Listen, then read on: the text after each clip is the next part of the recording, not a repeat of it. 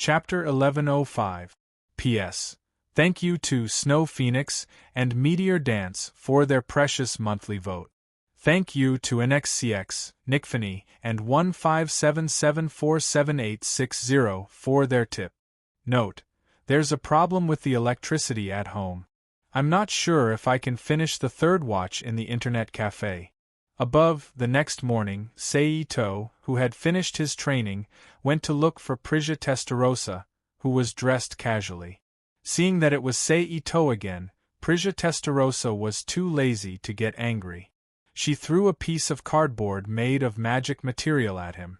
"This is J. Scully Eddy's contact information," Prisia Testarossa said coldly. "Pa!" Seito raised his hand and caught the cardboard. "Thanks." Seito took the cardboard in front of his eyes and looked at the magic circle on it. He thanked her frivolously. "Humph." Prisia Testarossa snorted and accepted Seito's seemingly insincere thanks. Cluck! Just as Seito put away the cardboard and was about to leave, a soft sound suddenly came from the door and attracted the attention of both of them. In an instant, a young girl, who looked about 5 or 6 years old, with soft golden hair and wearing a beige dress, walked into the room while rubbing her eyes with the back of her hand. "Mom!" the little girl called out in a timid voice. "Alicia!" Prisia Testarossa's expression changed when she saw the little girl. She stretched out her arms and strode forward to welcome him while calling out softly with a gentle expression. Soon, Prisia Testarossa hugged Alicia in her arms. "Mom, I'm hungry." Feeling the familiar embrace, Alicia raised her head and looked at Felicia Testarossa. She spoke in a sweet voice. Okay. Mom will prepare something for you right away." Prisia Testarossa said gently. Alicia replied with a happy smile. At this time, Alicia finally saw Seito standing not far away. She tilted her head and looked at him with a puzzled expression. "Hello, Alicia." Itose waved his arm and said with a smile. "Hello." Alicia escaped from Prisia Testrossa's arms and stood up straight. She gently lifted the sides of her dress and bowed in a very ladylike manner. "Do you know me?" Alicia asked in a soft, doubtful voice after bowing. "Of course." Seito smiled. "This is Uncle Ito. He's the one who cured Alicia's illness." Prisia Testrosa stood up from the side. He introduced them to Alicia. As for the so-called illness she mentioned, it was the matter of reviving Alicia. The reason why she said that was probably because she didn't want to leave a shadow in the young Alicia. In this regard, Itose also expressed his understanding and nodded without denying it. "Is that so?" Alicia looked at Prisia Testarossa with a puzzled expression. Then she bowed to Seito and said, "Thank you for saving Alicia, Uncle Ito." "Uncle is really..." Seito shook his head and smiled bitterly. Then he flipped his hand and a furry bunny doll appeared in his hand. "Here, this is for you. Do you like it?" Seito walked in front of Alicia and squatted down. He handed the bunny doll to Alicia and said. Alicia didn't immediately take the doll. Instead, she turned her head and looked at Prisia Testarossa. She had a questioning look on her face. It seemed that the previous Prisia Testarossa, or Linnies, had taught Alicia well. She wasn't like other naughty children who would rudely reach out to take the gift. She wasn't as impolite as other naughty children. "Since it's a gift from Uncle, take it." Prisia Testarossa gently rubbed Alicia's head and said softly. After getting permission, Alicia turned her gaze back to Itose. She reached out her hands and took the long-eared rabbit into her arms. "Thank you, Uncle Ito." Alicia thanked him in a crisp voice. Itose rubbed Alicia's head with a smile and stood up. "I'll be leaving first. See you later." Seito looked at Prisia Testarossa and said, "Okay." Prisia Testarossa's tone was gentle. She didn't look cold at all. Clearly, this was a disguise to avoid damaging her gentle image in Alicia's memory. "She's more pleasing to the eye like this," Itose said as he looked at Prisia Testarossa's gentle face with interest. Prisia Testarossa heard this, and a trace of anger flashed in her eyes. Forget it. I'll give you another gift before I leave. Seito shrugged nonchalantly. He took out a youth potion and tossed it to Prisia Testarossa. This is a youth potion. It can restore a woman's appearance to a certain extent. As for how to use it, just apply it on your face. All women cared about their appearance. Even magisters with magic that could delay their youth were the same. After all, everyone wanted to maintain their youth longer. Therefore, a look of surprise flashed across Prisia Testrossa's face. She put away the youth potion without batting an eyelid. Let's go. Seito smiled and called out. Goodbye, Uncle Ito. Alicia said politely. Okay. Goodbye, Alicia. A mid-style magic circle suddenly appeared on the ground, and Ito-sei's figure appeared in the middle of a desert. But from the several planets in the sky, it was clear that this wasn't Earth. It was a new dimension. Whoosh, a gust of wind blew past Ito-sei's eyes, stirring up a cloud of dust. Seito turned his hand over. He took out a piece of cardboard with a middle-style magic circle drawn on it, which was given to him by Prisia Testarossa before he left. He gently tossed it, and the piece of cardboard immediately spun in front of Ito-sei's eyes. Then, a middle-style magic circle appeared in front of Ito-sei. Then, the magic circle flashed, and a half-body of a man with purple hair and a somewhat nervous expression appeared in the center of the circle. Jair Scully Eddy? Seito asked. But his tone was full of certainty. You're the guy Prisia mentioned who wanted to see me, right? Jair Scully Eddy said with a wicked smile. That's right. Seito nodded and then introduced himself. I'm Seito. I have something to ask of you, Mr. Scully Eddy. Oh. In the image, Jair Scully Eddy's body showed an interested look, waiting for Seito to continue. I know that Mr. Scully Eddy has a close relationship with the Space Administration. You must have a way to know the coordinates of the Space Administration's dimensional headquarters, and what I need is the location of those coordinates. Seito looked at Jair Scully Eddy in the image presented by the magic circle and said softly, I do have a way to know the coordinates of the Space Administration's dimensional headquarters. But why should I tell you? Jair Scully Eddy asked with a wicked smile on his face. More friends means more options. Maybe we'll have the possibility of working together in the future. For example, when you need to collect something. Seito replied softly, but when he mentioned collecting something in the end, the meaning in his words and the expression on his face gave people a meaningful feeling. As the person who spoke directly to him, Jair Scully Eddy's feeling was more obvious. Basically, as soon as he said that, he had a feeling that Seito seemed to know something and revealed something. You're right. The more friends we have, the more options we have. Jair Scully Eddy, who had been silently staring at Ito-sei for a while, suddenly smiled. He said straightforwardly, Please wait a moment. We'll contact you in half an hour.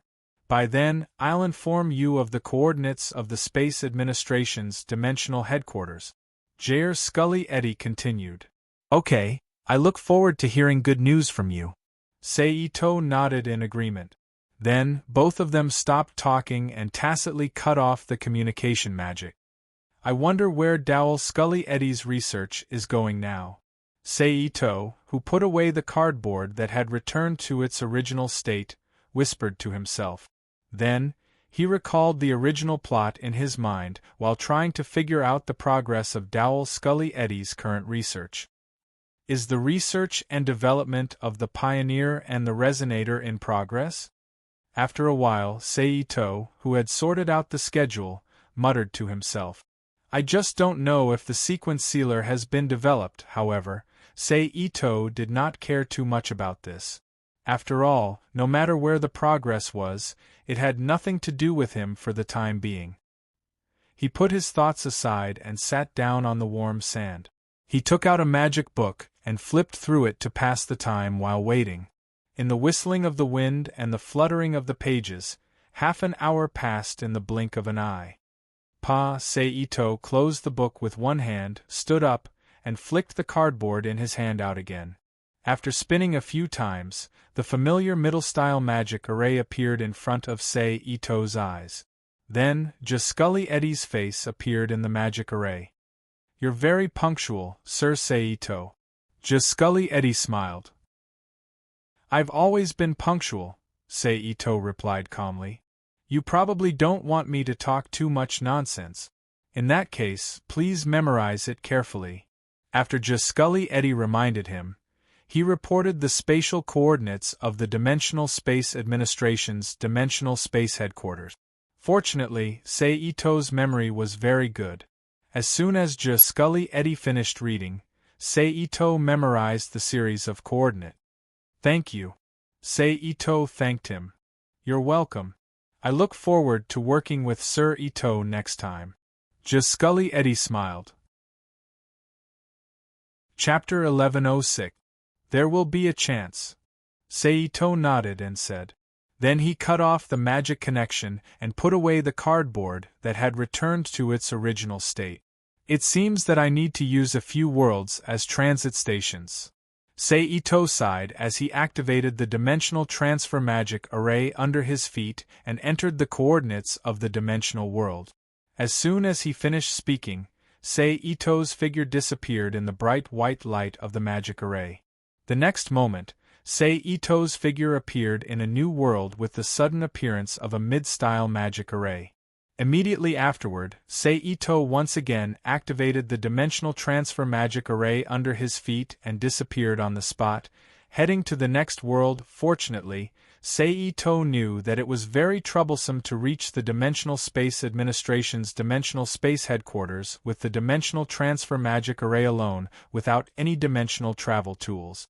He needed to transit through multiple worlds. Therefore, he had obtained a large number of dimensional world coordinates from Prisja early on. At the same time, he also recorded the dimensional world coordinates written in the book when he was reading on weekdays. This allowed him to continuously move without stopping and not be afraid of losing his way in the dimensional worlds. In this way, after moving back and forth for about 7 or 8 dimensional worlds, Seito's figure finally appeared in the Dimensional Space Administration's Dimensional Space Headquarters. It was a remote place without any magic barrier protection because it was close to the entrance and exit of the Dimensional Patrol ship. Seito, who had dispersed the magic array, turned his head and looked around. After roughly determining a direction, he used the transformation spell to change into a staff uniform of the Space Administration and stepped into the Dimensional Space Headquarters. Because it was a relatively remote place, there were not many patrol personnel here, so after Seito walked for a long distance, he did not encounter any real staff of the Space Administration when he was about to enter the corridor with frequent personnel coming and going. However, this was a good thing for Seito. Therefore, he complained a little in his heart about the lack of vigilance of the Space Administration's Dimensional Space Headquarters and continued to go deeper inside very unceremoniously. High-quality update. A few minutes later, Seito finally met a staff member in the authorities' uniform. Seito's eyes moved slightly. After confirming that there was no one else around, he suddenly appeared in front of the staff member before he could react. A palm strike landed on the other party's neck. He knocked him out. Then, with a thought, he supported the staff of the administration who had fallen to the ground and entered the Rubik's Cube world together. Plop! Seito threw the staff member to the ground. Then, he squatted down next to the staff member, stretched out his hand and pressed it on the staff member's head, using the Yamanaka family's secret technique to read the staff member's memory. More than 20 minutes later, Seito withdrew his hand. He exhaled softly. From the other party's memories, Seito knew that this person was a staff member of the administration's port logistics department. He was in charge of repairing the Dimensional Patrol ship. In modern terms, he was a repairman. He didn't know the details of the Dimensional Headquarters' internal affairs. But even so, he was much better than Seito, who didn't know anything about the Dimensional Management Headquarters. There was a lot of information for him to use. Then, Seito thought to throw him into the prison town and lock him up alone. Then, he flashed out of the Rubik's Cube world and returned to the corridor of the Dimensional Management Headquarters. Seito used the transformation jutsu to change into the appearance of the person he captured. According to the information in the other party's memory, he swaggered toward the logistics department. Along the way, many acquaintances greeted Seito. Seito also returned the greetings one by one according to the habits, actions, tone, and expressions in his memory, so as not to expose himself by a mistake. In this way, Seito carefully came to the location of the logistics department and walked straight to the office where the person in charge of the logistics department was located. High-quality update, dang dang dang. Seito reached out and knocked on the door in front of him. Come in. A male voice came from behind the door. Creak. After getting permission, Seito pushed open the door and walked in. In an instant, a middle-aged man wearing a blue Space Administration uniform with a burly figure and short brown hair came into Ito-sei's sight. Reporting. Seito saluted. What's the matter? The middle-aged man looked at Seito and asked calmly. It's like this, Seito said. Just as the man's attention was focused on him because of Seito's words, Seito fiercely shot out the mental strength that he had gathered into a needle-like shape when he spoke, piercing into the man's mind through his eyes. Instantly, the man seemed to have been hit by a hammer and his consciousness went blank. At this time, Seito rushed to the man's side and slapped the back of his neck, knocking him out and making him fall on the desk in front of him. Knowing that there wasn't much time left, Seito quickly ran back to the door and locked it before returning to the man's side. He pressed his palm against the man's head and activated a secret technique to search the man's memories. After 20 minutes, Seito finished reading the man's memories. In the end, he was the head of the logistics department of the port and knew a lot. Not only did he know a lot about the internal situation of the Dimensional Space Headquarters, he even knew one of the objectives of Seito's trip, where the parts of the rainbow cannon were stored. However, it was a pity that this guy didn't have much authority. Moreover, a strategic weapon like the rainbow cannon could only be accessed by the higher-up. Thus, even if he knew where the parts were stored, Seito couldn't take them. Forget it. Although it's a pity, the goal this time isn't something useless like the parts of the rainbow cannon. I'll go get the book first. Thinking of this, Seito threw away the regret that had just arisen in his heart. He activated his mental strength to hypnotize the man and erase his memory of this meeting. After doing all this, Seito woke the man up. He opened the door and left the office before the other party woke up and walked into the Dimensional Space Headquarters through the passageway. This was because the disguised man was an official staff member of the Space Administration. Although he was a port worker, it didn't stop him from freely entering and exiting the Space Administration. Therefore, Seito couldn't be bothered to attack others. He came up with a new identity and maintained his current disguise as he went deeper. More than 10 minutes later, Seito left the ice-cold port and arrived at the dimensional headquarters that gave off a modern urban feel. There were rich green facilities and a blue and white sky simulated by the Natural Environment Simulation System in the Sky Dome. Then, Seito turned around and rushed straight to the location of the Magic Device Research and Development Department. This time, this identity that was completely unrelated to the Magic Device Research and Development Department was naturally not useful. Therefore, after arriving at the location of the Magic Device Research and Development Department, Seito once again attacked a female staff member who was alone and quite easy to attack. He knocked her out and brought her into the Magic Cube world. With ease, Seito read the memory in the mind of the female staff member. After reading it, Seito also threw the female staff member into the prison town jointly suppressed by Uchiha Yoshiko and Duya, then used the transformation jutsu to change into the other party's appearance and returned to the dimensional space headquarters. He straightened his clothes and walked towards the office where the management of the Magic Device Research and Development Department was located. After several turns, Seito came to the door of the management's office. This time, he didn't need to knock on the door. As soon as he stood at the door, the steel door in front of Seito automatically opened on both sides, revealing the situation inside the room. Immediately, the back of a woman wearing a white coat with long brown hair and fiddling with something in front of a floating screen appeared in front of Seito's eyes. Hearing the sound of the door, the woman turned her head to look at Seito and asked with a smile on her face, "Lily, what's the matter? The documents you gave me last time have been sorted out. This is the document," Seito said while imitating the tone and movements of the female staff member who was detained by her, while walking in front of the other party and handing over a hard folder with a stack of documents. But just as the other party lowered her head to take the documents, Seito suddenly made a move and knocked her unconscious. Then, he stretched out his hands, supported the other party's body that fell to the ground, and brought her back to the Rubik's Cube world to read the manager's memories. After a long while, Seito, who had finished reading the manager's memories, didn't release her. Instead, he threw her into solitary confinement in Prison Town, just like the other two insignificant staff members.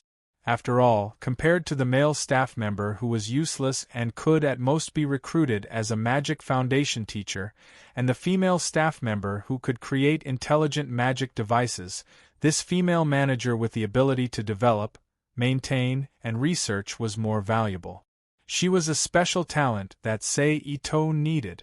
Then, Seito changed into the appearance of the female staff member, left the Rubik's Cube world, and returned to the office. Standing in front of the still shining particle beam screen, Seito began to operate according to the method in the female manager's memory. Under his operation, a page that required a special permission and password to enter quickly jumped out. Seito entered the female manager's identity and password according to the information in her memory and obtained permission to log in to the page.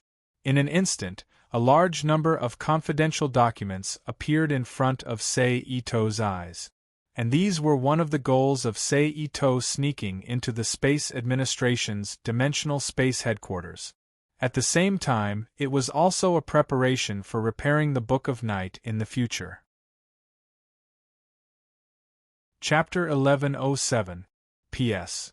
Writing in internet cafes is so uncomfortable. That's it. Seeing the content displayed on the particle cluster screen, Ito-sei didn't look at it carefully. He quickly found a memory card from the desk drawer next to him, according to the memory of the female manager who was imprisoned by him. He inserted it into the port and downloaded all the content displayed on the screen into the memory card. Immediately after, a rectangular loading bar appeared on the screen, and the word "stocking" flashed, indicating its existence. However, the amount of documents to be transferred this time was too large. Even with the system developed using particle technology, it couldn't complete the transfer in a short time. The red loading bar moved forward slowly like a snail. Seeing this, Seito had no choice but to pull out some documents to block the progress bar. While studying the contents of the documents, he patiently waited for the task to be completed. After all, it was the Research and Development Department of the Space Administration. Compared to the development of the Magic Furnace, which specialized in the development of the power system of the spaceship used for dimensional navigation, and later because of Alicia's death, Praxia's knowledge was many times richer. Ito-sei quickly immersed himself in the research. Just as Ito-sei was absorbing the knowledge about the Magitech device, the sound of the door opening could be heard. Then, a woman with short brown hair walked into the room. She was wearing dark brown translucent stockings, a blue uniform skirt, a white blouse, and a white coat. She was holding a stack of papers, which seemed to be documents. "Director Karen," the woman greeted. It's you, Mitaya. What's the matter?" Seito was slightly taken aback when he heard the greeting. He immediately understood that the woman was calling the name of the woman he was disguised as. At the same time, he quickly searched for the identity of the woman in front of him and asked with a smile on his face, "What? Review the basics?" The woman named Mitaya walked to Seito's side and placed the documents in her hand on the table. Then, she looked at the contents displayed on the particle beam screen in front of Seito and smiled. "Yes." Seito reached out and picked up the document. "It's done." Because Seito only recorded the memories that were useful for his disguise, he didn't record everything in detail. Therefore, he didn't know what the information Mitaya gave him was, so he asked in a tone that didn't sound wrong. "Yes, you can take a look if there is no problem. I'll take it directly to the development department. Ask them to make a sample and send it to the armed teaching team of the headquarters for testing." Sure enough, Mitaya nodded and said. Upon hearing this, Seito basically understood what this document was about. It was probably the data of the newly developed weaponized magic devices. Otherwise, it would not have involved the HQ's armed training team, which was responsible for training the armed personnel's skills and tactics. It was the ground department that tested magical devices. Something worth mentioning was, this department was the department that Naha Takamachi and Vita worked in later. Seito, who was curious about the contents of the document, carefully flipped through the document. Soon, Seito saw the design data of the special equipment of the ground magic shooter armed forces. Sure, no problem. Let the comrades in the development department make it. After a while, Seito finished reading the document and nodded seriously. He handed the document back to Mitaya and said with a smile, "Okay, I'll give it to them." Mitaya nodded and smiled after receiving the document. "Okay, I won't disturb you from reviewing the basic. I'll take my leave first." Mitaya said again, "Okay." Seito nodded and watched Mitaya leave his office and disappear behind the closed door. Seito, who was now alone, once again immersed himself in learning how to make magic devices. After that, the staff of the other magic device R&D department came to the office one after another to report to Seito or ask for instructions. However, Seito dealt with them one by one. Just like that, an hour later, with a soft beep sound, all of the confidential information was finally downloaded into the memory. Afterward, Ito-sei used the system to pull up a batch of information about magic devices, from basic to advanced, and transferred it into the storage device. After that, he unplugged the storage device and carefully put it away. He then got up and walked out of the room, heading to the location of another target. More than 10 minutes later, Seito, who was disguised as Karen, arrived at the storage place of the confidential information. "Director Karen, what brings you here?" As soon as he entered the door, a young short-haired woman in a blue uniform sat behind a counter and greeted him.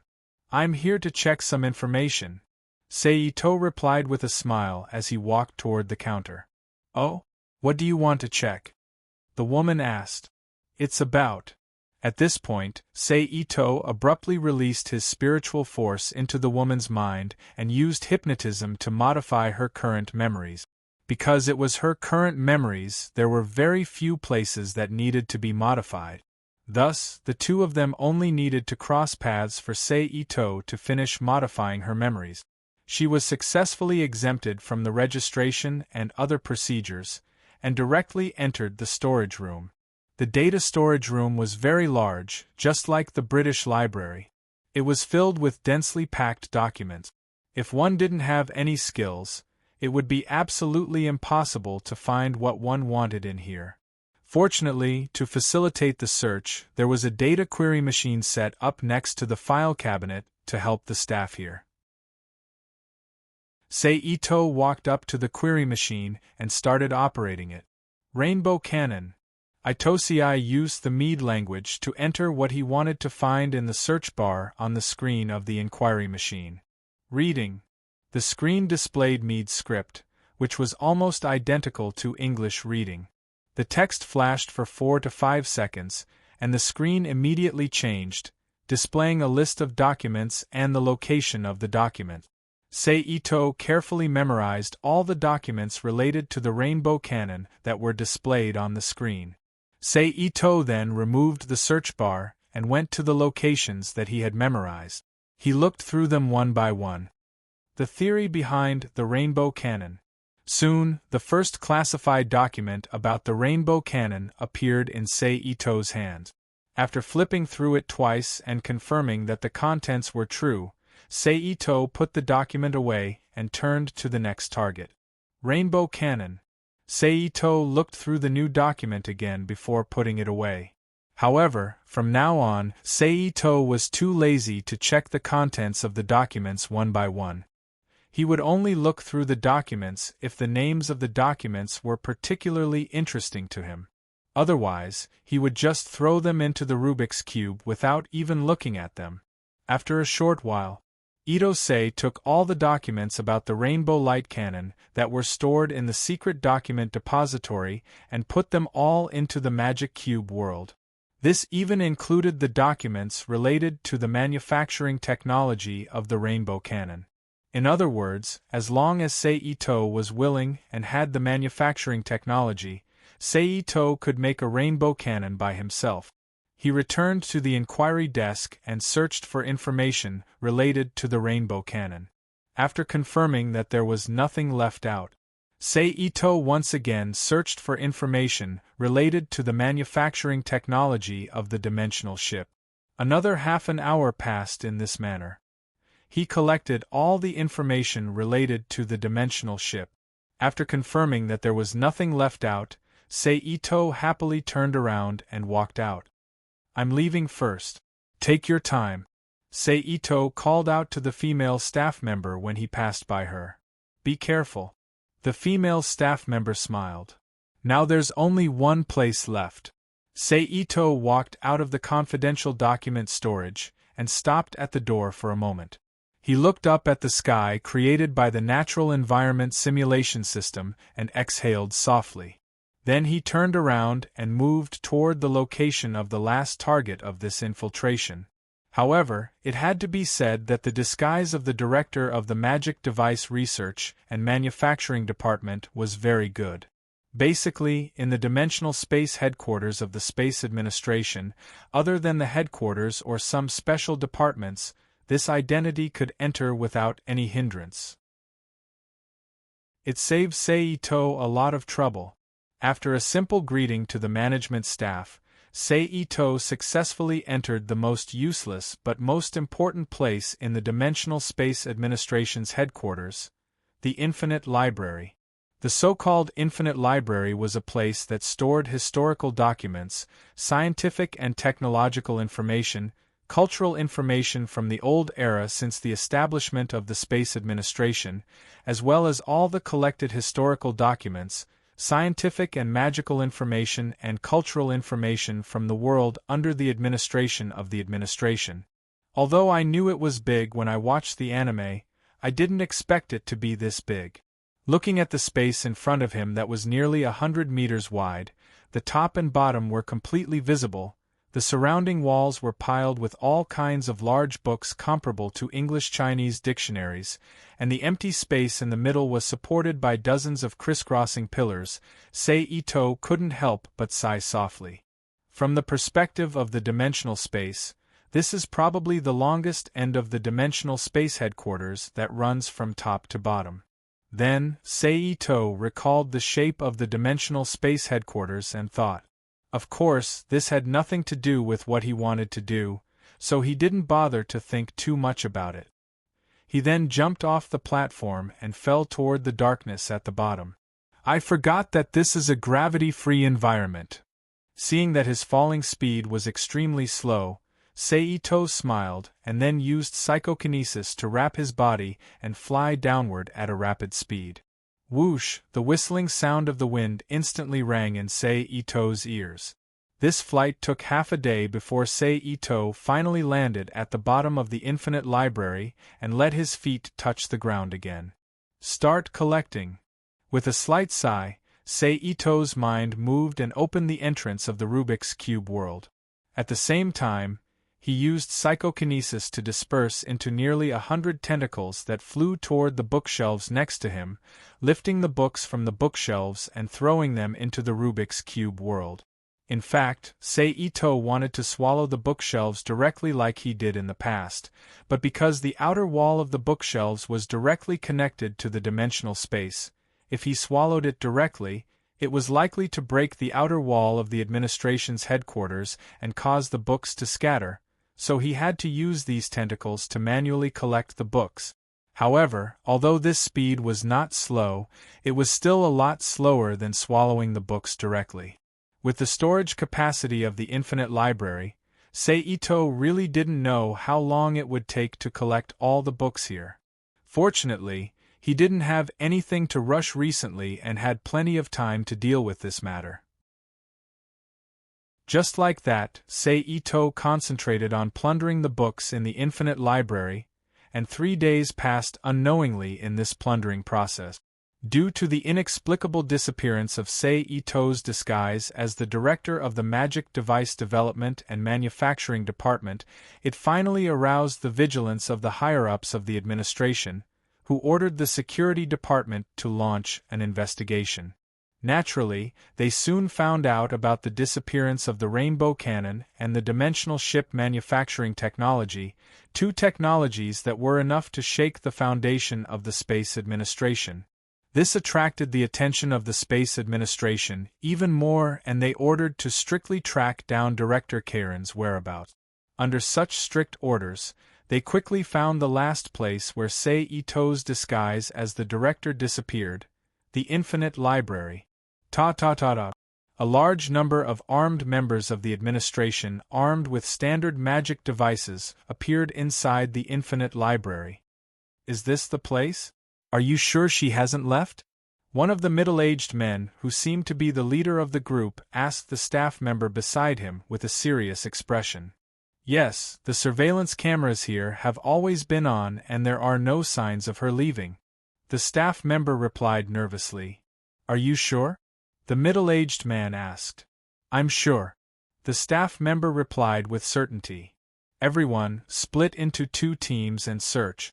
The middle-aged man ordered the armed members behind him. Yes, sir. The armed members replied in unison. Then, the armed members behind the middle-aged man spontaneously split into 2 equal teams and rushed into the Infinite Library, searching the top and bottom of the library. In a place like the Infinite Library, even Sei-Ito had to fly for a long time before reaching the bottom with the support of psychokinesis. This group of armed members who were basically ground troops and didn't have many flying skills were even slower. It took them almost half a day to reach Sei-Ito's current location. Leader, look. At this time, a sharp-eyed armed personnel pointed at the location of the books that were flying into the dark cave and said loudly, Everyone, pay attention. Switch the magic devices to standby mode and compress the magic. Let's go. The leader ordered in a serious voice. Yes, sir. The other members replied in unison. In such a spacious place, their voices quickly reached Sei-Ito's ears and attracted his attention. TSK, looks like I'll have to put in some effort, Sei-Ito said softly as he looked up at the armed members of the administration flying towards him. Chapter 1108. P.S. Thank you to Snow Phoenix and Meteor Dance for their precious monthly vote. Thank you to NXCX and Nickfany for their tip. The person in front, your current actions have violated the laws of the agency. We will arrest you for espionage. Immediately stop stealing and disarm.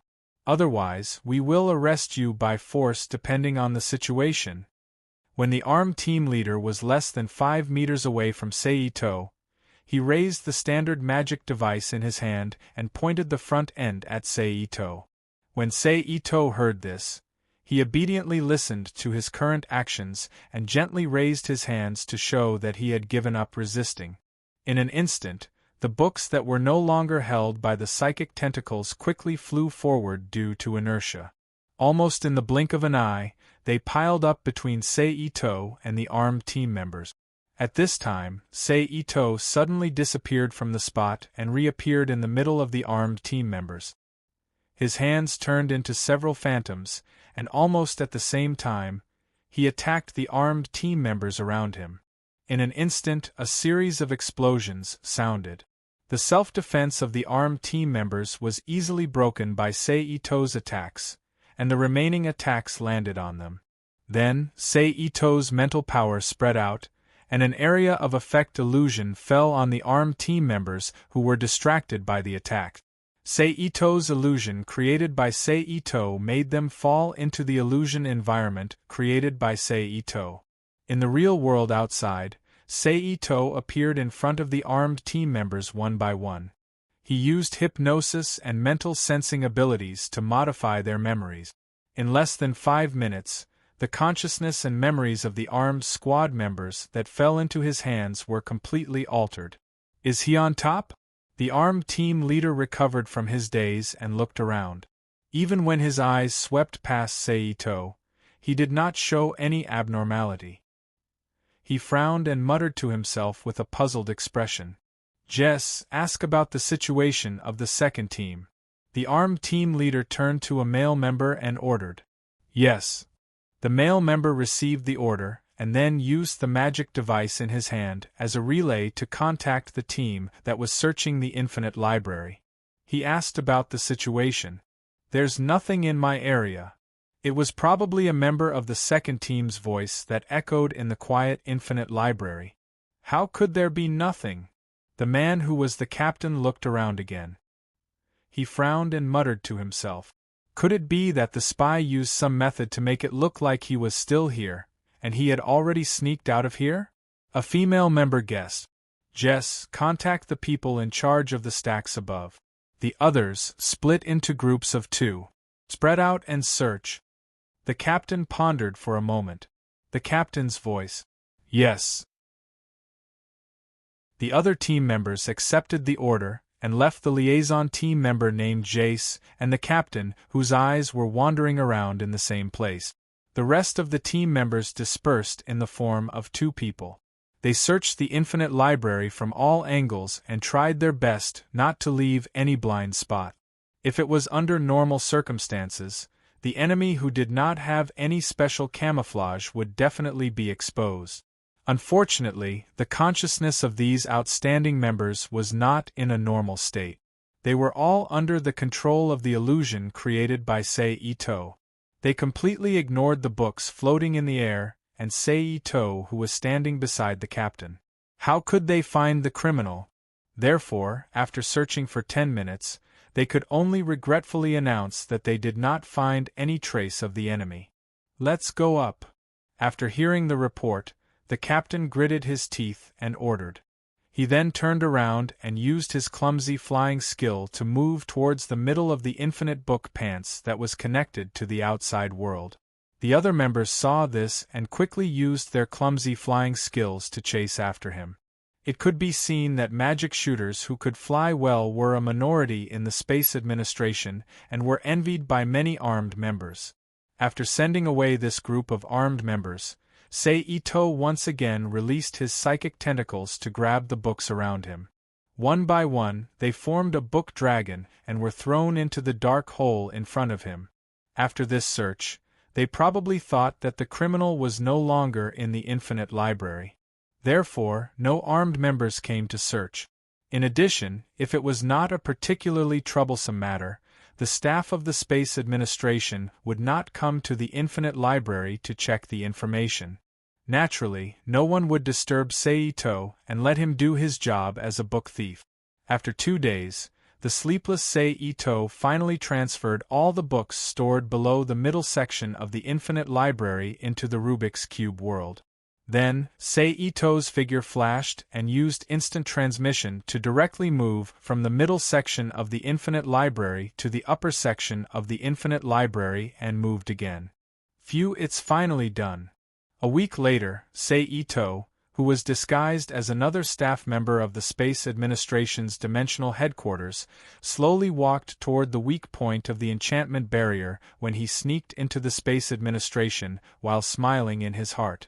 The reason why it took a week instead of the 5 days he originally expected to complete the transfer of all the books in the upper and middle sections of the Infinite Library was mainly because he wasted time on the management of the Infinite Library. Not only did Sei Ito need to hypnotize the current management personnel, but he also needed some time to modify the management system of the Infinite Library. Then, he had to modify the memories of the staff of the Space Administration who came to check the information. Because of this, it exceeded his expectations. Sei Ito returned to the port area with ease.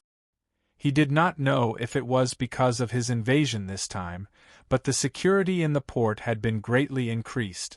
Every now and then, he would discover armed personnel holding magic devices guarding the originally weak spots. He could even sense powerful magical ripples from those spots. Clearly, the guards were only on the surface. The real security was still the newly set up magic alert barrier. TSK. It seems that I need to finish this quickly. Sei Ito, who discovered this situation, pretended as if nothing had happened and walked toward the depths of the port. He secretly said in his heart. Then, when he reached the corner of a passage, Sei Ito turned and rushed into a corridor that was basically empty and walked toward the landing point. Stop! Just when Sei Ito was a distance away from there, a stern shout came from the front. Sei Ito couldn't be bothered to talk nonsense with the armed personnel guarding here. He directly rushed in front of the person and punched him in the chest. The guard, who only had a self-defense barrier and at most a protective suit to reduce the damage taken, was immediately sent flying by Sei Ito's punch. But just as the guard flew into the air, his figure suddenly disappeared in midair. Bang! 1 foot on the ground. Sei Ito, who was rapidly retreating, heavily kicked the guard that he had blocked halfway with Blink. He teleported to the guard behind him.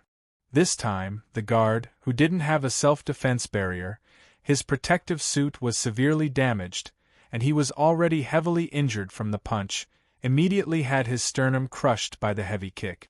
He died on the spot. Sei Ito's mind moved. He sent the guard's corpse, whose life force was quickly draining away, into the Rubik's Cube world and turned it into particles to nourish the space. He quickly flashed into the weak spot of the other guard.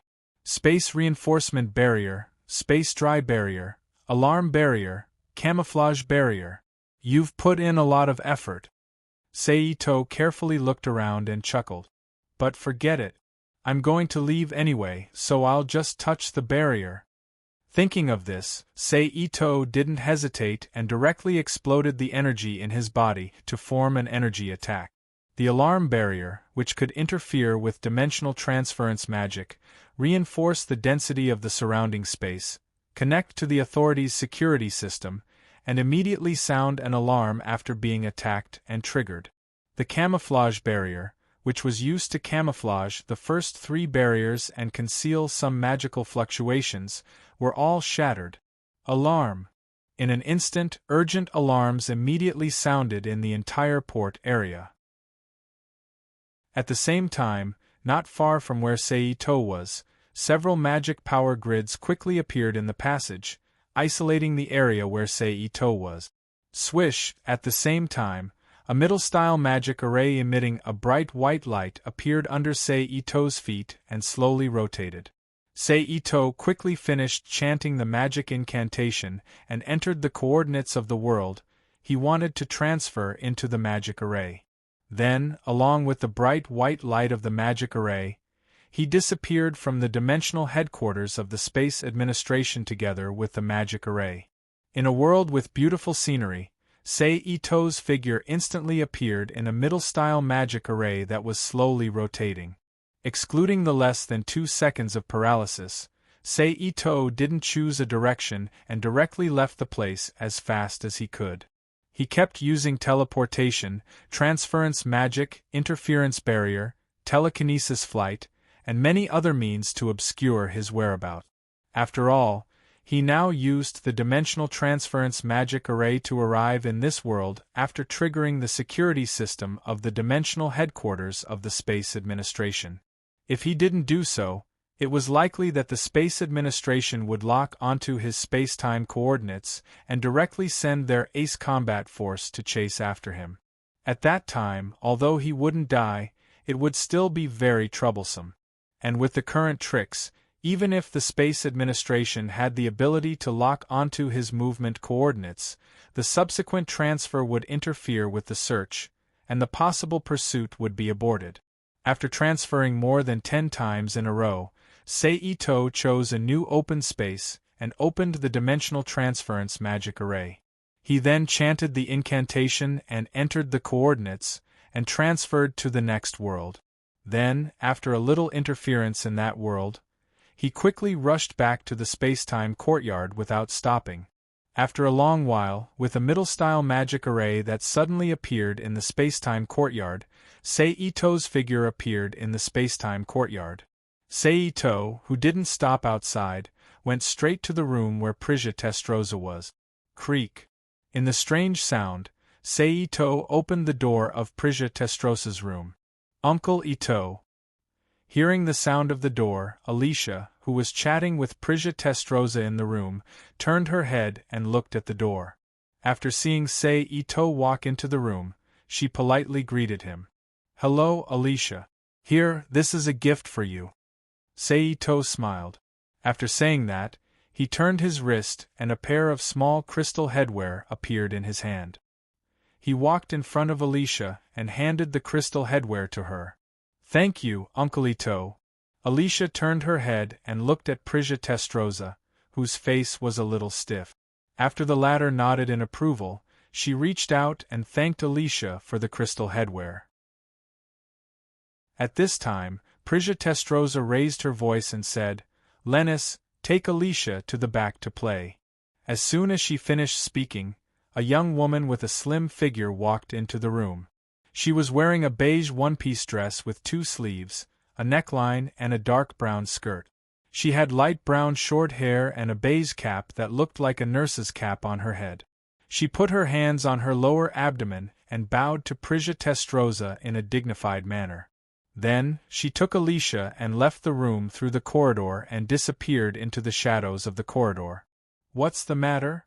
As soon as Alicia left, Prisia Testroza's expression quickly turned cold as she asked. "A while ago, because Alicia had just been revived, I didn't give you any task. I wanted you to accompany Alicia to relieve the pain of lovesickness." Sei-Ito looked at Prisia Testroza and said softly, "It's been more than half a month since Alicia's resurrection. I think it's time to arrange some work for you." Hearing this, Prisia Testroza couldn't help but frown. However, she wasn't the kind of person who didn't keep her word. Not to mention, there was still a contract binding her, so she just frowned and didn't deny it or do anything else. "What do you want me to do?" Prisia Testroza asked in a deep voice. "I need your magical knowledge to help me develop a system that can directly simulate the real data of the human body," Sei-Ito said in a soft voice. Prisia Testroza looked at Sei-Ito in surprise. She had originally thought that the person who had paid such a huge price to recruit her would definitely want her to do something that was not simple. The only technology in her hands that could catch the eye of the other party was the artificial Magus, Project FET, and the development of the magic drive furnace system that she had originally specialized in. Both of these were terrifying technologies that could be used in the military and allow certain people to achieve a certain level of ambition. However, she didn't expect that she would have to use her knowledge of magic to develop a somatosensory system. This was far from what she had expected, and any thoughts of bargaining she had in her heart instantly vanished. Chapter 1109. Are you sure? Prisia Testarossa asked with a doubtful look. She was sure that Rode really wanted her to carry out this mission and not be responsible for the creation of artificial magisters or the research of magicite drive furnace. That's it for now. As for the future, we'll see what I need at that time. Saito nodded with a smile. I understand. Prisia Testarossa still had some doubts in her heart, but she didn't show any emotions on her face. Since you're responsible for a project, the space-time courtyard is naturally not suitable for living, and the environment isn't suitable for Alicia's growth, so I plan to transfer you to my world. Saito looked at Prisia Testarossa and suggested. Prisia Testarossa frowned and turned to look at the cold environment of the space-time courtyard. She found that it was indeed not suitable for Alicia's healthy growth, so she couldn't help but nod slightly in agreement. Well, I'll transfer you to my world. Saito smiled when he saw Prisia Testarossa agree. Prisia Testarossa, who felt that Saito's words had some other meaning, frowned slightly and looked at Saito with some doubts. You'll understand later. Saito smiled and said mysteriously. Then, with a thought, a pitch-black hole instantly appeared at the top of the space-time courtyard that looked like a demon king's castle. It rapidly expanded outward while devouring the entire space-time courtyard. Therefore, the space-time courtyard was located in a high-dimensional space channel, and the devouring began from the outside. Prisia Testarossa, who was inside, didn't feel anything strange at all. She quietly stayed in place and was in a deadlock with Saito. Okay. After a moment of stalemate, Saito suddenly spoke. And corresponding to this sentence, the space-time courtyard that was originally suspended in the high-dimensional space channel had completely disappeared from the channel and appeared in the void of the Rubik's Cube world. What do you mean? Prisia Testarossa frowned and asked. It's nothing. I just transferred the entire space-time courtyard into my world. Itosei's face showed an expression as if he had done a trivial thing and said with a smile. Upon hearing this, a purple magical radiance emanated from Prisia Testrossa's hand. Then, a magic wand that was about half the length of her body appeared in her hand. The tip of the magic wand wasn't golden in color and looked like a huge purple eyeball. She gently tapped the bottom of the magic wand on the ground, Prisia Testrossa's hand. Instantly, a transparent shockwave spread out in all directions from the point where the magic staff struck. A particle beam screen about 17 or 18 inches in size immediately appeared in front of Prisia Testarossa, displaying the spatial situation outside the space-time courtyard. At this time, the image on the particle beam screen was pitch black. It was no longer the image of the dimensional space passage that looked like a mixture of various oil paint. Your world. After confirming that they had arrived at an unfamiliar place in the space-time courtyard, Saito's eyes flashed and she asked Saito in a solemn voice. Yes, my world. Saito admitted with a smile. Hearing Saito's confirmation, Prisia Testarossa gave Saito a deep look. She cancelled the particle beam screen in front of her one by one. She didn't say anything. Choose a place. I will install the portal in my world for you. Saito smiled and said. At the same time, his arm moved. A wooden door with a door frame appeared beside Saito and was supported by his arm. Let's go there. Prisia Testarossa pointed to the wall on the side and said. Saito looked in the direction of Prisia Testrossa's finger and nodded. He wrapped the door next to him with psychokinesis and walked toward the wall pointed by Prisia with the door. After arriving in front of the wall, Saito launched his instant transmission ability and directly embedded the door into the wall. He activated the complex array that combined the Flying Thunder God technique space array, instant transmission ability, energy conversion array, and other technologies to connect the door to more than a dozen teleportation portals in the ecological city on the Rubik's Cube continent. Let's go. I will show you my world first. Saito, who had installed the portal, turned to look at Prisia Testarossa and said. Prisia Testroza naturally wouldn't refuse to understand the situation of this world. She nodded slightly and then disappeared from the space-time courtyard with Sei-Ito's ability and appeared in the ecological city on the Rubik's Cube continent.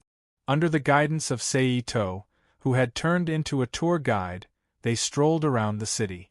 At the same time, they carefully understood the cultural environment of the city.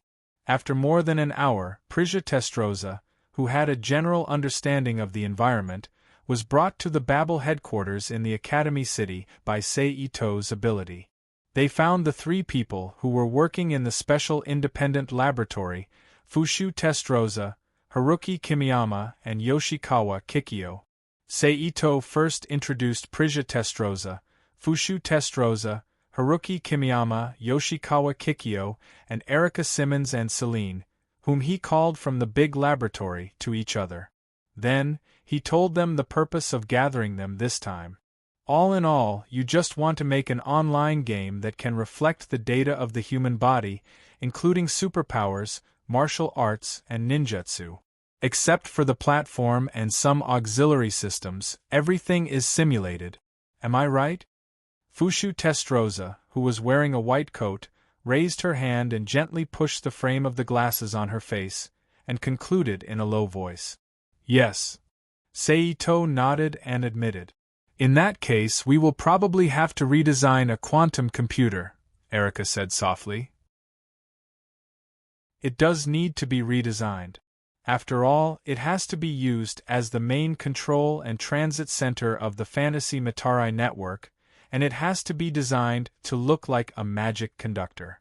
Sei-Ito said with a smile, so I will have to trouble you. Except for Erica and Celine, who had obvious movements, the others didn't say anything, but since they didn't say anything, it meant that they tacitly agreed with this fact.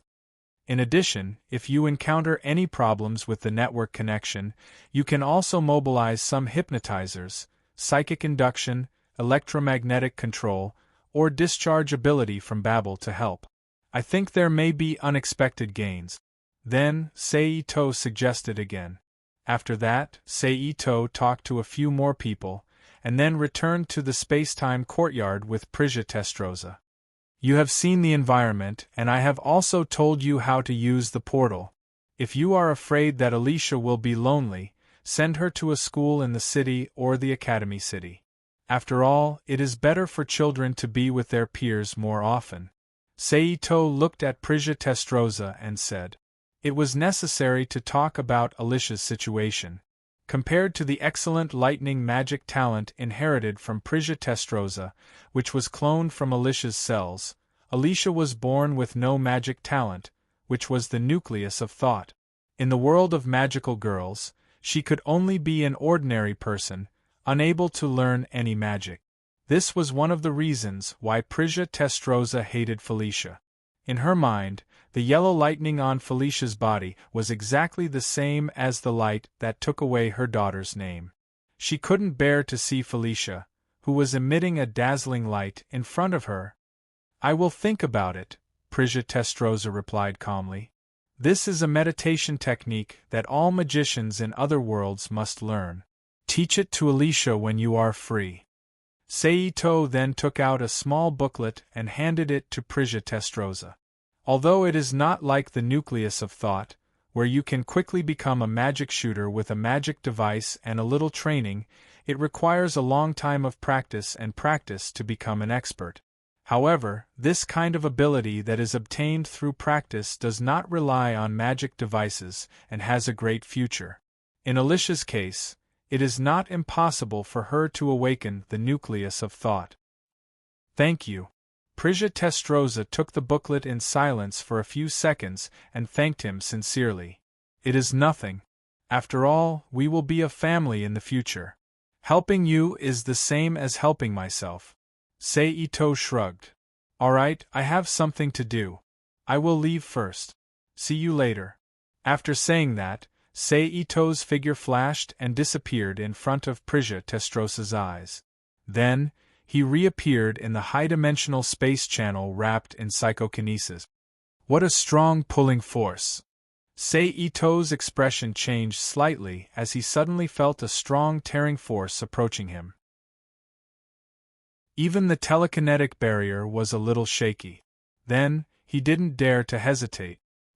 He quickly made several casting gestures with both hands and unfolded a powerful middle-style magic barrier around him. Then, Ito, who was temporarily free from the pulling force of the space channel, activated the middle-style magic formation used for dimensional transfer. He entered the spatial coordinates of Hyaming City on Earth and activated the magic formation to disappear into the dimensional channel. As soon as he returned to Hyaming City, Ito immediately released the shadow clone that he had left beside Yagami Gale and learned about what had happened during his absence from the clone's memories. Fortunately, everything went smoothly. Whether it was Naya, who was protected by Ito, or Yagami Gale, who was protected by the Wind Cloud Knight, Fetty, and Elv, they did not encounter any trouble. Their lives were very peaceful. I think this peace is probably due to the Wind Cloud Knight's search for the nucleus of thought all over the world. Ito thought to himself as he finished browsing through the information. Chapter 11:10. Oni-sama, you're back. Yagami Jifeng called out to Ito happily when he saw him. Before Ito's shadow clone disappeared, he purposely left a main body is back notification to prevent Yagami Jifeng from worrying. That's how Yagami Jifeng knew that the Ito who suddenly appeared in the room was the real Ito, her Oni-sama. Welcome back. Fetty stood up and looked at Ito with a blushing face. I'm back. Ito smiled at Yagami Jifeng and Fetty and opened his arms, as if he was waiting for a hug. Seeing Ito's action, Yagami Jifeng immediately rushed into his arms without hesitation and wrapped his arms tightly around Ito's waist. On the other hand, Ito put one hand on Yagami Gale's shoulder and looked at the shy Fit. Fight-chan, Yagami Jifeng said with a smile as if he was watching a good show. Fetty, ignore that guy, Elfie, who had transformed into a large red hound, glared at Ito and said. Fit looked at Elv beside her, then at Itosei, who was holding Yagami Gale in his arms. Itosei looked at her with a conflicted expression, not knowing what to do. Ito and Yagami Jifeng didn't say anything. They just stood there and looked at Fetty with a smile, waiting for her to make a decision. I'm going back to my room first, Fetty said softly after a while. She couldn't stand the shyness in her heart anymore. She then turned around and ran towards the room she was staying in. Humph! Elv snorted coldly and chased after Fayette. Fight-chan is really shy, Yagami Jifeng said with a smile as he watched Fetty run away. Do you think that everyone is as thick-skinned as you? Itosei, who had his arms around Yagami Storm's back, lowered his head and teased Yagami Storm. Oni-sama, you only know how to bully me. Humph, I'm not going to talk to you anymore. Yagami Jifeng pretended to be angry and puffed up his cheek. He turned his head to the side and closed his eyes. Ha ha! Ito chuckled and rubbed Yagami Jifeng's head until she slapped Ito's hands away unhappily. She then ran to the side and tidied her hair. Then, Itosei walked to the sofa in the living room and sat down. He picked up a book on magic devices and started flipping through it. He planned to focus on the creation, maintenance, protection, and research of magic devices from now on. He hoped that after the Book of Night finished collecting mana, he would be able to create a new magic device. He had enough power to repair the Book of Night sky according to his wishes. That was it. Ito immersed himself in the book. Yagami Jifeng saw Ito's performance. Yagami Jifeng immediately swallowed the words he wanted to say and slowed down his movements to reduce the noise. He did not want to disturb Ito's interest in reading. Bang! More than 10 minutes later. Along with a muffled sound, a beautiful woman with short blonde hair, wearing a white pleated skirt and a dark blue round-neck blouse, walked into the room with a plastic bag filled with various ingredients. Welcome back. Hearing the door open, Yagami Jifeng quickly walked to the entrance and took the plastic bag from Shyamar's hand with a smile. "I'm back," Shyamar replied. She then took off her shoes at the entrance and walked to the kitchen with Yagami Jifeng. "By the way, Shyamar, how many pages of the Book of Night have you completed?" Seito, who had been reading with his head lowered, suddenly asked. Due to the presence of Felicia and Elve, as well as the shadow clone Seito, the Wind Rider did not leave Zafira at home to protect Yagami Jifeng. Instead, he left with Sinyo and Vita to go to other worlds to collect the nuclei of telekinesis. More than 230 pages have been completed. Shyamar, who was wearing a cloth apron in front of her, paused for a moment before replying. "More than 230 pages. Seito nodded slightly and repeated softly. He then ignored the confused Shyamar and focused on reading the book in his hand. Needless to say, the books of the magical hair girl in Naya's world were worth reading. Not only did the content contain a lot of information, but there were also a lot of pages. Each book was the size and thickness of a Shinwa dictionary. Even Seito, who had a photographic memory, needed some time to finish reading a book. He had to think and study at the same time. When he finished 3/4 of the book, it was time for dinner. Seito closed the book in his hand, got up, and walked to the dining table. He sat down with Felicia, Shyamar, and Yagami Jifeng, who had calmed down. After reciting the pre-meal etiquette, they picked up their bowls and chopsticks and began to enjoy the meal. Of course, Elve naturally had her share of the meal. However, she was still in her beast form, so Yagami Jifeng placed a plastic bowl of food in front of her for her to eat. "Sinyo, Vita-chan, and Zafira can't make it back in time again?" Yagami Jifeng said softly as he looked at the 2 empty seats at the table. "The world they went back to is a little far away, so they couldn't make it back on time. I'm sorry, Jifeng." Shyamar on the side apologized with a guilty look. "And it's okay. I'm the one who should apologize. If it weren't for me, Sinyo and the others wouldn't have to work so hard." Yagami Jifeng shook his head slightly and comforted Shyamar with a smile. "Don't say that. That's what we Guardian Knights should do." Shyamar said hurriedly. "Okay, let's eat first.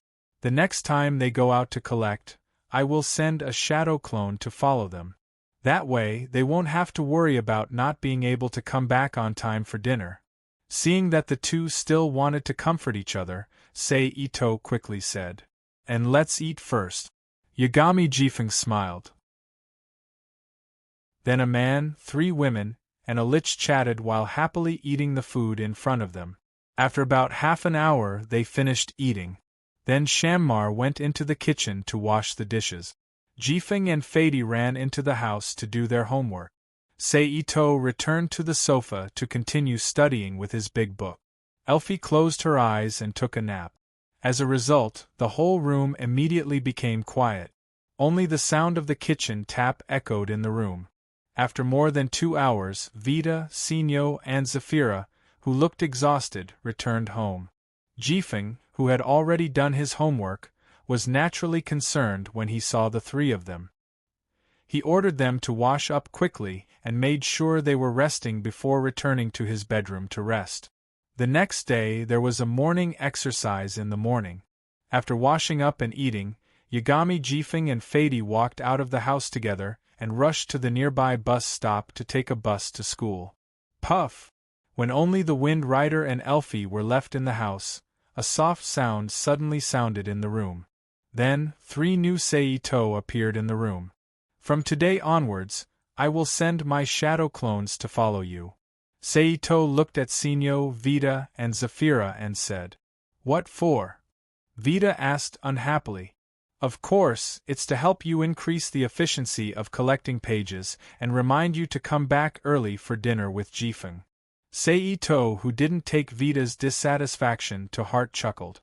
"I believe Shyamar has already told you about the conversation that happened during dinner last night." Seito then turned to Sinyo and asked. "Yes." Sinyo admitted without hesitation. "Vita, let's do as he said. From now on, each of us will act with a shadow clone. Sinyo, who was very understanding, turned to Vita and said, I understand. Vita was a little annoyed. If you drag us down, I won't lock you up. Vita looked at Seito's real body and warned. As you wish. Seito smiled. After that, Sinyo, Vita, and Zafira had a brief discussion. They took the mana-loaded grenades that Shyamar had brought from the room, and each of them took one of Itosei's shadow clones with them. They cast Baruka's dimensional transfer spell and disappeared from the courtyard of the Stormwind residence. Shyamar then returned to his room and used his mana to create the mana-loaded bullet. Seito continued to read like a nerd while Elfie yawned in boredom. She lay in front of the floor-to-ceiling window and leisurely basked in the sun. On the other hand, Seito's shadow clones appeared in 3 different worlds with Sinyo, Vita, and Zafira. This is the world that manages the Outer 74 world. It's a world inhabited by humans. What's your plan? Sinyo first introduced the world she had chosen and then asked Seito. I'm only here to assist you. You can decide what to do, Seito replied with a smile. After hearing Seito's words, Sinyo didn't say anything else and immediately made arrangements. Alright then. We'll go to the nearby settlements first and then start a wide area search to find suitable high-grade magic shooters. We'll capture and collect them. Okay. Seito nodded in agreement. Then, the two of them flew up together, chose a direction, and flew towards the nearby settlements at high speed. Similarly, the other 2 shadow clones of Seito followed Vita and Zafira to the worlds they had chosen. Chapter 11:11. P.S. Thanks to Gan Hongxiang, Phantom, Gu 168-878-0145, Zhang Xiaozhong, and Shirley for their precious monthly votes. Thanks to NXCX and Nickfany for their tip. In a desolate town that resembled an otherworld settlement, a young man with messy blonde hair and dressed in medieval European folk costume with a large cloak draped over his body slowly walked forward. He had a square face, a chin full of stubble, and messy blonde hair. However, just as he passed through a square, 4 bright white energy halos instantly appeared on his limbs, trapping him in the air 4 to 5 centimeters above the ground. He couldn't break free. Then, a cherry-colored figure suddenly appeared in front of the man and knocked him unconscious with a single blow. Then, a pearl-sized energy ball floated out of the man's chest and shrunk at a speed visible to the naked eye. It only returned to the man's body when it was so weak that it looked like it was about to be extinguished. Plop! In the next moment, the man whose 4 limbs had completely disappeared fell weakly to the ground. Only 13 pages, said the figure standing in front of the unconscious man. Not bad. At least you have 2 more pages than the last guy. Then another voice laughed. The 2 people who spoke were Sinyo and Seito's shadow clone who had gone to another world to collect the pages. After speaking, the 2 of them ignored the unconscious man on the ground and used their abilities to fly into the sky and quickly flew into the distance. They were searching for another target to be a magic sacrifice for the Book of Night. A few hours later, it's about time. Let's call it a day. Otherwise, you won't be able to make it home for dinner. The shadow clone, Itosei, said to Sinyo, who was collecting the telekinesis core of the huge monster in front of him, which took them a little effort to deal with. Got it. Sinyo nodded as he used the Book of Night to devour the monster's telekinesis core. Let's go back, Sinyo said as he turned to Seito. The shadow clone, Itosei, nodded and activated a middle-style magic circle under his feet. He entered the coordinates and disappeared along with Sinyo, who was standing in the middle of the magic circle, in a bright white light that shot up into the sky. The next moment, Seito and Sinyo appeared in the sky above Hyaming City on Earth that managed World 97. Hurry up and go back, Seito said to Higno, who was beside him. Then there was a soft poof. It turned into a cloud of pale white energy smoke, and quickly disappeared into the air. Sinyo, who was left alone, did not stay any longer. He turned around and flew towards the Yagami Jifen clan. However, just as Sinyo flew a short distance away, a powerful barrier that covered a huge area instantly separated the airspace she was in from the outside world, sealing her within the barrier. Sinyo stopped flying and hovered in midair. He observed his surroundings with a solemn expression. At this moment, accompanied by a sky-blue teleportation light, he wore a black windbreaker and held a black magic staff in his hand. He looked to be only 11 or 12 years old. A young man with short black hair appeared in front of Sinyo. "I'm the executive officer of the Space Administration's Dimensional Patrol Ship, Asla Chrono Holoan. I'm now officially arresting you for a dangerous dimensional crime. Surrender and go to bed." Chrono, who was also known as Chrono, announced loudly while looking at Sinyo, who was more than 10 meters away from him in an offensive and defensive stance. "Are you a lackey of the Space Administration?" Sinyo frowned when he heard that. He held his sword tightly with his left hand and placed the scabbard diagonally in front of his left waist. He held the sword hilt with his right hand and looked at Chrono calmly. "Don't make any unnecessary resistance. The barrier is specially reinforced. You can't escape from here," Chrono said loudly. "I'll have to try to find out." After that, Sinyo swung his arm and pulled out the fiery demon sword from the scabbard and rushed towards Chrono. "Humph," Chrono snorted. The magic staff in his hand immediately aimed at Sinyo, who was rushing towards him, and shot out a bluish-white energy beam. "Sari, drone beam." The beam flew at a very fast speed. In the blink of an eye, it was already in front of Sinyo. Sinyo saw this and waved his arm. The blade of the fiery demon sword in his hand collided with Chrono's beam. Bang! A muffled explosion sounded, and a cloud of energy smoke appeared in front of Sinyo, blocking his vision. Swish, swish, swish, swish. At the same time, 4 bluish-white energy balls the size of tennis balls suddenly appeared behind Sinyo and shot towards his body. Sinyo, who felt something strange behind him, did not hesitate. He jumped up a distance and dodged the sneak attack of the 4 energy balls by a hair's breadth. The ball of light that had missed its target abruptly paused in midair, before turning at an exaggerated angle and continuing its trajectory towards Sinyo. In midair, Sinyo, who had turned to face the energy balls, suddenly heard the sound of 2 cannonballs from his fiery demon sword. Sinyo then swung his sword towards the 4 energy balls.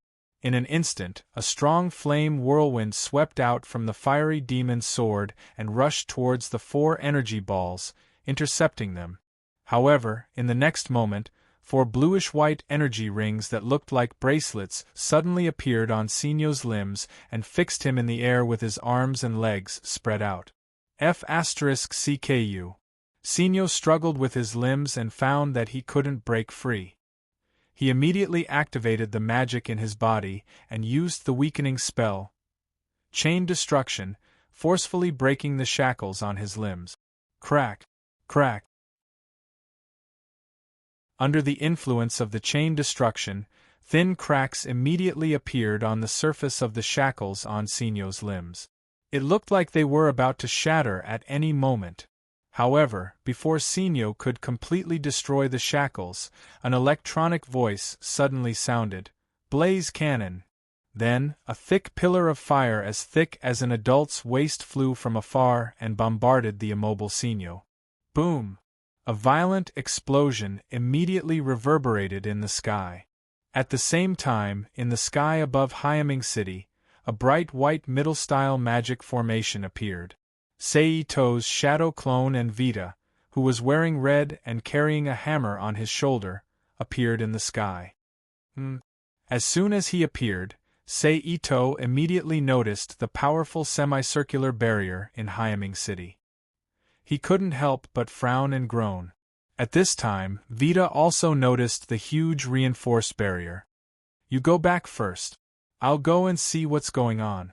Seito turned his head and said to Vita beside him, "Okay." He wanted to go back to see Gale as soon as possible.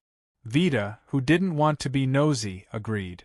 Then, he quickly flew away from Seito's side and rushed toward the location of the Yagami Gale family. Seito, who separated from Vita, didn't hesitate and directly flew toward the reinforced barrier. The area covered by the barrier was very wide. Seito and Vita's location wasn't too far from the barrier. Therefore, it didn't take more than a few minutes. Seito flew near the barrier. Seito's arrival. He was immediately locked on by Asla's detection system, which had been hovering above the Earth's orbit and had been monitoring the situation in Hyaming City.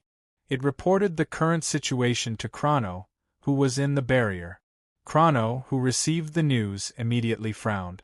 However, he wasn't sure if he had hit Sinyo, so he could only reply that he got it. Then, he continued to stare at Sinyo, who was hit by his enhanced flames. That was how good magic attacks were. Although the effects were exaggerated, other than the physical properties, the time that the other things remained in the world was very short. Therefore, the exaggerated-looking flames were extinguished in a short while, and Sinyo's figure was revealed once again. Sinyo, who was hovering in the air, was panting slightly. There wasn't a single wound on her body. It turned out that when Chrono's enhanced flames were about to hit her, Sinyo first attacked and destroyed the ring-shaped shackles.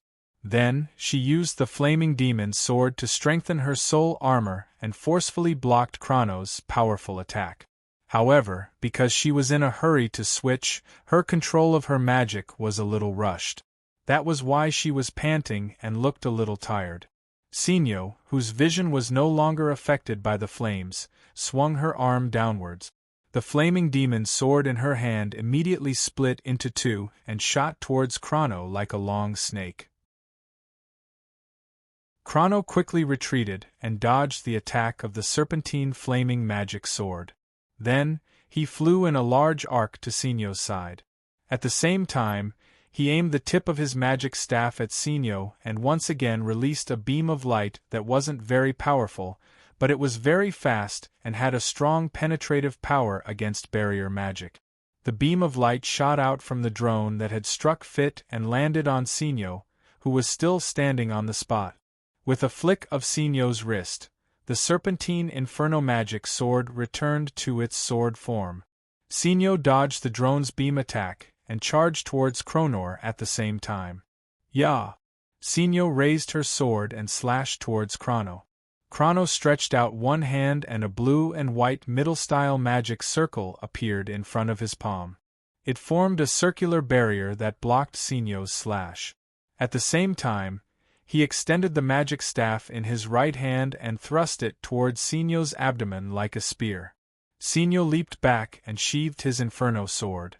After reloading 2 new magic bullets, he drew his sword and slashed at Chrono as if he was using a horizontal slash. However, unlike the slash, the flaming demon's sword that was unsheathed was covered with reddish-yellow magic flames. Once again, the flaming demon's sword turned into a blade and swept towards Chrono like a long whip. Boom! A violent explosion reverberated in the sky once more. A powerful attack comparable to Fetty's Thunder God's Blast immediately landed on Chrono, who was maintaining the circular barrier with magic, and sent him flying like a cannonball.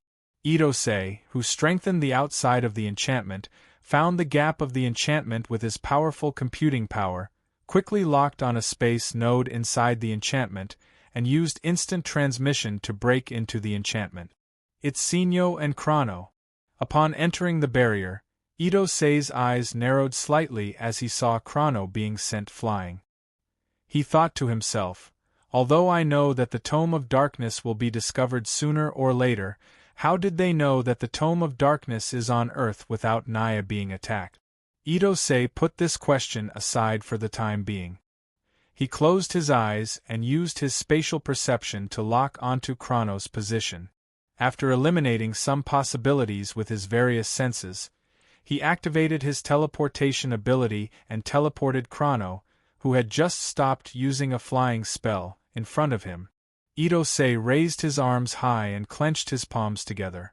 He then smashed Chrono's body like a huge hammer. Whoosh! Chrono, who was stunned by the sudden change in space, didn't understand what was going on. He was once again sent plummeting towards the ground like a cannonball. Boom! In just 2 to 3 seconds, Chrono's body crashed into the roof of a building below, creating a huge hole in the roof. Seito, who had completed his attack, extended his arm and summoned a middle-style magic formation in front of his palm. He then punched the center of the magic formation. Thor's shock. In an instant, a thick pillar of lightning energy shot out from the magic array and blasted towards the spot where Chrono had landed. Boom! In the next second, a loud explosion sounded from the top of the building. The entire roof was blasted into smithereens by the bombardment of magic. A large cloud of dust was stirred up, blocking Seito, Sinyo, and Aimi and Lindy's view of the situation inside the barrier through Asla's surveillance device. At this moment, Seito's figure flashed again and appeared above the building. He used his spiritual perception to investigate. In the next moment, numerous sky-blue energy chains shot out from the dust and bound Seito's body. Ito-sei, who sensed the attack from his spiritual perception, didn't even think about it. He directly launched an instant transmission and returned to the air. Then, he waved his hand and released wind blades to smash the energy chains into photon particles that dissipated in the air. As expected of an elite executive of the Space Administration. Your reaction speed is fast, Seito praised Chrono as he appeared from the dust. As expected, you're not an ordinary dimensional adventurer. Chrono, who was in a sorry state and was breathing heavily, looked up at Ito-sei and asked in a stern voice, "You are the current owner of the Book of Darkness, right? Don't speak. Let them think that I'm the owner of the Book of Darkness," Seito said in Sinyo's mind as she was about to speak. Chapter 11-12. Upon hearing Seito's suggestion, Sinyo gave it some thought and didn't object. At the same time, Seito's pupils constricted slightly as if he had been right. Seeing Seito's reaction, Kroner's heart skipped a beat. Could this guy really be the owner of the Book of Darkness? It turned out that Kroner's earlier questioning was just a test.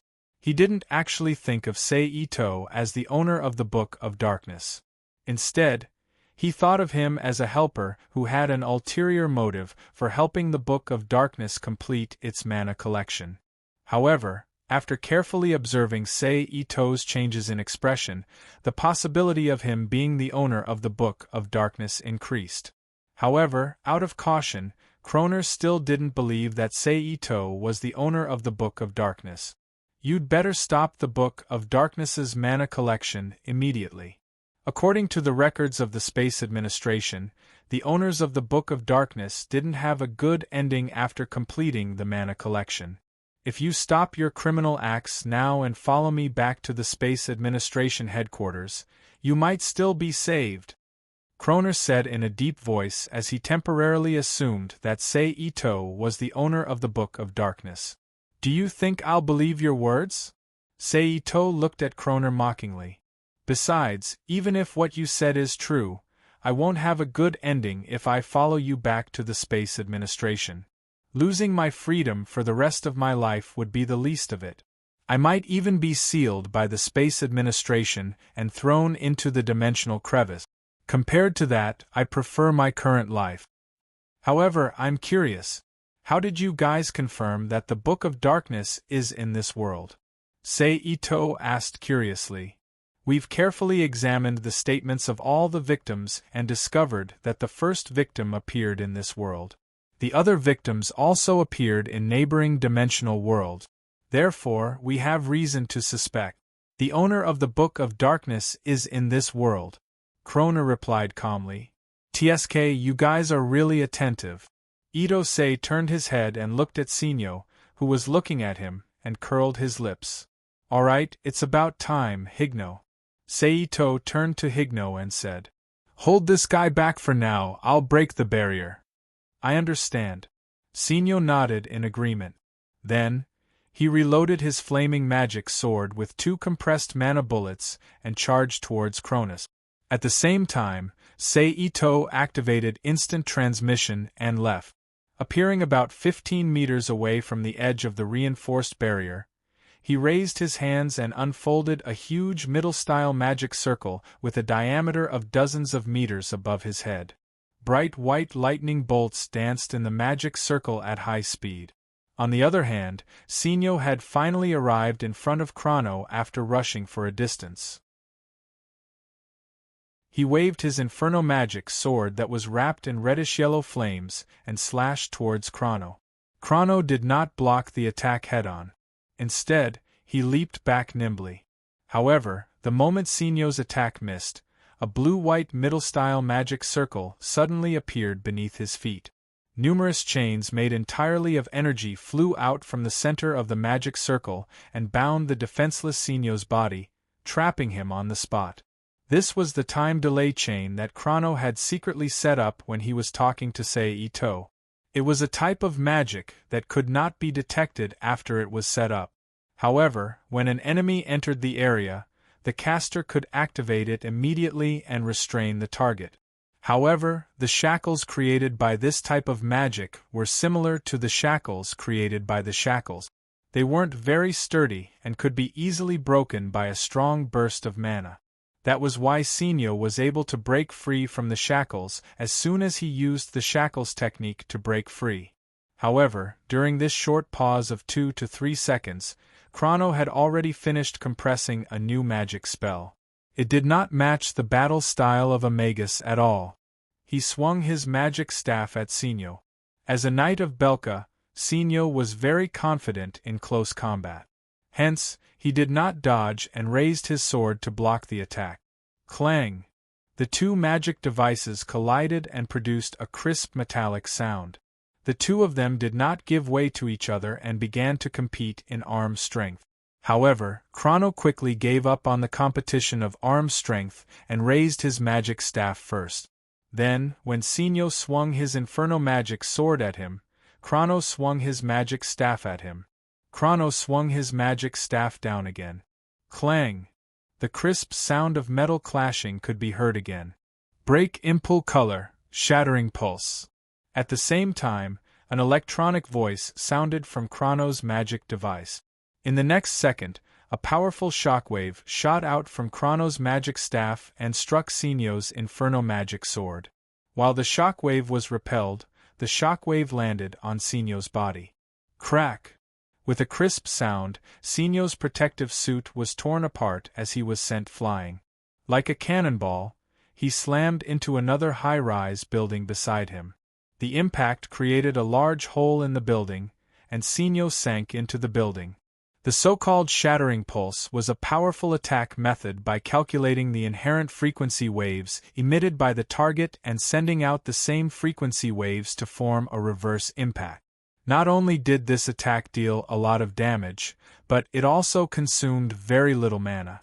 However, it was also very obvious.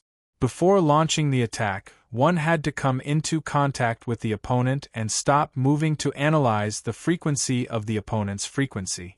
Furthermore, it required a high level of mana control. Those who did not have a high level of mana control would not be able to use it. For example, with Nao Takamachi's personality, she would probably never be able to learn it in her lifetime. Ugh! Sinyo's body was embedded in a concrete wall. Blood flowed out from the corner of his mouth, and he groaned in pain. Walala! Sinyo endured the pain and moved his arm to free himself from the wall. Phew! Sinyo, who was standing on the ground again, let out a sigh of relief. He then put the hilt of his Inferno Magic sword into its scabbard and activated his mana to turn it and the scabbard into half a bow. He held the bow in his left hand and pulled the string of the bow with his right hand. With a stomp of his feet, he quickly flew out of the building and returned to the outside. Sinyo then flew into the air and looked down at Chrono from above. Sturmfalken! An arrow materialized from mana shot out from the bowstring, turning into a sharp reddish-yellow flame halfway through its flight. It flew towards Cronus at a speed far faster than the average archmage could react to. Boom! In an instant, a loud bang reverberated in the spirit formation space again. Cronos' left arm fell to the side of his body. Crimson-red blood flowed out from the wound on his right hand. The left side of his face was pitch black and his left eye was tightly shut. His forehead was covered in blood as he reappeared in Sinyo's line of sight. It was obvious that Chrono, who had dodged Sinyo's powerful attack with his excellent combat ability, didn't fare well against her attack this time. He was injured to a certain extent. Just as Sinyo and Chrono were staring at each other, Seito, who had compressed enough energy at the edge of the reinforced barrier, finally activated his spell, Super Thunder God's Shock. Kaboom! With a loud bang, a huge lightning beam with a diameter of tens of meters shot out from the huge magic array above Itose. It hit the partition layer of the enchantment that was only 15 meters away from the magic array. Kacha, kacha, kacha, kacha, kacha, kacha, kacha. In an instant, spiderweb-like cracks appeared on the surface of the reinforced barrier from the point of impact. Then, the barrier shattered into countless fragments and fell to the ground. Along with the shattering of the barrier, the colors of the entire space once again returned to the colors of the normal world. Dusk, sunset, and the bustling crowd below. Sinyo, let's go. Seito, who had destroyed the barrier, used telepathy to communicate with her. Sinyo didn't waste any time and immediately turned into a cherry-colored light and flew into the distance. Seito, who remained in place, raised his head to look at the stars. After revealing a sarcastic smile, he exploded into a cloud of white energy and disappeared into the air. I'm back. After a moment, Sinyo, who had escaped from the Space Administration's pursuit, pushed open the door and entered the house. Welcome back. Yagami Jifeng, who was setting up the table, greeted her happily. Why are you back so late? Shammar, who was helping Jifeng set up the table, asked in telepathy. I had a fight with the people from the Space Administration on my way back. Sinyo also replied in telepathy. The people from the Space Administration? Shammar's expression changed slightly when she heard this. She looked up at Sinyo with a worried expression. Yes, we've been exposed. However, Seito borrowed the information and made the people from the Space Administration mistakenly believe that he was the host of the Book of Darkness. Therefore, Jifeng is not in danger. Sinyo, who understood Shammar's concern, comforted her. That's good. Shammar heaved a sigh of relief. Then, she asked with concern, how are you? Are you hurt? I'll have to trouble you tonight. Sinyo smiled bitterly in her mind. Got it. Shammar replied. Then, the two cut off the communication. Shammar went into the bathroom to wash his face and hands. Shammar continued to focus on helping Yagami Jifeng set up the table.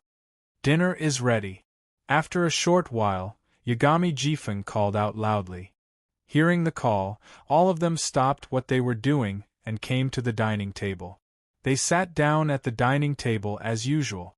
After that, they finished the pre-meal etiquette and started to enjoy the dinner prepared by Hachiman Jepsen and Fett. Chapter 11-13. That night, Seito, Sinyo, Vita, Shammar, and Zafira appeared in the courtyard of Yagami's house after Yagami and Fayette had fallen asleep. High Speed, I'm sure you've heard from Sinyo about what happened today. So, in order to avoid going up against the people from the Space Administration again, we'll start from now on. Let's go to a distant dimensional world to collect more, Itose said to Sinyo, Vita, and Zafira. The three who were in charge of collecting naturally had no objections to this and nodded in agreement. Also, we'll have to change the coordinates to return to Earth. Let's choose. Seito continued, let's go to Yuanjian City. I'll set up a rendezvous point in Yuanjian City later. I'll tell you the exact location tomorrow morning, Seito continued. We can just fly back to Earth. Why do we have to set up a rendezvous point? Vita asked in confusion. There's always the risk of being exposed again if we fly, especially if the location of Yagami's house is exposed. With the rendezvous point, I can use my unique space magic to bring you all back to Yagami's house from Yuanjian City. This will greatly reduce the possibility of exposing this place and make it harder for the people from the Space Administration to track us down, Seito explained. If that's the case, I'm fine with it, Vita agreed after some thought. I'm fine with it too, Zafira said in a muffled voice. Let's do it then, Sinyo, who was the leader of the Wind Riders, decided. All right, I'll go settle the rendezvous point now. Itose nodded and said.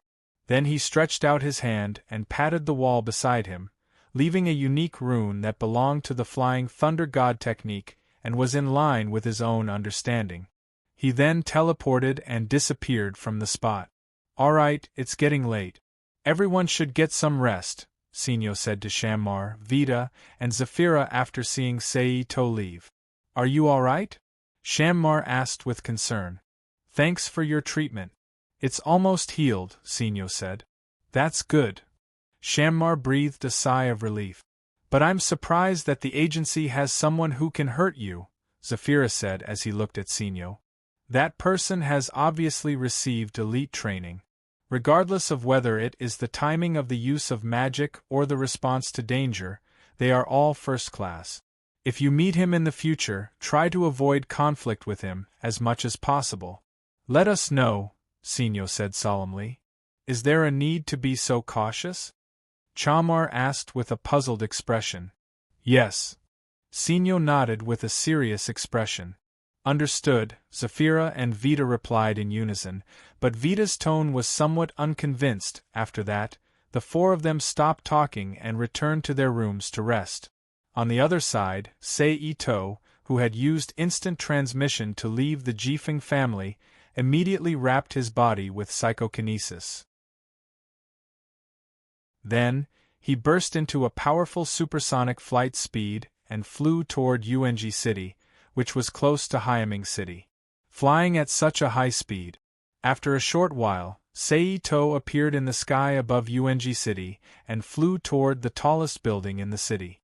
In a flash, Seito flew to the open-air platform at the top of the tallest building in UNG City and landed. Then, he squatted down and slapped the ground with his palm, leaving a rune that was unique to the Flying Thunder God technique on the ground where his palm landed.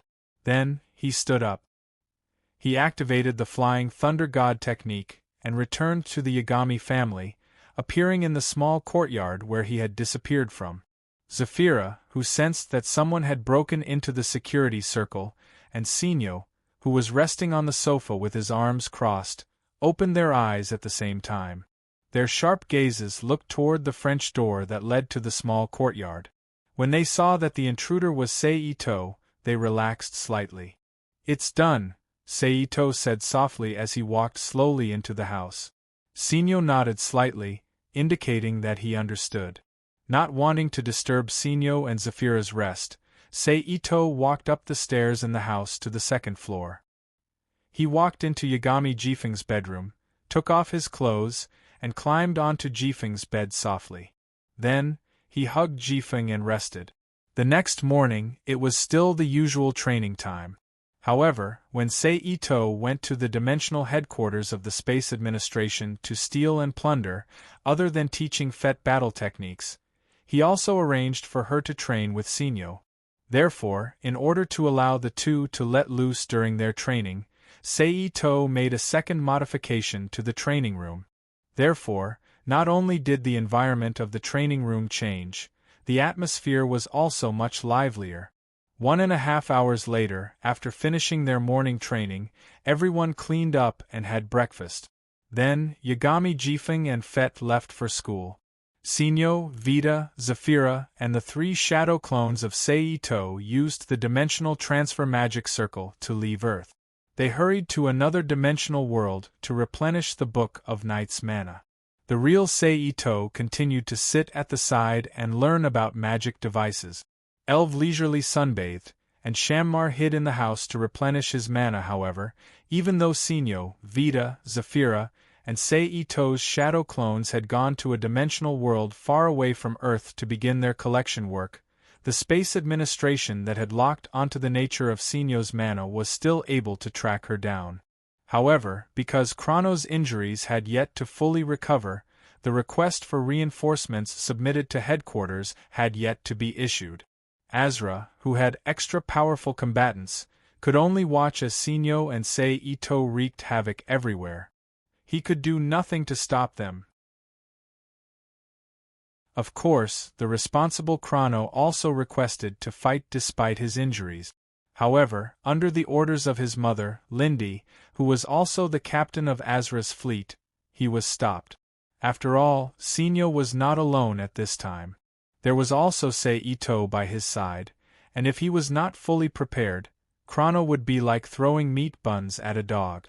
Therefore, regardless of the considerations, Lindy would not allow Chrono to fight.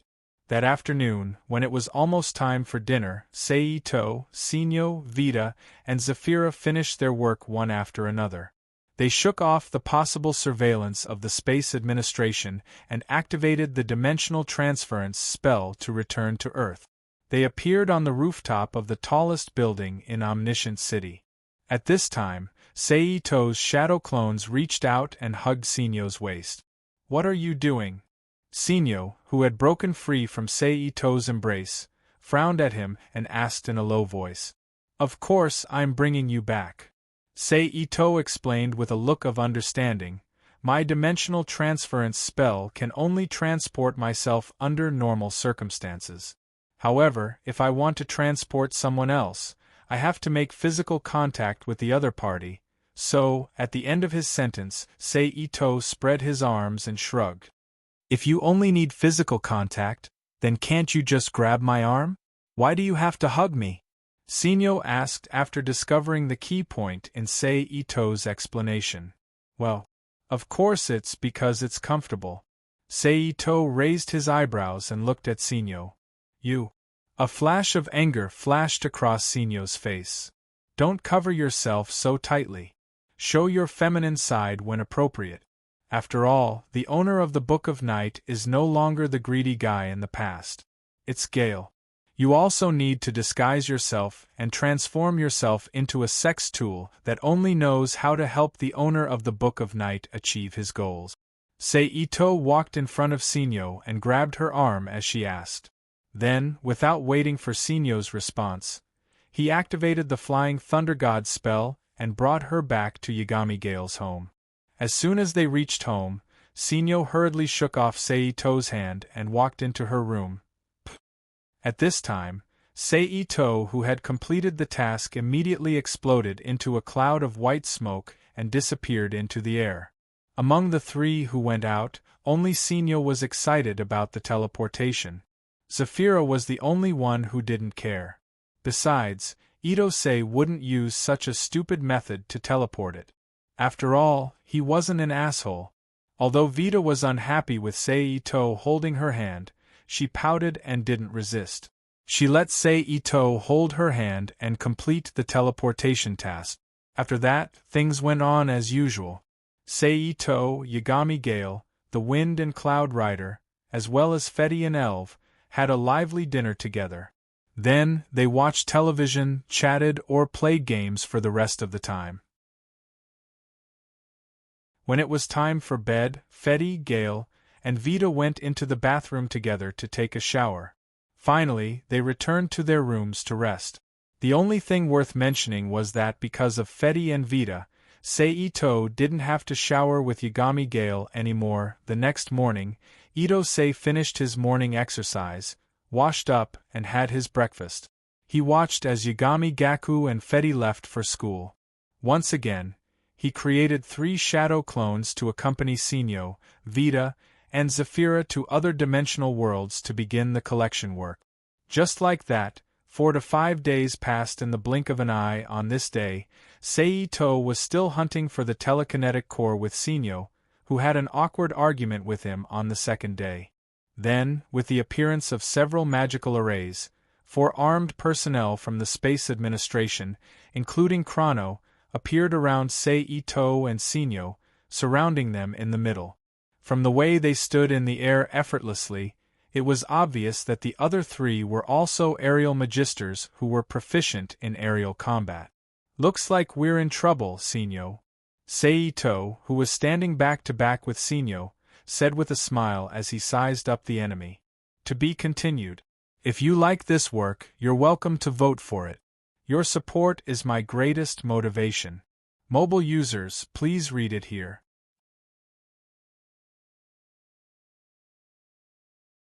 Chapter 11:14. P.S. Thank you to Nerazurf, 1 and 2 for their precious monthly vote. Thank you to NXCX and Nickfany for their tip. But it's not bad. For highly qualified magisters can add a lot of pages to my book. Seito turned his head and smiled at Sinyo, who was leaning against him. Let's talk about this after we've dealt with them. Sinyo replied calmly. Well said. Seito smiled. Just give up and let yourself be captured. You won't be able to escape this time. As the person in charge of this mission, Chrono announced loudly. This kind of thing isn't something you can decide just by talking about it. Let's see who's the real deal. Chrono's position was behind Seito and opposite of Sinyo. In order to prevent a sneak attack from the Space Administration, Seito replied without turning his head. Do it! Seito shouted at Sinyo. As soon as he finished speaking, Ito-sei's figure suddenly disappeared from his original place and reappeared behind the man and woman of the Space Administration's air battle magus. He turned his hand and summoned the divine sword Tian Songyun. He brandished the sword and slashed at the opponent. As for why the divine sword celestial clouds appeared in the hands of the shadow clones, it was very simple. Seito was worried that they would encounter an opponent who was difficult to deal with using pure attack. Thus, he specially prepared a weapon for each shadow clone. Among them, the shadow doppelganger that followed Sinyo was holding the divine blade, Tian Songyun. After all, Sinyo had already been targeted by the people from the Space Administration. In the future, he would most likely be tracked down and ambushed by the Space Administration. Thus, Seito gave this powerful weapon to the shadow clone following Sinyo. The shadow clone beside Vita had the sword Celestial Sword in his hand. For Vader, who was an assault-type knight, his attack power was already sufficient. He did not need to add any treasured weapons to increase his attack power. All he needed to do was to defend and assist. On the other hand, the doppelganger that followed beside Zafira, the guardian beast, had a more sophisticated weapon. It was a high-quality katana forged from alchemy, and in terms of sharpness, it could easily cut through 3 to 4 centimeters of steel. It was even engraved with anti-magic runes, as long as it wasn't an overly powerful archmage or magical beast. This weapon could easily become the enemy's nightmare. Teleport. An electronic voice sounded from the ancient spear-shaped magic device in the opponent's hand. The male magus who was being attacked instantly disappeared from Seito's blade and reappeared behind Seito. He reached out with one hand and a small mead magic array appeared in the center of his palm. He fired an energy blast at Seito's back. Seito, who sensed the energy fluctuation behind him, didn't even turn his head. He directly used his teleportation ability to open up a dimensional passage behind him that was as wide as his own. Boom! A loud explosion sounded. The air battle mage, who hadn't expected an attack to appear behind him and couldn't react in time, could only rely on his instincts to strengthen his own defensive barrier. He was instantly struck by the spell that drilled out of the spatial tunnel, and fell to the ground with several streaks of energy dust in his wake. Sinyo saw this opportunity and immediately used a slash, slashing heavily at Chrono, who had been distracted by the sudden attack.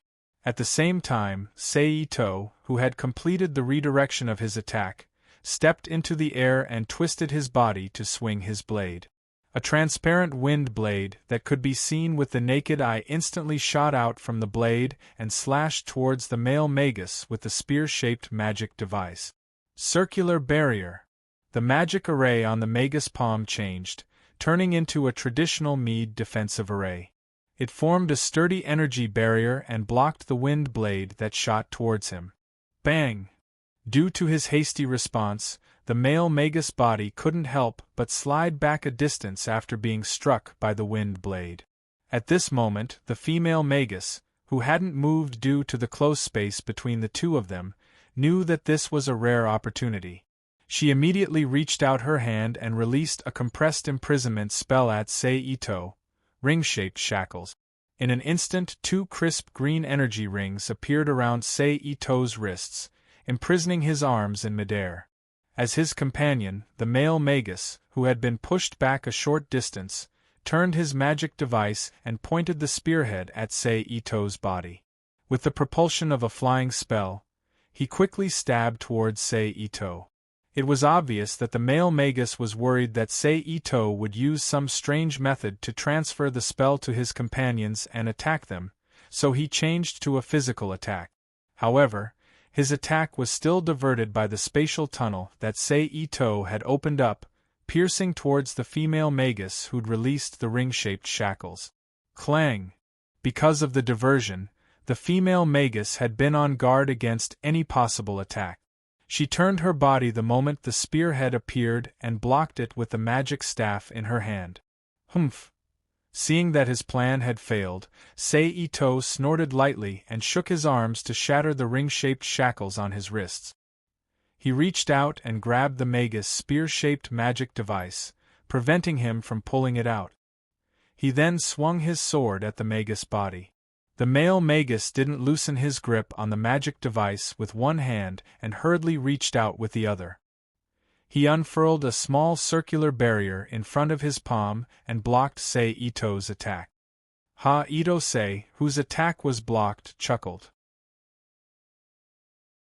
He lifted his leg and kicked the opponent's wrist that was holding the magic device, and sent a hidden force into the opponent's body. Bang! With a muffled sound, the male Magus felt his arm go numb. He couldn't help but let go of the magic device in his hand. Without waiting for his foot to completely fall, Ito-sei immediately stretched out his other foot and kicked the Magus in the abdomen, sending the Magus flying in front of him. The female Magus on the side was startled when she saw this and hurriedly pointed with her magic staff. She released several layers of emerald green mead magic formations behind the male Magus that had been sent flying as a cushion to cushion the impact. Sei-Ito used a spell unique to the flying thunder god on the magic device he'd snatched. Then, like throwing a javelin, he threw it at the female Magus. In an instant, the spear-shaped magic device was like a black shadow, flying in front of the female Magus in the blink of an eye. Then, with a bang, with a muffled sound, it was blocked by the defensive barrier in front of the female Magus. But just as the female Magus heaved a sigh of relief, Ito-sei's figure appeared in front of the female Magus. He used the attenuator's skill to destroy the barrier. Out of caution, he punched the magic barrier that didn't close after the defense ended. Crack! Under the powerful impact of the energy, the female Magus defensive barrier instantly shattered. Behind the barrier, the female Magus figure appeared with a trace of shock on her face. Pooh! Sei-Ito withdrew his fist and brandished his blade. He slashed at the female Magus body, cutting through the protective clothing on her body. The white and tender body wrapped in the protective clothing was revealed.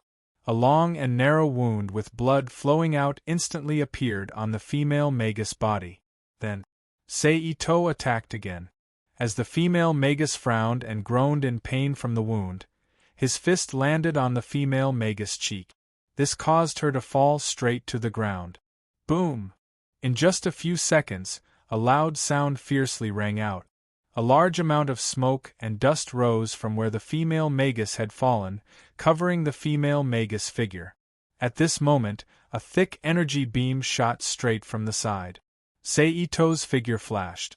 The energy beam shot through his shadow and appeared where the female Magus had fallen at the same time.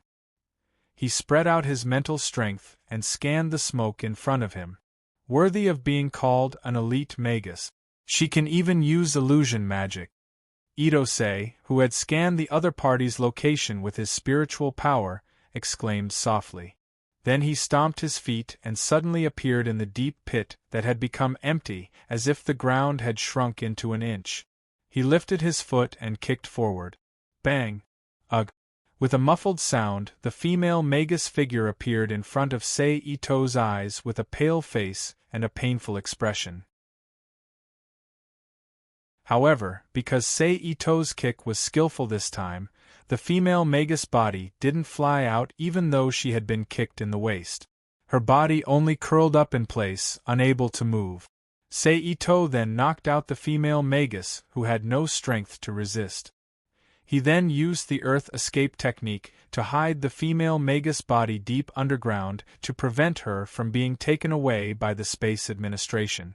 Of course, this could only stop her for a while. With the powerful analytical power of the Space Administration, he was confident that they would quickly find a way to take her away. Moreover, even if she wasn't taken away by the Space Administration, Sei Ito didn't dare leave her underground for too long. After all, the unconscious female magus had a self-defense barrier protecting her body, as well as the air Sei Ito had left behind to ensure her survival. However, it would still be dangerous to leave her underground for too long. Therefore, after a certain period of time, Sei Ito had to free the female magus from underground, otherwise she would definitely die of suffocation.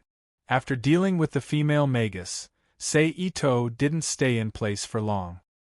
He directly used instant transmission to return to the sky and appeared beside the male magus, who had already retrieved the spear-type magic device. He brandished his sword and slashed at him. Block!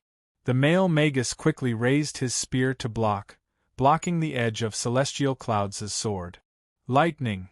In the deadlock with the male magus, Sei Ito suddenly opened his mouth and shouted. In an instant, a blue and white lightning energy suddenly covered the entire blade of Celestial Clouds. It wrapped around the blade like a layer of clothing, increasing the sharpness of Celestial Clouds. Crack! With the support of the blue and white lightning cloak, the magic device in the male archmage's hand was immediately cut open by Tian Songyun. A circle of fine cracks instantly spread across the magic device, and in the next second, the magic device abruptly broke in two, allowing the blade to land on the archmage's body, who was completely unprepared. PFFF under the slash of Celestial Clouds' blade, the male magus's protective clothing immediately shattered. A long and narrow scorched wound emitting a faint burnt smell appeared on the male magus body. Instant transmission. The male magus resisted the intense pain on his body and used a short-distance movement spell to fly backward. Flying Thunder God. Sei Ito immediately used the Flying Thunder God to appear next to the male magus, who had just stopped moving. Sei Ito used the Flying Thunder God to connect with the runes he had left on the other party's magic device. He slapped his palm full of lightning energy on the other party's body. Crackle! In an instant, a large amount of lightning energy spread across the male magus body, breaking through his self-defense barrier and entering a deadlock with the male magus' damaged protective clothing. Although the lightning energy didn't cause much damage to the male magus because of the protective clothing's protection, a slight numbness still appeared on his body, making it difficult for him to complete his counterattack. At this time, Sei Ito's thoughts moved. The lightning energy on the male magus body instantly changed, forming a blue and white energy halo that tightly imprisoned the male magus like a human rod. He then used instant transmission and brought the imprisoned male magus in front of the other male magus sent by the Space Administration to support Azra. He used the young male magus in his hand as a shield and threw him in front of him. Seeing the young magus thrown in front of him as a meat shield, the middle-aged magus was immediately distracted. The flying missile that he had controlled with his mental force deviated from its original trajectory, giving Sinyo, who had been struggling under the combined attacks of the two, a chance to catch his breath. Then, Ito-sei kicked the young magus who was used as a meat shield in front of him, turning him into an offensive weapon again and shooting towards the middle-aged male magus. As someone of the older generation, the middle-aged male magus knew what to do at the right time. He didn't have any intention of catching the young magus that was flying towards him. He directly flew horizontally, dodging the attack, and raised his hand to release several meteor missiles towards Sei Ito to attack and intercept Sei Ito's sneak attack. However, Sei Ito didn't have any intention of dodging. In the next moment, the young magus that was supposed to fly away appeared in front of him again, becoming a meat shield that took the meteor missiles that the old magus shot out. Boom, boom, boom, boom. Following a series of explosions, a large cloud of energy smoke spread out and swallowed Sei Ito and the young magus.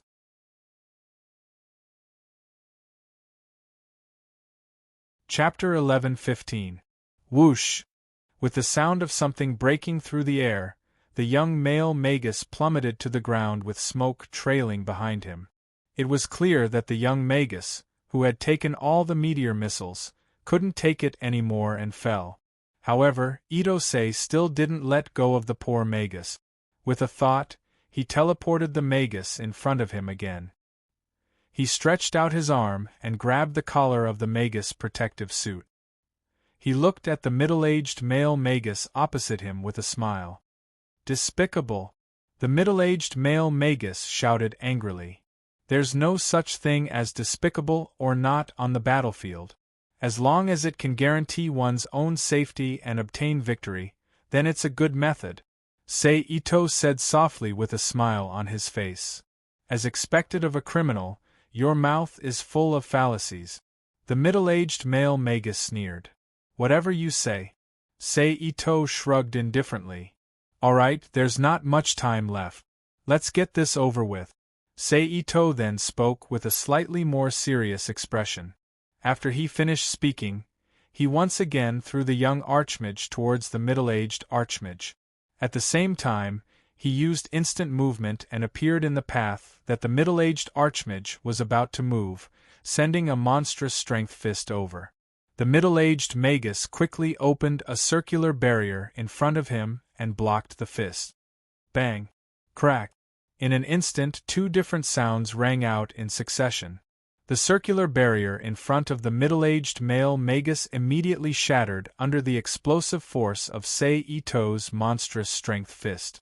Then, under the middle-aged male magus's stunned gaze, the fist landed on his protective suit. The middle-aged magus probably didn't understand how Ito-sei, who clearly wasn't a magus like Baruka in modern times and didn't have any close combat magic devices in his hands, could explode with such great strength with just his bare fist. However, Sei Ito wasn't in the mood to answer him. Sei Ito appeared behind the middle-aged archmage. At the same time, he was punched and sent flying. He lowered himself into a horse stance and slammed into the middle-aged archmage's back. Kacha! With a crisp sound, the protective suit on the back of the middle-aged archmage instantly shattered. Under the attack of Mountain Sticking Lean, he once again flew out in the opposite direction. Standing in the air, Ito-sei's heart moved. The middle-aged magus, who had just flown a short distance away, once again appeared in front of Ito-sei. Ito-sei held the magus head with both hands and forcefully pressed it down. At the same time, Ito-sei lifted his knee and slammed it into the face of the middle-aged magus. Under the attack of the knee strike, the middle-aged male archmage's body fiercely rose up. Meanwhile, Sei Ito stepped into the void. Using the 8 trigrams palm's swimming dragon steps, he circled behind the magister and reached out to grab the man's forehead. His right hand slammed into the medulla oblongata at the back of the man's head. Even though he knew that the magister always had a defensive barrier around him, the medulla oblongata was a vital part of the human body. A normal person would die from a single hit. Thus, Sei Ito, who was afraid that the telekinetic core would be wasted, consciously pulled back his strength. This attack caused the magister to fall into a coma. Sei Ito's thoughts then turned, and he teleported the young Magister with the flying Thunder God's runes in front of him. He picked up the 2 male Magisters, one in each hand. He then teleported back to the surface, burying the 2 male Magisters deep underground with Earthwalk to prevent Azra from rescuing them. Last one left, Seito thought to himself as he raised his head to look at Chrono, who was still fighting with Sinyo. His silhouette flashed and he returned to the sky, appearing behind Chrono. He used a special spell to probe into Chrono's body and forcefully extracted the telekinetic core from his chest. Hee. Even though he was prepared, the attack through space was too strange. Chrono, who was completely unaware of the attack, was hit and groaned in pain. Higno, hurry up and draw. Looking at the stunned Higno on the opposite side, Ito-sei quickly reminded him. Sinyo frowned, but he still summoned the Book of Night and activated the collection program to devour Chrono's telekinetic core. 10 seconds later, the mana in Chrono's telekinetic core was completely devoured. It turned into a dim light particle and melted into Chrono's body. There are 3 more over there, Seito said as he carried the unconscious Chrono's protective suit with one hand. Since you've already absorbed his telekinetic core, why are you still holding him? Sinyo asked as he looked at Seito and Chrono in his hand. Of course it's to prevent the people from the Space Administration from causing trouble. If I let go of him now, who knows if there will be people from the Space Administration coming to stop us? Then wouldn't the 3 Magisters that I've worked so hard to defeat go to waste? Seito explained as he glanced at Sinyo speechlessly. Sinyo, who understood that Seito's words could really happen, fell silent for a moment. Then, he silently agreed with Seito's actions and followed him to where the other 3 Magisters were buried deep in the ground. When they arrived at the location, Seito lifted his foot and lightly stomped on the ground. The ground in front of him immediately shook and 3 air combat Magisters from the Space Administration, 2 men and 1 woman, appeared on the ground. Sinyo, who knew that it was her turn, did not waste any time and activated the collection program of the Book of Night to absorb the telekinetic cores of the 3 Magisters. After half a minute, Seito saw that the Book of Night had finished collecting the telekinetic cores and asked Sinyo with a smile, "How is it? How many pages did you add?" 188 pages, Sinyo replied with a slightly happy tone. "That's a good harvest." Seito nodded and smiled, then asked again, "How many more pages do you need?" 106 pages, Sinyo said with the Book of Night tucked under her armpit. 106 pages, huh? Seito nodded thoughtfully and repeated softly. "All right, let's go," Seito said as he threw Chrono to the side. Then, he and Sinyo quickly left the place and flew into the distance. Along the way, they cast teleportation spells and interference spells to shake off any pursuers. Then, they used dimensional teleportation spells to travel to the next world to continue collecting the telekinetic cores. After all, there was still some time before they had to return. Moreover, the main combat power of the Space Administration's dimensional patrol ship, Chrono, and the 3 reinforcements from the headquarters had been shot down. They would not be in trouble for at least 3 days. If they did not use this time to complete the collection of the Book of Night, Seito felt that it would be inappropriate. Under such circumstances, 1 day, 1 night, and then another day passed in the blink of an eye. "Is it done?" That afternoon, Yagami Gale asked as he received the Book of Night from Sinyo. "Yes," Sinyo, who was standing with the other 3 Wind Riders, confirmed with a nod. "What do I need to do now?" Yagami Gale asked. "You just need to use your mana to reactivate the Book of Night and log into Administrator mode," Seito explained.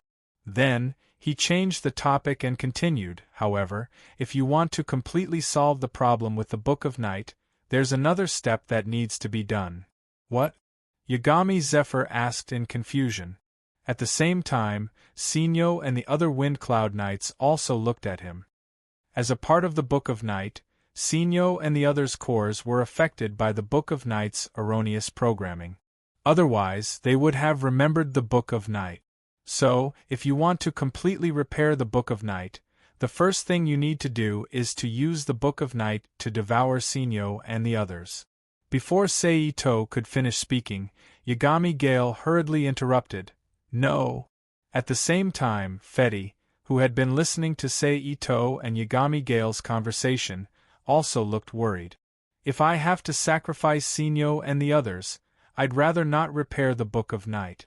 Let it continue to exist in its current state until I can't take it anymore." Yagami Gale looked at Seito with determination. "Gale!" Vita called out. "Gale, let me finish." Seito stretched out his hand and patted Yagami Gale's head gently. "When I said devouring, I didn't mean to sacrifice Sinyo and the others. Instead, I meant to let them return to the Book of Night to be repaired. Once it's repaired, you just need to give them an order and they'll return." "Really?" Yagami Gale turned to Sinyo and the others for confirmation. "Yes, as a part of the Book of Night. As long as the Book of Night isn't destroyed, we'll never disappear. Unless Master doesn't want us to exist," Sinyo explained. "I won't let Sinyo and the others disappear," Yagami Gale said with a serious expression. "We believe in Master," Chamar said with a gentle smile. "Do you understand now?" Seito asked Yagami Gale with a smile. "Yes." Yagami Jifeng, who was a little shy about his refutation of Ito-sei and doubting his statement, lowered his head with a blush on his cheeks and responded in a low voice. "Shall we begin now?" Yagami Gale asked Seito. "Yes, let's begin now. However, this isn't a suitable place to repair it. Let's go somewhere else first," Seito said as he took the Book of Night from Yagami Gale's hands. "Remember, don't resist." Then, he ignored the confused crowd and brought Yagami Gale, the Windcloud Knight, Fetty and Elv into the Rubik's Cube world.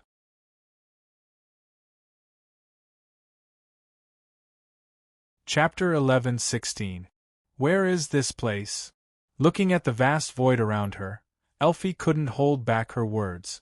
She looked around and asked. "This is my world," Seito replied calmly. "The world you were born in? Why is it like this?" "It doesn't look like a place normal people can live in," Elfie said. She interpreted Seito's words as referring to the world he was born in. On the contrary, Yagami Jifeng's eyes lit up when he heard Seito's explanation and asked, "Big Brother's world?" "Yes." Seito winked at Yagami Jifeng and smiled. "As the Demon King, it would be unreasonable if I didn't rule one or two worlds.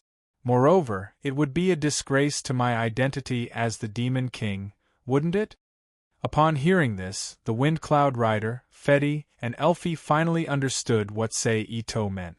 They stared at Seito in shock. They didn't expect Seito to have such an identity. "But Big Brother's world is so desolate. It doesn't look like a place humans can live in at all," Yagami Jifeng said. "That's because this is the void of the world. It's not a place humans can live in. That's why you feel that it's not a place normal people can live in. Once I'm done repairing the Book of Night, I'll bring you to the world below and let you have a good look at my world," Seito explained with a smile. "Now that Big Brother said that, I can't wait," Yagami Jifeng said with anticipation. "All right, let's begin the repair of the Book of Night," Seito nodded and decided. He then turned to Sinyo, Shammar, Vita, and Zafira and said, "We're about to begin." Sinyo and the other three looked at each other before nodding solemnly. They signaled that they could begin. "Collect." Seeing this, Seito did not hesitate and immediately activated the Book of Night in his hand, allowing it to devour Sinyo and the other Wind and Cloud Knights who were originally part of the Book of Night. In an instant, 4 thin beams of light shot out from the Book of Night and landed on the chests of Sinyo, Shammar, Vita, and Zafira, forcing their nuclei of will out of their bodies. Ah! The pain of having the nuclei of will leave their bodies caused Sinyo and the other 3 to scream uncontrollably. Sinyo, Shammar, Vita-chan, Zafira. Yagami Hate called out their names worriedly when he saw the 4 of them howling in pain. Fortunately, the Book of Night Sky's devouring speed was as fast as before, and it only took a little more than 10 seconds. The 4 nuclei of will were completely devoured, without the existence of the nucleus of thought. Sinyo and the other 3 were no longer able to maintain their forms. They immediately turned into countless particles and dissipated into the void. Only Sinyo, Shamar, and Vita were left in their ordinary clothes. "Brother, are Sinyo and the others really okay?" Yagami Hate asked Sei-Ito worriedly. "Don't worry, they're definitely fine." Sei-Ito comforted him gently. Now, the Book of Night has been restored to its original state. Later, just close your eyes. Activate the Book of Night according to the voice in your heart, and you'll be able to complete the process of ownership. Sei-Ito continued. When the time comes, you should be able to see the control process of the Book of Night. Other than Sinyo and the other 3, the 5th night, you just need to give her the order to repair the Book of Night. Just ask her to help you with the restoration of the Book of Night. So there's another night, Yagami Hate said with a look of realization. He then nodded seriously and said, "I understand. All right, let's begin." Sei-Ito handed the Book of Night to Yagami Hate. After Yagami Hate took the Book of Night, he walked to the side and stood with Felicia and Elfie. They quietly looked at Yagami Hate, who was holding the Book of Night with both hands with his eyes closed. The next moment, an equilateral triangular magic formation appeared beneath Yagami Gale's feet. Each of the triangular magic formation had a unique pattern drawn on it. Each of the triangular magic formations had a rectangular line extending out from it to connect to the middle circle with the mutated cross symbol. This magic formation was the traditional Belka magic formation. Following that, a ball of dark purple light that gave off a sinister feeling suddenly appeared. The white magic formation turned into a purple magic formation. A pillar of light formed entirely of mana shot out from the magic formation and engulfed Yagami Hate. "Let's hope everything goes smoothly," Sei-Ito muttered, knowing that Yagami Hate had already made contact with the control process. "It will definitely go smoothly." Felicia's cheeks blushed as she comforted him softly. "Thank you, Felicia." Even though Felicia's voice was soft, Zhu Yu's ears were sharp enough to hear her comforting words. He smiled and rubbed her head. When Felicia's face turned redder, he thanked her softly.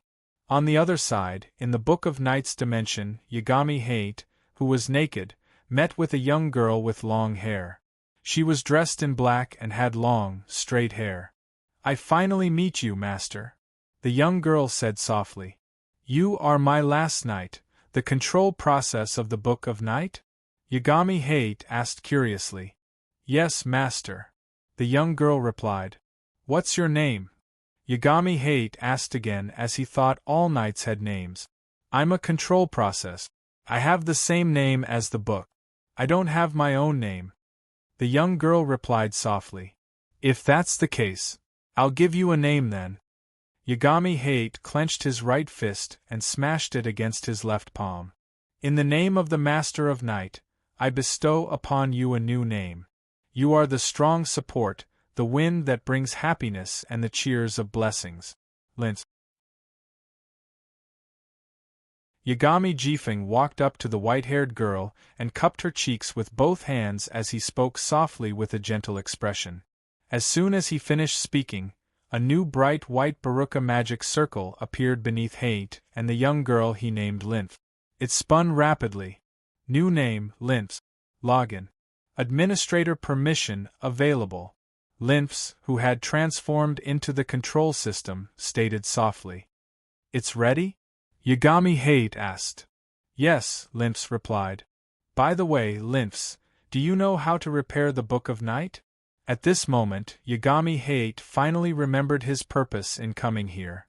"Use administrator permission to activate the automatic repair system," Lymphs replied. "But I'm sorry, Master. The automatic repair system of the Book of Night is damaged. It can't repair itself." Yagami Jifeng, who had thought that the matter was simple, was stunned when he heard this. What should I do then?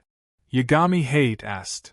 Master, you can use administrator permission to remove the faulty program and add new programs to fix it, Lymphs replied.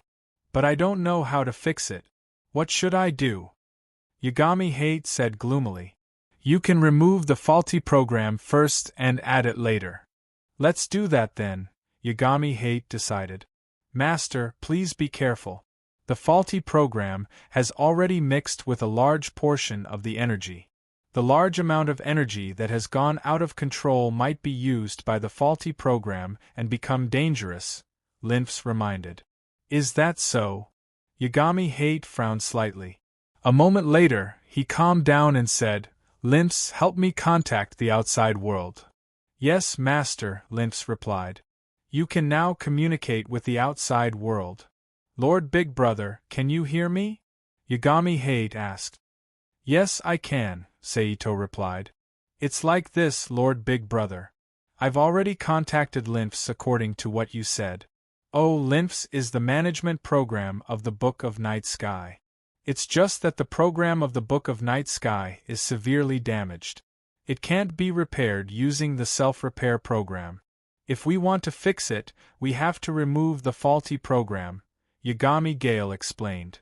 But Lymphs said that the erroneous program has already mixed with most of the magic power in the Book of Night Sky. After removing it, it might combine with the magic power and turn into something dangerous that only knows how to destroy. Big Brother, do you have any solutions? Yagami Hate asked after explaining the situation. It's fine. Remove the faulty program and I'll deal with it, Seito said. Since Lord Big Brother says so, I know what to do, Yagami Hate replied. Yagami Gale replied. Then, he cut off the connection with the outside world and ordered Lymphs, please remove the erroneous program from the core program. Yes. Executing the administrator's instructions. Remove the faulty code from the core program. Begin removal, Lymphs replied. As soon as she finished speaking, the energy pillar enveloping Yagami Hate's body instantly transformed into a huge sphere that looked like the sun. It emitted a dazzling light. Upon seeing this, Seito hurriedly retreated with Felicia and Elve. This change lasted for more than 10 minutes before the huge ball of light suddenly exploded, revealing the situation of the ball of light to Itose, Fit, and Elve. Within the exploded sphere of light, a dark purple ball of light that emitted an evil aura and powerful energy wave was wriggling. Beside it was a bright white ball of light that gave off a warm and sacred feeling. Immediately after, the bright white ball of light exploded, revealing Yagami Stormwind, who was standing on the Baruka magic formation, as well as the Wind Cloud Knights who were kneeling in front of her, behind her, to her left and right. To be continued.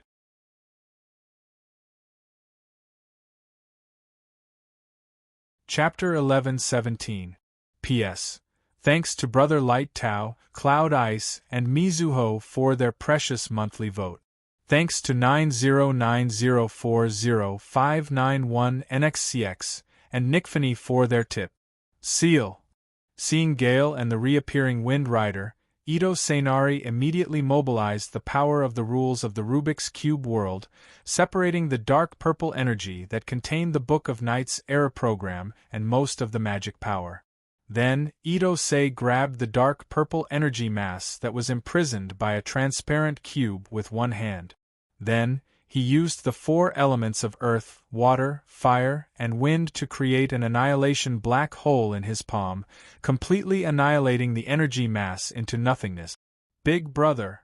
At this time, Yagami Jifeng, who had designed his own protective suit with his mind, flew to the front of Ito Sei and shouted happily. Not bad.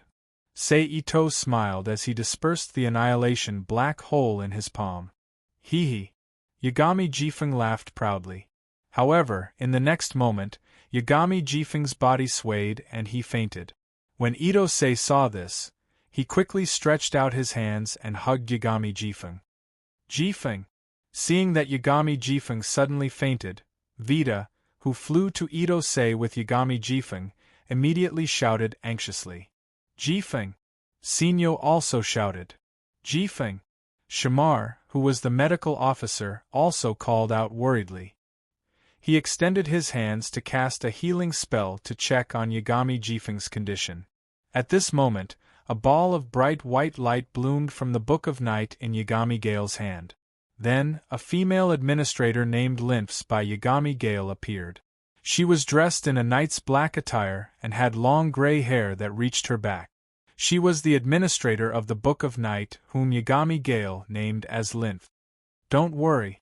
The Book of Night has eliminated most of the erroneous program and is currently reassembling its master's telekinesis core. This is just a normal reaction during the reassembling process, Lynx explained to the knights. Really? Vita asked as if he wanted to confirm it. It's true, Chamar confirmed with a nod as he withdrew the magic light from his hand. Lynx. Seito looked at Lynx and asked. Yes, sir. Lynx nodded and saluted. Seito nodded and turned to the knights and Filet who were concerned about Yagami Jifeng. This is not the place to talk. Let me take you out of here first. Then, he willed it. He disappeared from the Rubik's Cube world with the four knights, administrative program Lynx, Filet and Elve, and appeared in the Rubik's Cube world. They chose an empty house to stay. Ito-sei came to the room and gently placed Yagami Jifeng on the bed in the bedroom and covered him with a blanket. Let's go out first, Ito-sei said as he turned to Sinyo and Fit. Sinyo and the others nodded. They followed Ito-sei out of the bedroom and returned to the living room. Do you have anything to say? Seito looked at Lynx and said softly. In an instant, everyone's eyes fell on Lynx. After a few seconds of silence, Lynx said, Just now, I did a self-check on the Book of Night system. The damage is very serious. What do you mean? Sinyo frowned and asked. Although the director is in administrator mode and used his authority to remove the errors in the program, the distorted basic structure is still the same. The Book of Night's main body will immediately generate a new program to fill in the missing parts to maintain the integrity of the Book of Night. The result is that in the future, the same thing will happen to Master again. Lynx explained. Can't it be repaired? Shamar asked softly. It's useless. The original form of the Book of Night no longer exists in my body with the complete system. Lynx shook her head and denied it. In other words, if you don't know the original form, it can't be repaired. Is there no way to recover? Zafira, in his beast form, said. That's right. Lynx confirmed. Master Gale, is she all right? Sinyo asked softly. She'll be fine. My corrosion on her has completely stopped. The newly formed nucleus of thought is also in operation. In addition to the training method that Master taught Master will be very healthy in the future. Lynx replied softly. Is that so? That's good. I can finally rest assured. Shamar said softly with a hint of longing in his voice. Yes, then there's nothing to worry about. Sinyo said in a relaxed tone. Now that it's severely damaged, it's very easy to destroy the Book of Night. If it's destroyed, there won't be any more problems. Although at the same time, we'll disappear. Vita said with a hint of regret and relief. Disappear? What do you mean? Fed heard Vita's words and asked hesitantly and nervously. We, the Wind Riders, are part of the Book of Night. If we want to completely destroy the Book of Night and stop the corrosion from happening, we have to disappear together. Otherwise, the program in our bodies might affect Gale again. Sinyo looked up at Fet and explained softly. Then, he turned to Vita and apologized. I'm sorry, Vita. Why are you apologizing? Vita said unhappily, There's nothing wrong with it. No, that's not it. You'll stay. The only one who will disappear is me. After Vita finished speaking, Lynx suddenly said. At this moment, she couldn't help but show a hint of sadness on her face. Actually, you can back up your memories, emotions, personality, and other information. Only the part that's in charge of the body will be destroyed along with the Book of Night. At this moment, Seito, who had been silent all this while, suddenly said. Lynx, who had been thinking about sacrificing herself and didn't think about how to protect herself, fell silent. Can I? Vita asked with concern. It should be fine. Ito-sei nodded slightly. Then he turned to look at Lynx and continued, although I don't know how deeply your personality program and the management program are connected, I don't think they are completely inlaid and inseparable. Also, I don't think they are completely embedded and inseparable. You don't want to be separated from Gale, right? Even if I can stay, what form should I take when the Book of Night is completely destroyed? Lynx asked after a moment of silence. There are two ways. Seito raised his right hand and made a gesture. Stretching out his index finger and middle finger, he made a V sign and said, First, you tell me everything about the creation of the nucleus of will, the materialization of energy, and the carrying of personality. After the Book of Night Sky is destroyed, I will use this information to reconstruct the nucleus of will and your body. Second, I'll create a new magic device as your carrier. I hope the owner of the new magic device is still Gale. Lynx lowered her head and thought for a moment. Then, she looked up at Seito and said, Of course. Seito nodded with a smile. Then, he waved his hand and summoned 4 brand new quantum laptops in front of him. While opening the login system, he said to Lynx, But before that, you'd better save everything you have now, including the complete program, including the management program, the pure memory of the personality and the situation, the creation of the nuclei of thought, the materialization of energy, the carrying of personality, and other information related to the Guardian Night, as well as the programs in the damaged Book of Night Sky. I want to use them as reference materials to create a new Book of Night Sky for Gale to use. Okay. Lynx nodded in agreement. Then, she stepped in front of the 4 quantum laptop. According to Seito's 4 categories, she transferred the existing complete program, the memory and emotional information of Lynx's personality, all the relevant manufacturing methods of the Guardian Night, and the existing program of the damaged Book of Night into the 4 quantum laptop. Although the Book of Night was just a small book, the program inside was so huge that it was breathtaking. Just the personality, memory, and emotional information of Lynx almost exhausted the storage capacity of a quantum computer. And the moment these personality, memory, and emotional information were transferred, an image of Lynx's face appeared on the focus screen of the quantum computer and looked at everyone. Obviously, Lynx's existence had been achieved through this trick. It was preserved.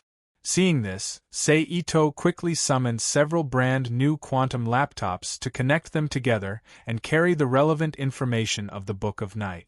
Fortunately, Lynx and the quantum computers directly used quantum signals to communicate. The data transfer between them was very fast. It only took Lynx more than an hour to transfer all the information of the Book of Night into the quantum computers according to Seito's request. I'll leave the destruction to Sir and Miss Fett. After transferring the information of the Book of Night, Lynx turned to look at Seito and Fett. Okay. Other than the quantum computer with Lynx's personality, memory, and emotional information that was left outside, Seito put away the other quantum computers related to the Book of Night and nodded. Is it really okay? Fett asked hesitantly. Lynx responded softly. Aren't you going to tell Gale not to leave? Fett asked. She will help me say goodbye.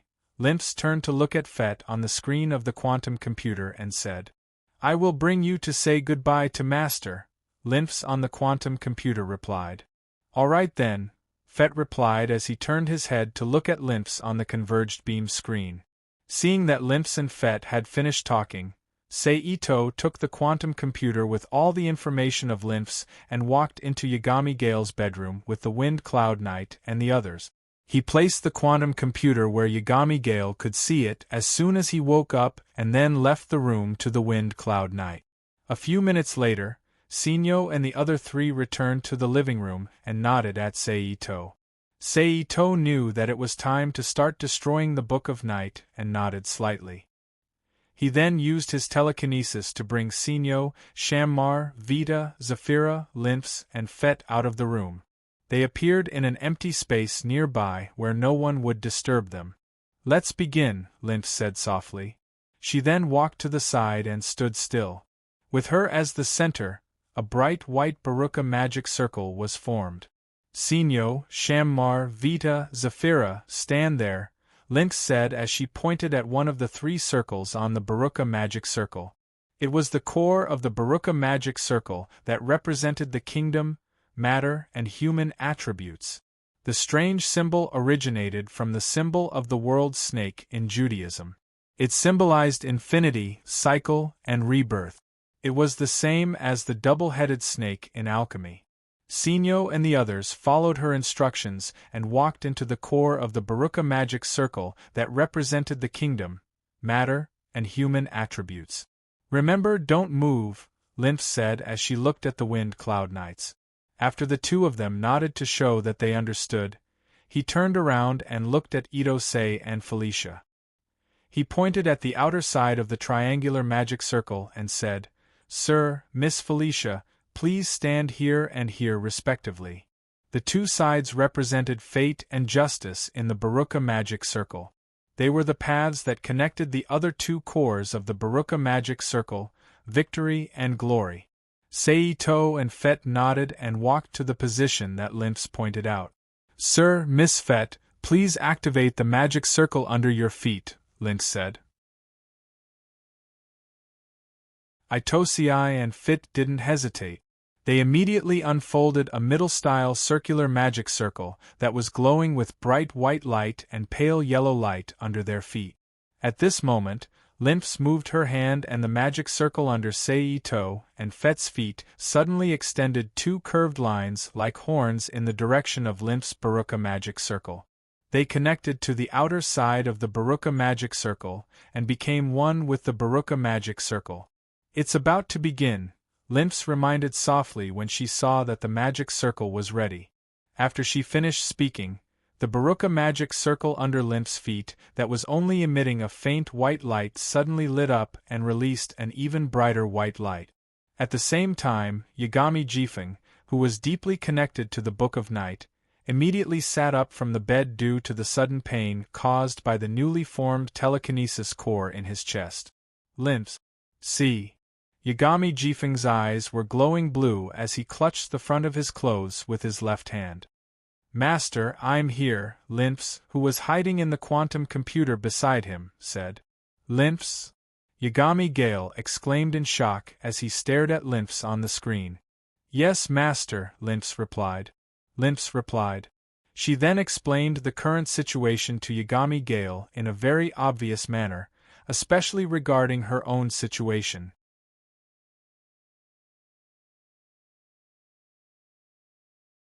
Chapter 11:18. Amidst the bright white photon particles that dissipated into the sky, the Book of Night and its management program, Lynx, disappeared before the eyes of the Wind Cloud Riders, Seito and Feti.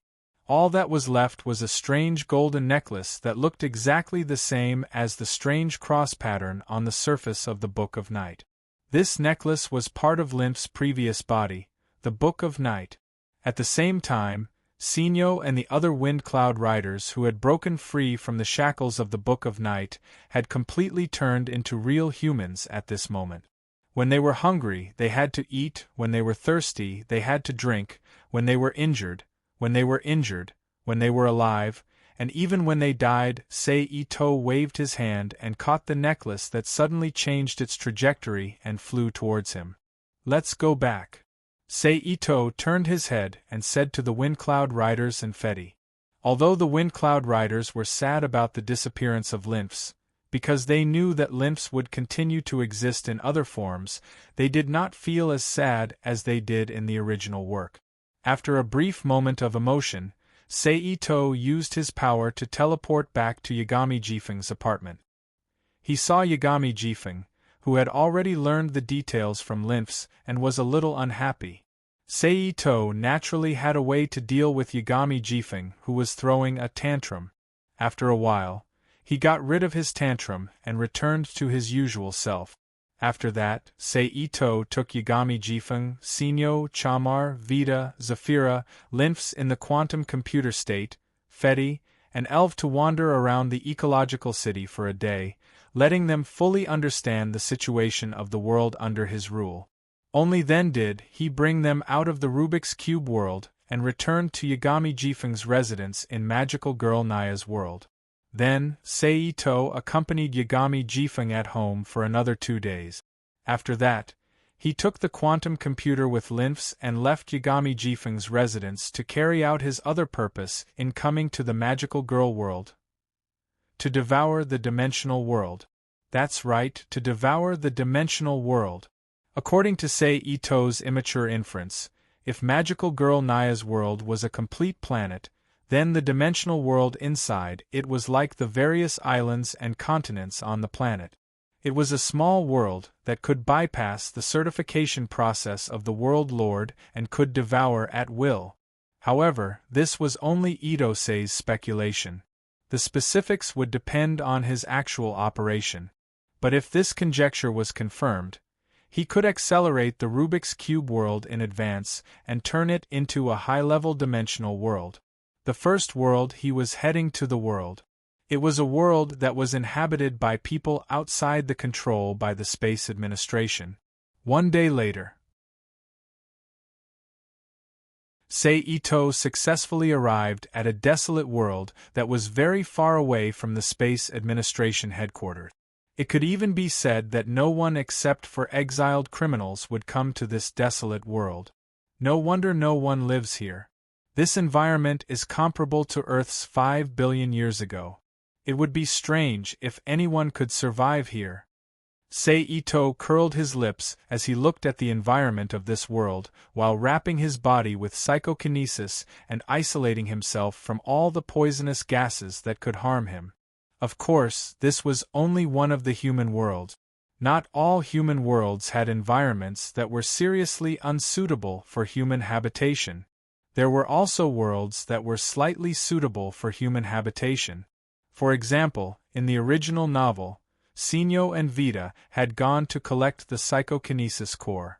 It was a desert world on the edge of Earth. There was no water and the desert was full of magical beasts, but the air quality was enough for human habitation. There was also another world of lush greenery and forests. Rubik's Cube, this world can be devoured, right? Seito asked Rubik's Cube with his mind. Planet's will, living will, world authentication system exists. Can be devoured. Rubik's Cube replied. Sure enough, Seito's face flashed with joy as he looked at the contents of the report that appeared in his mind. Begin devouring. Seito quickly ordered in his mind. A host, please return to the space. Seito, who received the reply, did not hesitate and directly entered the Rubik's Cube world. The moment he entered the Rubik's Cube world, a special wave suddenly spread rapidly from the location where Seito disappeared. It expanded into the distance without any obstruction.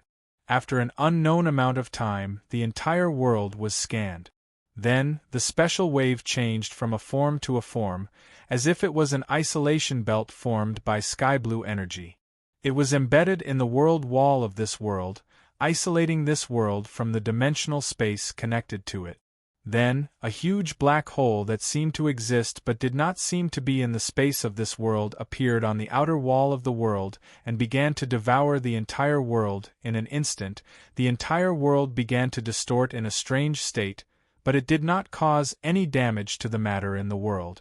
It was as if the world suddenly changed from a three-dimensional to a two-dimensional plane at this moment and poured into the huge black hole that existed at the arm of the world. At the same time, a handful of crisp green leaves that looked like a tree crown protruded from behind the dark hole. They were like pillars supporting the sky and pressed against the sky-blue energy light film that was used to isolate the world from the dimensional space. As the black hole moved downward, more and more leaves protruded and grew longer and longer, preventing the dimensional world from filling the void created when this world was devoured and creating a powerful dimensional shock.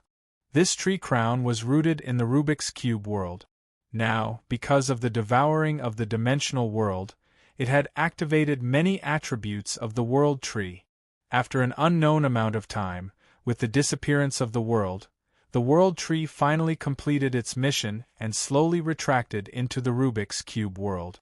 Pop! In the midst of an audible soft sound, a ripple spread out in an instant, forming a small dimensional shock that spread to the surrounding world. Of course, because of the support of the world tree, the part of the dimensional space that needed to be refilled was very small.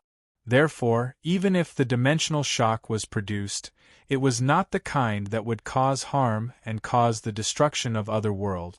At most, it would only attract the attention of the Space Administration. Seito was mentally prepared for this situation in advance. After all, the dimensional shock caused by the devouring of the Luluxia world in the Great Dimensional Sea made him turtle in the main world for half a year before he could transmigrate again.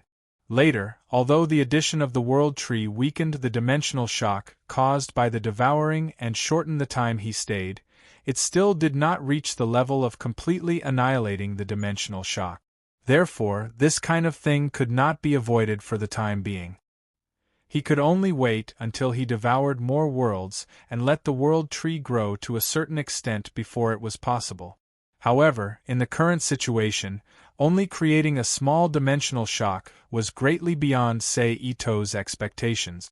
After that, Seito stayed in the Rubik's Cube world for another 2 days. After the fluctuations in the dimensional space outside had completely calmed down, he appeared in the dimensional space with his physical body.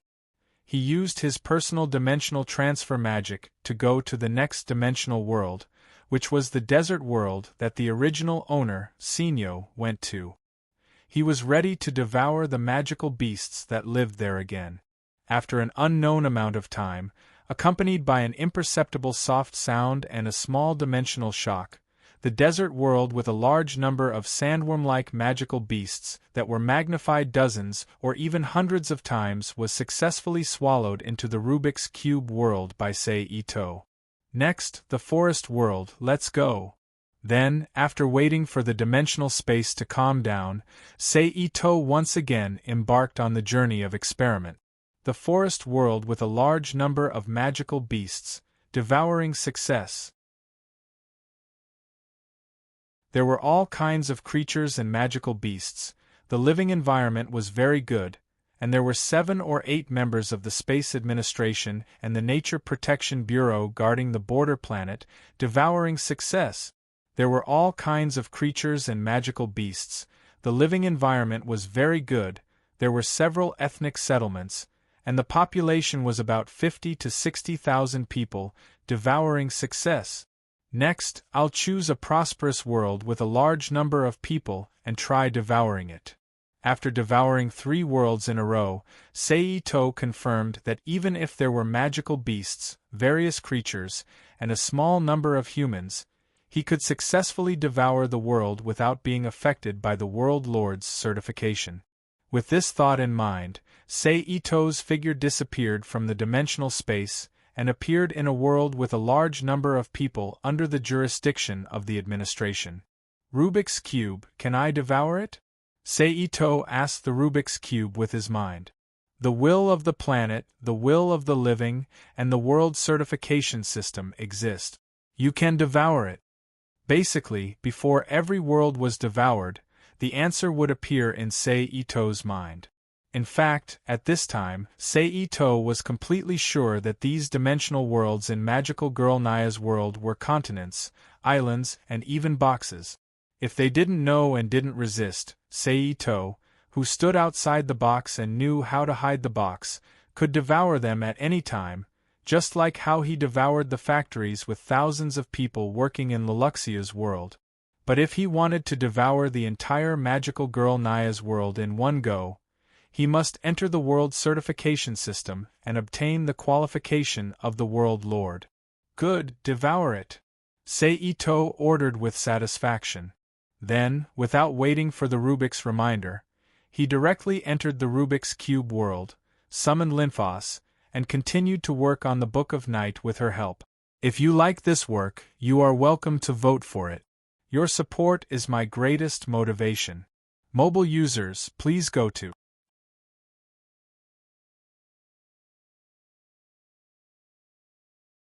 Chapter 11:19. It was just that while he was having a good time devouring, the Space Administration was having a hard time.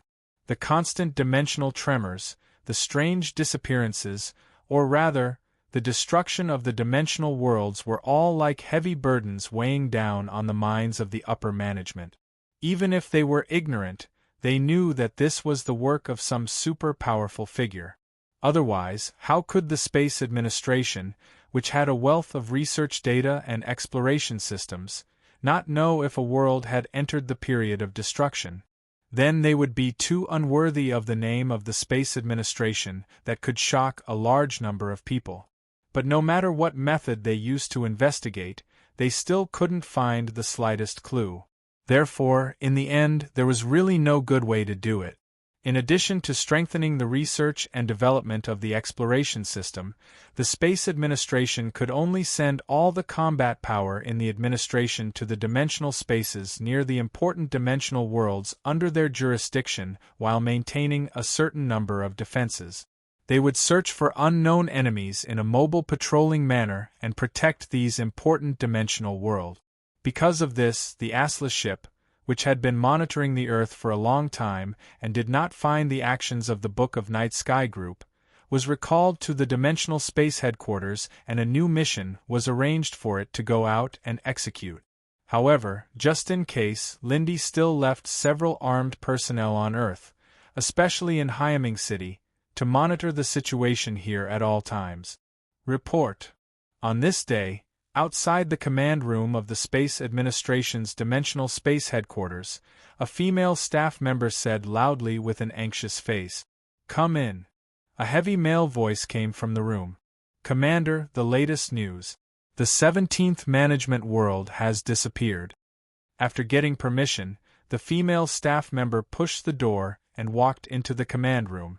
She first saluted the old man in the room, and then reported loudly, "When did this happen?" The old man's eyes widened when he heard the words, and a sharp light instantly shot out from his pupils and hit the female staff member's face. He asked in a deep voice. The female staff member, who felt a tingling sensation on her face, felt a chill in her heart.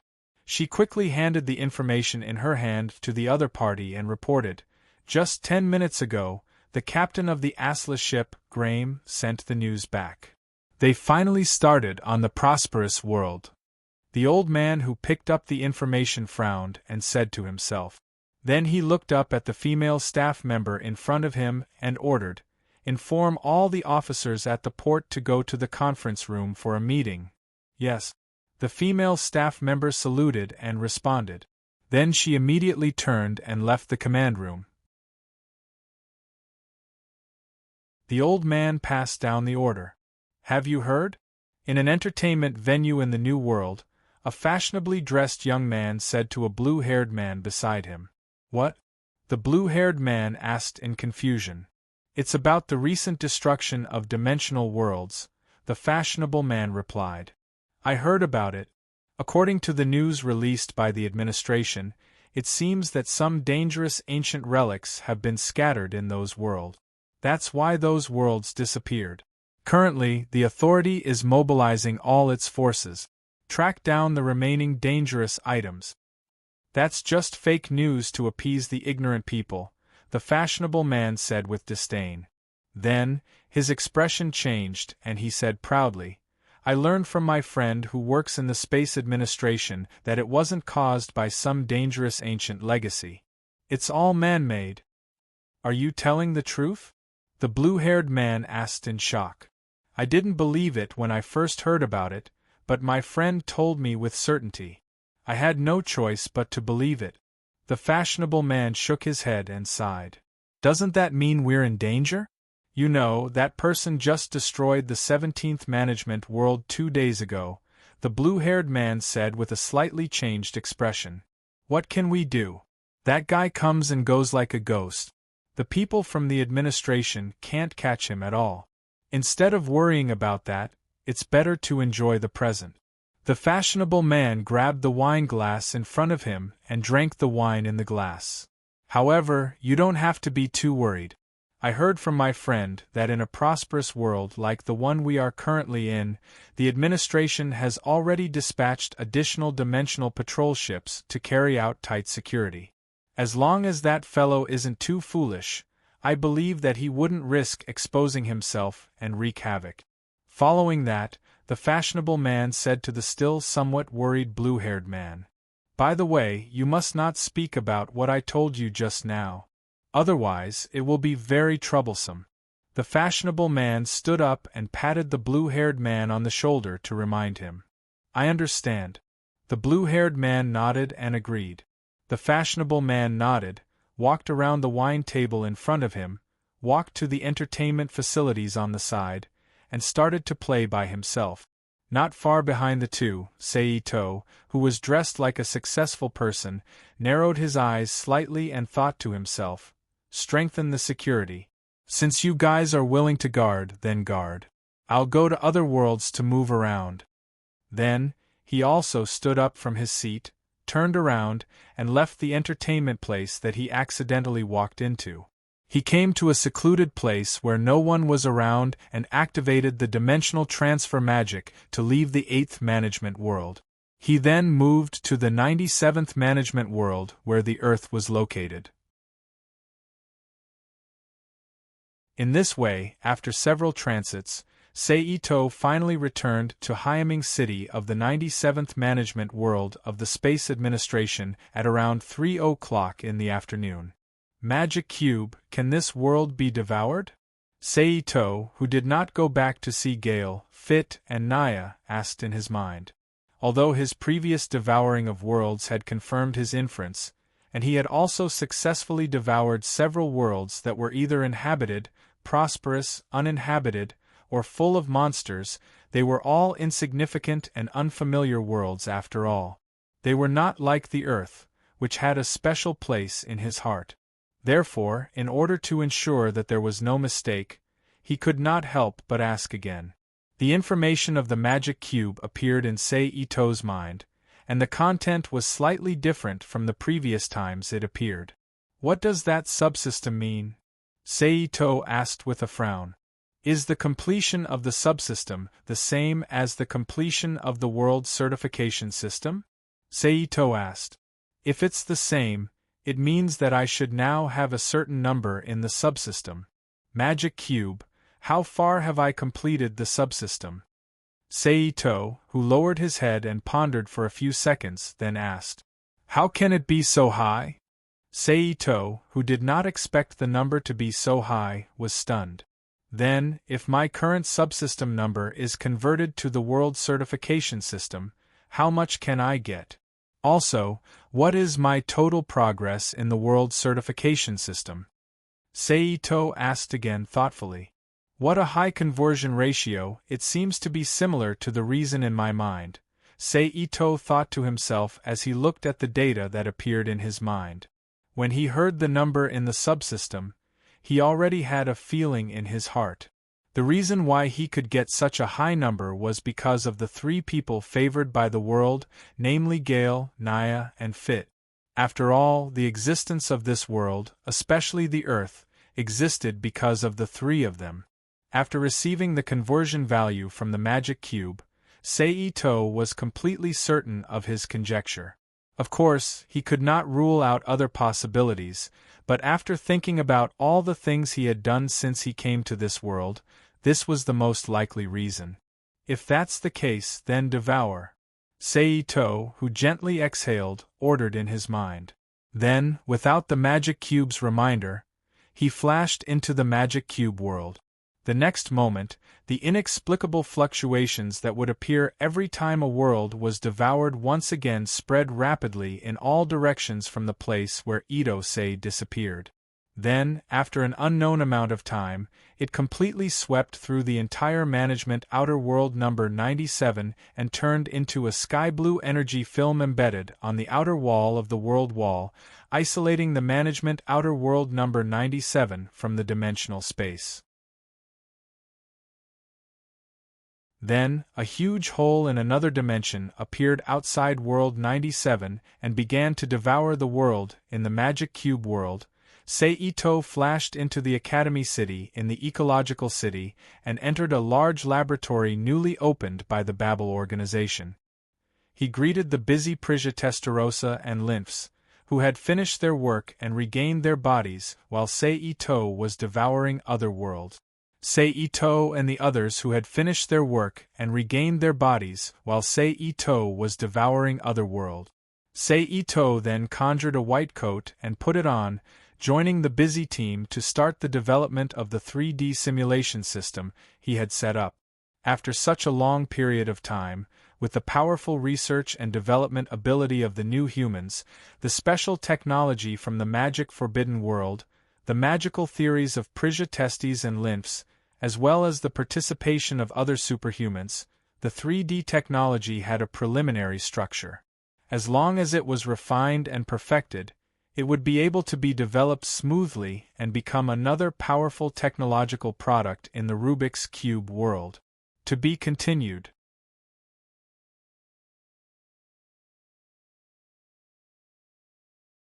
Chapter 1120. P.S. Thank you to Smuck Private, ZWJZWJ, Cherub, and Gundam 0080 for their precious monthly votes.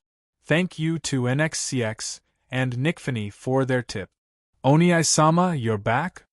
Yagami Jifeng looked at Seito, who suddenly appeared in front of him, and exclaimed in surprise. Lymphs? Then, he looked at the gray-haired woman standing next to Seito and called out hesitantly. Master. Lymphs, who deliberately changed her clothes back to the appearance of the management program of the Book of Night, called softly. Is it really Lymphs? Hearing Lymphs' greeting, Yagami Jifeng still didn't believe it. Then, when Lymphs nodded with a smile, tears immediately gushed out of his eyes. He opened his arms, ran to Lymphs, and hugged her tightly in his arms. Lymphs! Lymphs! Yagami Jifeng called out repeatedly. I'm back, Master.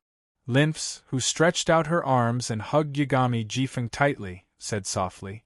Since Seito could bring Lymphs back to Yagami Jifeng's mansion, it means that the Outer World 97 managed by the Space Administration in Magical Girl Naya's world was successfully swallowed by the Magic Cube world.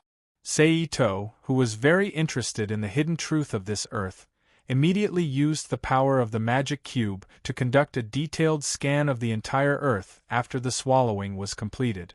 The results obtained were both expected and somewhat incredible. During the exploration, Seito did find a lot of existences hidden under the surface world, such as the adept-level warriors like the Takato family, the Knight clan with a special bloodline like the Tsukamura family, rare magicians, witches, and other professions that only exist in stories and novels. In addition, he found many large-scale ruins in the space of the Earth that had been destroyed, just from the scale of the ruins alone. From this, one could tell how prosperous these ruins were back then. At the same time, one could roughly understand why the invading army of Baruka had mysteriously disappeared during the rebellion of the kings during the era of the ancient Baruka dynasty, and why they could not be found. It's just that for some reason, these forces that were once prosperous all disappeared. Only a few inheritances were left behind in the Dark World, doing unknown business. Alright, this is a happy occasion. Why are you crying? Seito teased Gale. Yes, that's right. We have to celebrate. We have to celebrate the return of Lymphs and Big Brother. Gale, who had escaped from Lymph's arms, said with a smile. Then he turned his head and said to Siamar, who was standing beside him, Siamar, please go to the supermarket and buy some ingredients for making hot pot. All right. Sharma smiled and turned to the door. He took a coat from the hanger next to the entrance and put on his shoes. He then pushed the door open and walked out. That's right. I'm calling her Naha-chan. Then, Gale, who suddenly thought of something, quickly turned around and ran to the side.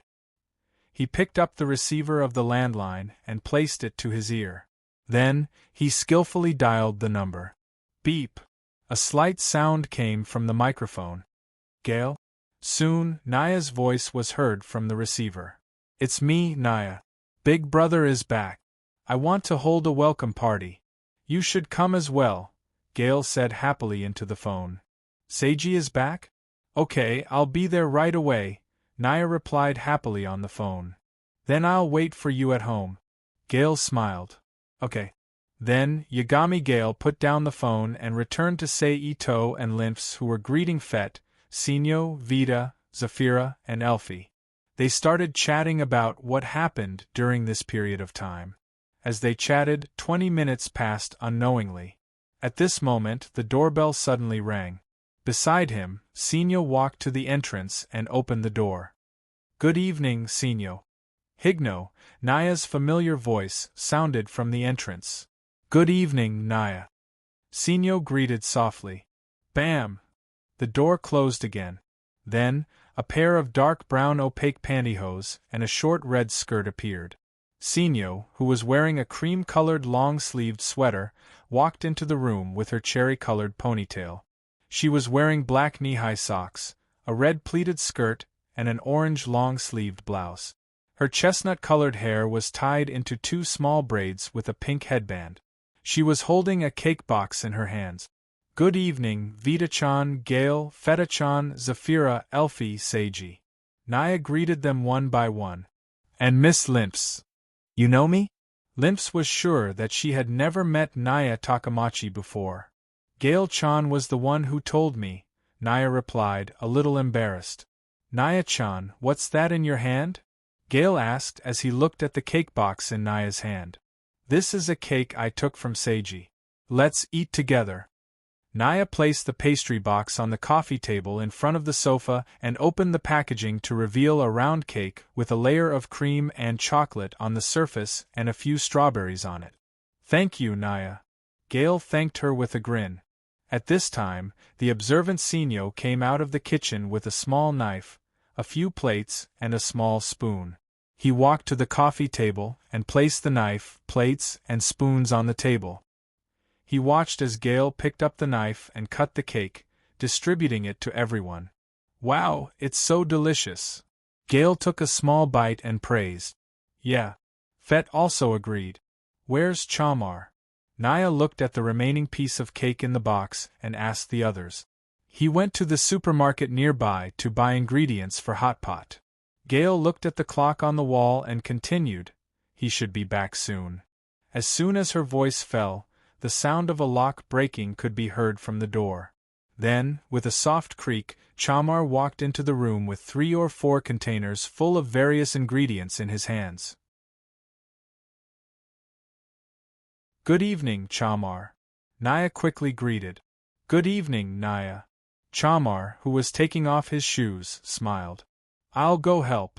Gale stood up and walked to the entrance. He picked up the 2 plastic bags that Chamar put on the ground and walked to the kitchen. I'll go help too. Fett stood up and said. I'll go too. Naya stood up and said. After saying that, the 2 of them quickly walked to the entrance. Each of them picked up the other 2 plastic bags that Chamar had placed on the ground and followed Gale to the kitchen. Then, they took off their shoes. Chamar, who took off his jacket and hung it on the hanger, quickly walked to the kitchen and helped Gale with the cooking. However, because Naya, Buffet, and Gale had all gone to the kitchen, the living room fell silent in an instant. Only the lively chatter of the 3 girls could be heard in the kitchen. Sei Ito saw this and shrugged helplessly at Sinyo. He picked up the remote control and turned on the TV. While chatting with Sinyo, he was bored watching the show on the TV. Fortunately, the cooking method of Japanese hot pot is very simple. You just need to clean the ingredients and cut them into the desired shape. Then, you put them in the pot according to a certain ratio and boil them with water. After that, if you feel that the pre-prepared ingredients are not enough, you can just cook them in the hot pot. Soon Gale, Fet, Naya, and Chamar returned to the living room and invited everyone to the table. By the way, since it's a celebration, how can there be no alcohol? Yagami Gale suddenly said after everyone was seated. Gale. According to the law, we are not allowed to drink at our age. Naya reminded in a low voice. Don't worry, if we don't tell anyone, who will know? Besides, it's only one glass. After that, we will drink other drinks. Yagami Gale smiled and comforted her. But I didn't buy any drinks, Chamar said with an annoyed expression. It's okay, we have Oniai-sama, Gale said nonchalantly. Then, he looked at Seito and said, Right, Oniai-sama? Seito looked at Yagami Gale with an amused expression. Then, he summoned a bunch of drinks and a bottle of red wine on the table according to his will. Sejin's world is so convenient. Although Naya had never been there, she had heard Gale and Fet talk about it. Now, it's just my world. It's also your world. Itsunari opened the bottle of red wine and poured it for himself, Sinyo, Chamar, Lynx, Vita, Fet, Gale, Naya, as well as Zafira and Elfie who had transformed into beasts. Huh! Gale and Naya looked at Seito in surprise. Fet, Sinyo, and the others also looked at Seito in confusion. Because before I came back, I had already pulled Earth completely into my world.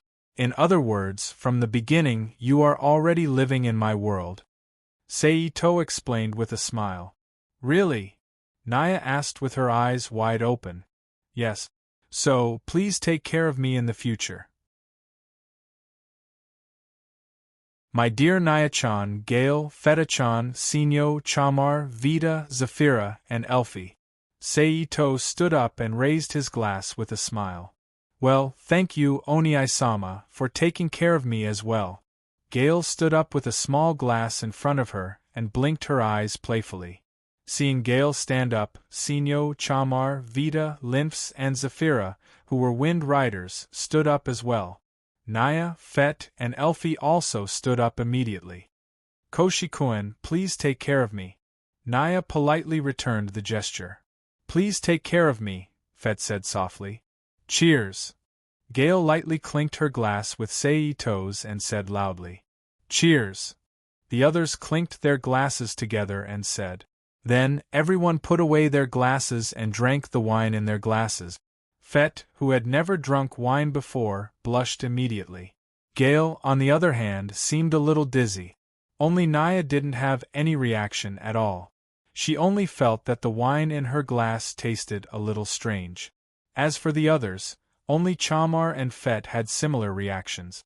Other than a slight blush on their cheeks, they didn't feel any discomfort.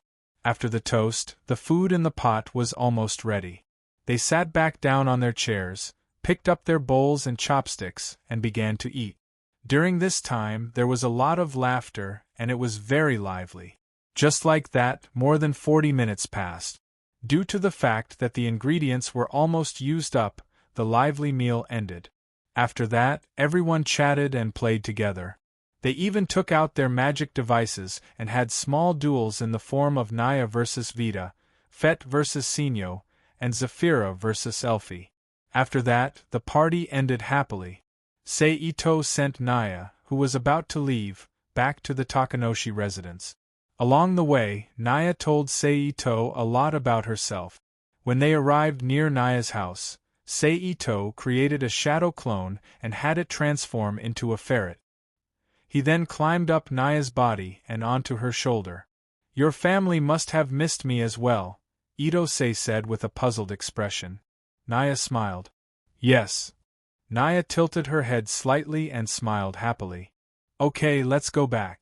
We'll be together every day from now on. Seito reached out and patted Naya's head. Yeah. Naya's face was slightly red. Bye. Naya waved goodbye to Seito and ran back to the Takanoshi residence with the ferret Seito. After watching Naya return home, Seito's figure flashed and returned to Yagami Hayakami's house. He rested there for a night before leaving Earth with Lynx and returning to the Babel organization in the Academy City. Lynx was left behind to help Haruki Kiyama and the others complete the 3D simulation system that was almost complete. After that, Seito left the Rubik's Cube world again and continued his journey of plundering the dimensional world. Crackle! Accompanied by the familiar sound of glass breaking, Ito-sei's figure reappeared in his home in the main world. Huh! Little brother, you're back, Suzu Ito said in surprise when she saw Seito suddenly appear in front of her. Then she thought of something and shook her head with a wry smile.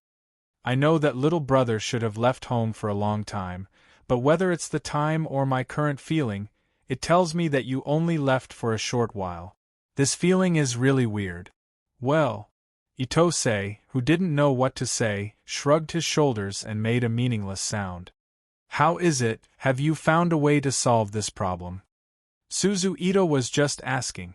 She didn't care about the weird feeling and changed the topic. I've found it. Can even be said that I've found something good enough to destroy Earth.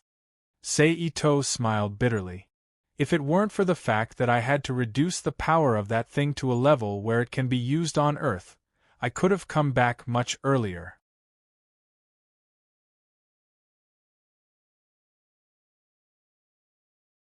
Chapter 11:21. Little brother, are you sure you're not crazy? Suzu Ito said with a look of disbelief. I'm very sure. Seito nodded affirmatively. What kind of world did you go back to? It actually has that kind of planet-destroying weapon? Did you go to a strange world similar to Star Wars, where interstellar wars break out from time to time? Seeing Seito's confirmation, Suzu Ito said with some disbelief. I don't dare to go to a world of interstellar wars. It's not just a ship full of people dying, it's even a planet full of people dying. My little arms and legs may not have done anything in the past, and I might die in an accidental war. Seito shook his head with a wry smile. I went back to a multidimensional world that has developed dimensional travel, and the weapon I got called Rainbow Light Cannon is a weapon that specializes in managing multidimensional worlds in that world. In nature, it's very similar to the United Nations on Earth, but much more powerful than the United Nations. It's a weapon used by an official organization to deter multidimensional world. Then, Seito explained. Sure enough, the world is big, and there are all kinds of strange things. Suzu Ito sighed in a low voice. Well, let's not talk about that for now. I'm going to deal with the monsters outside. Seito turned his head and looked at the monsters swarming toward Akakuruno City. Okay, go ahead. Suzu Ito nodded and agreed. Ito-sei nodded, activated long-distance teleportation, and disappeared from where he was. He directly appeared outside Akakuruno City. Then, he opened his domain and summoned 9 thick dragons made of fire around him. He quickly rushed into the monster horde with the dragons wrapped around him. Along the way, Seito completely ignored the attacks of the monster swarm and just used the fire dragons to protect his body. He rushed forward without caring about anything else. After flying like this for 3 or 4 minutes, Seito finally went deep into the monster swarm dozens of kilometers away from Akakuruno City. Seito, who had stopped flying, released the fire dragons and allowed them to burn the monsters around him. At the same time, he slowly landed on the empty ground cleared by the fire dragon. Activate the barrier! Seito pressed his hands on the ground as soon as his feet touched the ground. Seito's feet instantly formed a huge mead magic circle that was glowing with white light. A special energy fluctuation immediately spread from the magic array under Ito-sei. In the blink of an eye, it enveloped the surrounding space within a radius of dozens of kilometers, separating this space from the outside world. Although the space was divided, it only repelled and severed ordinary people. Monsters with great power were not within the scope of the repelling force. They were also brought into the barrier along with the space. As expected. Even if I'm using an improved mead magic circle, It still consumes a lot of energy for a single person to activate such a wide area barrier. Saito muttered in a low voice, like a well-fed man who didn't know the hunger of a starving man. It was true that he had used up a lot of energy to activate such a barrier by himself, but it was many times better than others. It should be noted that those who didn't know how to amplify the effects of their magic would need the assistance of others, and without the presence of any large energy objects, if they wanted to set up such a huge barrier that covered a radius of tens of kilometers. It would be strange if a single person didn't use up all their energy. Let's hope everything goes smoothly, Saito muttered to himself as he took out a quail egg-sized sapphire orb.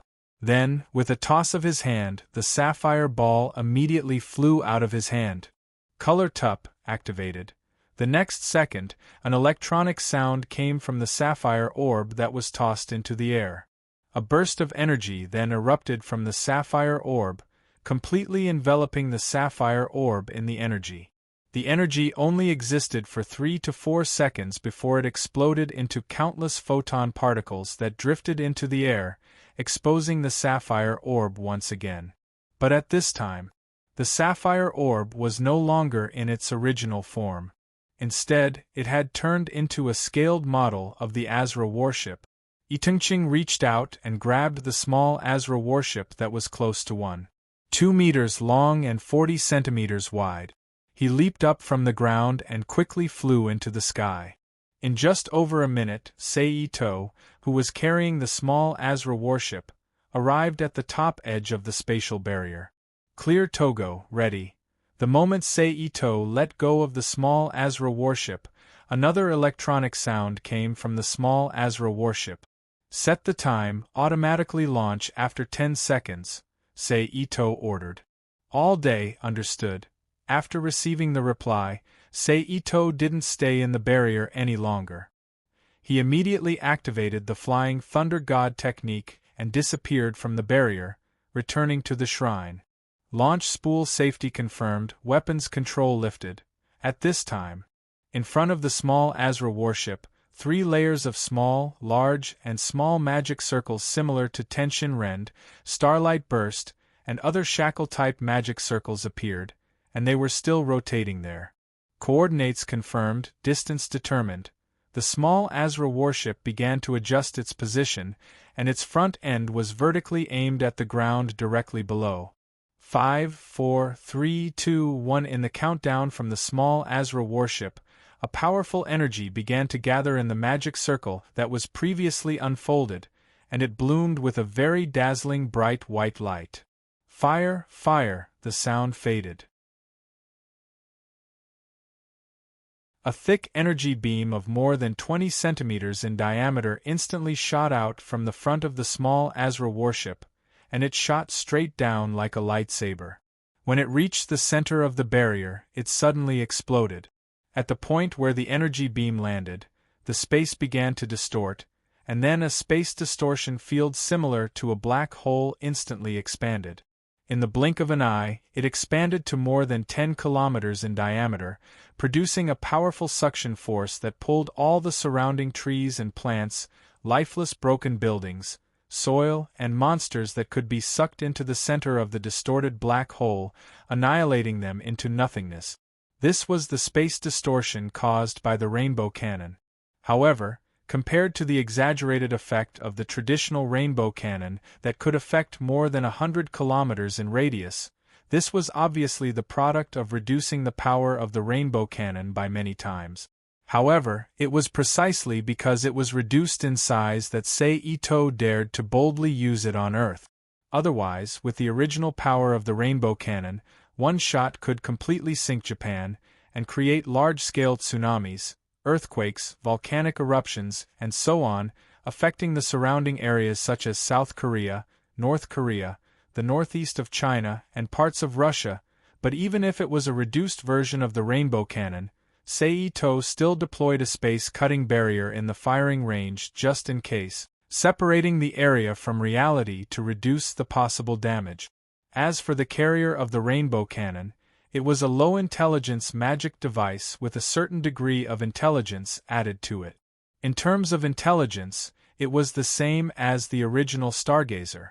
However, because he really didn't know how to carry the rainbow cannon, in the end, he used the appearance of the Space Administration's dimensional ship to make a variant of the magic device to carry the rainbow cannon. More than 2 minutes later, the space distortion black hole created by the rainbow cannon shrunk to a point, and then completely disappeared like a bubble. However, along with the space distortion black hole created by the rainbow cannon, the large forest on the ground, the damaged buildings, and most of the monsters in the space barrier also disappeared along with the space distortion black hole created by the rainbow cannon. Only a dozen or so lucky beasts and a deeply sunken land were left in the barrier. At this time, the space around the small Asla, who was expelling a large amount of gas, shook, and Sei-Ito's figure reappeared in the barrier. Tisk, looks like the effect is not bad. Sei-Ito, who turned the small Asla back into a sapphire, looked at the situation in the barrier and said with satisfaction after activating the self-repair program. Then, he raised his hand and snapped his fingers. The space barrier covering a radius of tens of kilometers immediately shrank inwards, and soon disappeared like the previous black hole. Surprisingly, in addition to the numerous monsters that disappeared along with the disappearance of the barrier, the huge crater on the ground that should have remained also disappeared, and even the forest and damaged buildings that should have disappeared reappeared on the ground. This was the strength of the space barrier. The part of space that it cut off was like a projection of the real world. In this space, except for the people who were to be trapped, all the objects that could be felt were also real. It was as if from the moment the barrier was opened, this part of space had become a parallel space of World A. The only difference was that there were no ordinary people in it. In this way, as long as I can stop the flying monsters in the sky, Akikuruno City can be considered to be completely safe, Sei-Ito thought to himself as he looked up at the remaining flying monsters in the sky. Then, with a thought, he activated long-distance teleportation and returned to the front of Akikuruno City. He released his mental strength and the energy in his body to connect with the outside world's Yuan Qi to form a Taoist Dharma idol. At the same time, he summoned the similarly enlarged celestial cloud's divine blade and slashed at the monsters outside Akikuruno City. In a situation where the monsters lost their support due to the power of the rainbow cannon, Sei-Ito, who was full of energy in his body, did not hesitate to bombard them with spells of mass destruction. It did not take long for the monsters outside Akikuruno City to be completely wiped out. Only a few monsters were still roaming in the city. However, he believed that the combatants in the city would not be able to survive for long. They should be completely wiped out very soon.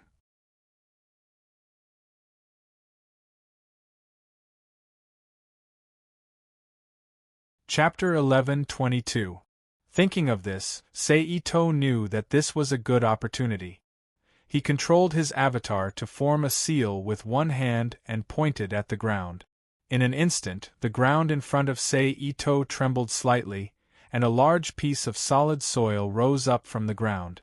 As it rose higher and higher, the surrounding soil also rose up quickly, forming a huge wall that was 7 to 8 meters thick, 20 meters tall, and several kilometers long. It was like a great wall that stood 100 meters away from Akikuruno City. Only then did it come to a complete stop. This simple finger was Sei-Ito's Earth Release Ninjutsu from Naruto's world. It was the Earth Release Ninjutsu from Taoism's 5 element. If there was something similar to Taoism's Earth Release technique, he could completely turn this huge wall of earth in front of him into a wall of steel.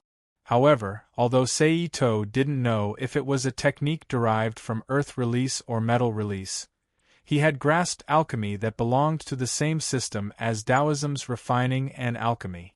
It could achieve the same effect as what he wanted. Immediately, Ito-sei released the seal, and at the same time, he moved his real body from the inside of the Dharma idol to the palm of the Dharma idol. Then, he put his hands together in front of him, and stretched forward to press on the huge earth wall in front of him. In an instant, a large amount of blue and white electric light quickly spread on the earth wall with Ito-Sei's hands as the center, and the place where the electric light flowed through turned into a hard silver-white alloy material.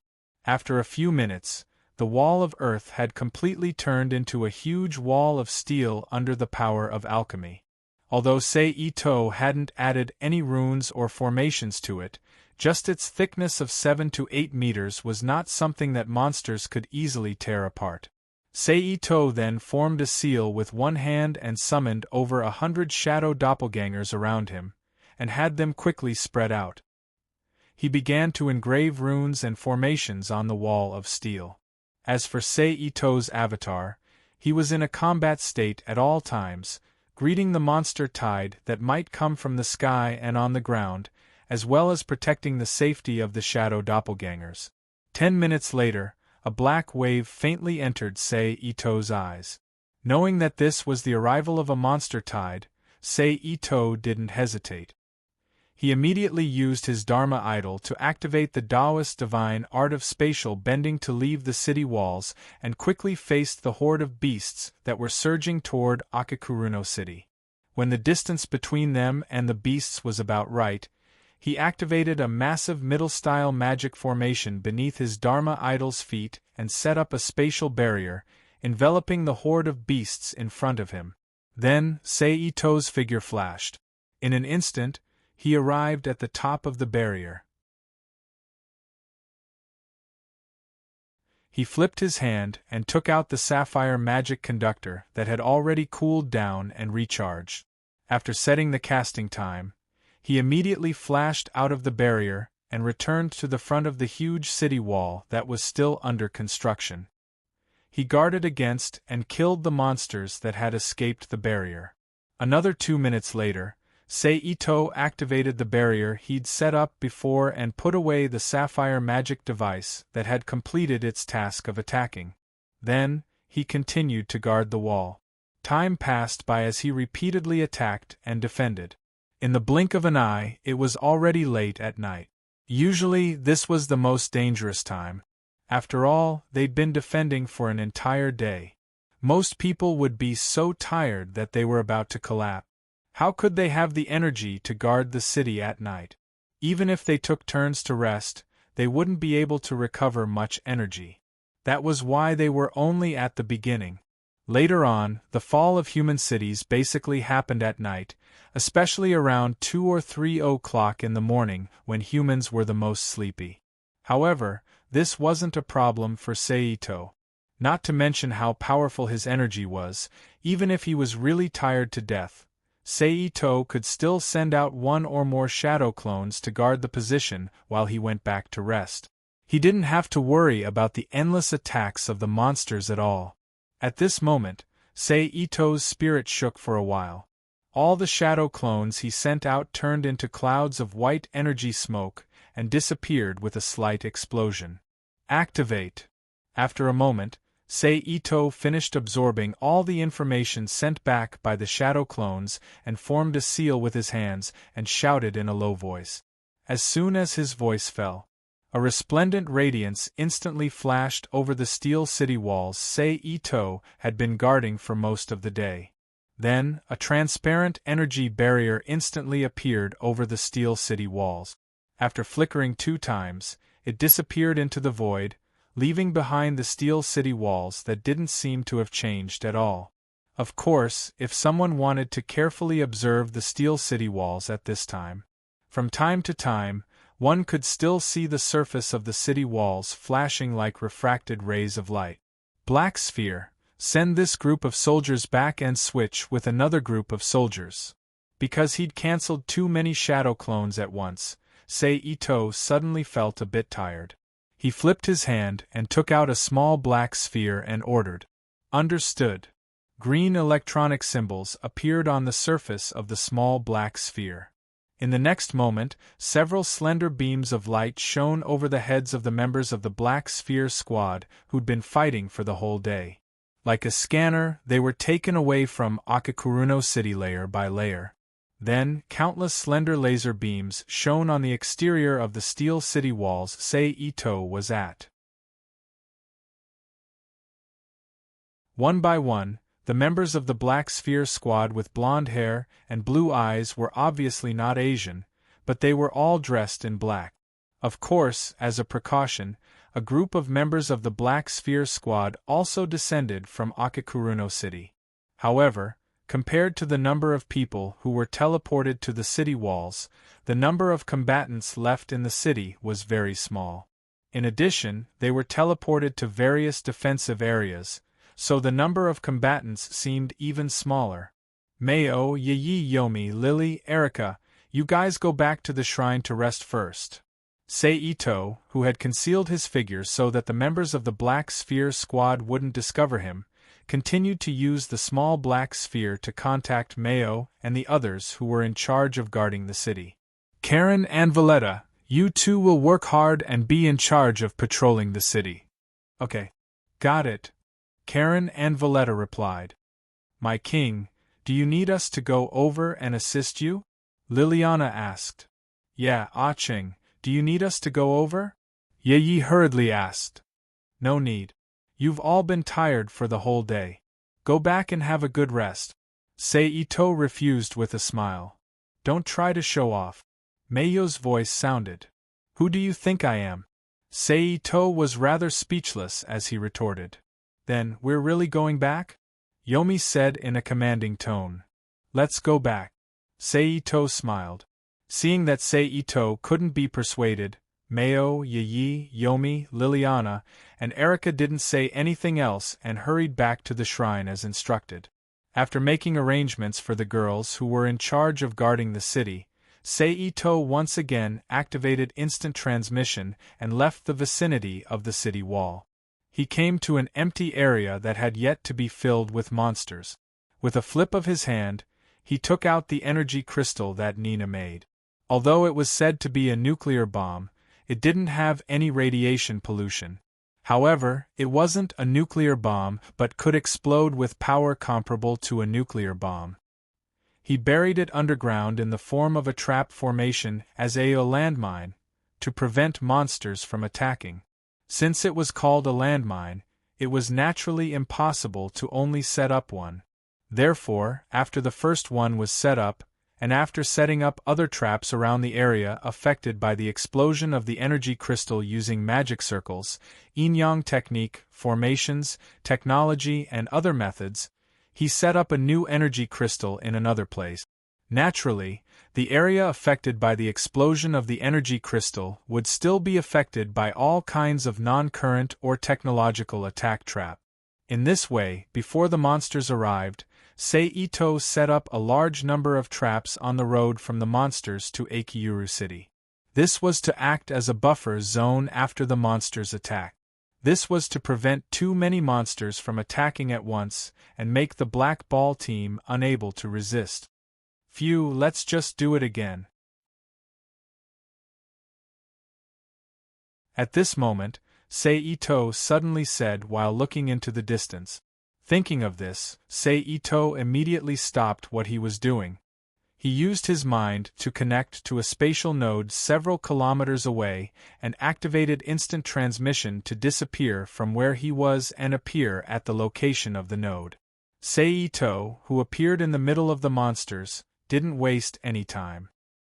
He directly used his mind to summon the mid-style magic circle to amplify the magic effect and spread out a huge spatial barrier that covered a radius of tens of kilometers. Then, he instantly moved to the top of the barrier, took out the sapphire magic device, and activated the attack mode. After setting the reserve time, he flashed out of the barrier more than 2 minutes later. As the barrier disappeared, an empty area once again appeared in front of Sei-Ito. After putting away the sapphire magic device, Sei-Ito raised his eyebrows as he looked at the empty area in front of him and thought to himself, should I talk to the Imperial family and the Ministry of the Environment? At the cost of recovering the lost land, all the land I snatched back will be under my name? Forget it. If the shop is too big, it'll be too difficult to defend. Moreover, it'll easily attract the jealousy of others. For the time being, I'll just manage Akiuru City and Asadeko well. Then, at the thought of the monsters swarming over from the surrounding coastline, Seito immediately gave up on the idea of getting the land.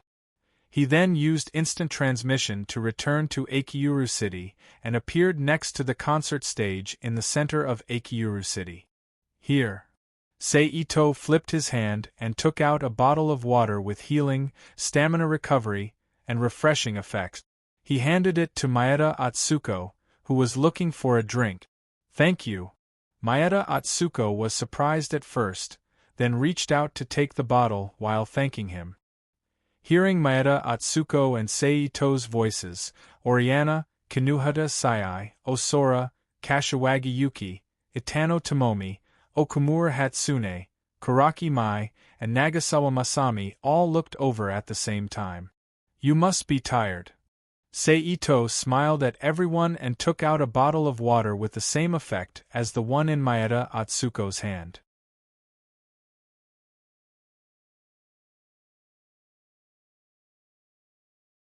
Chapter 11:23. P.S.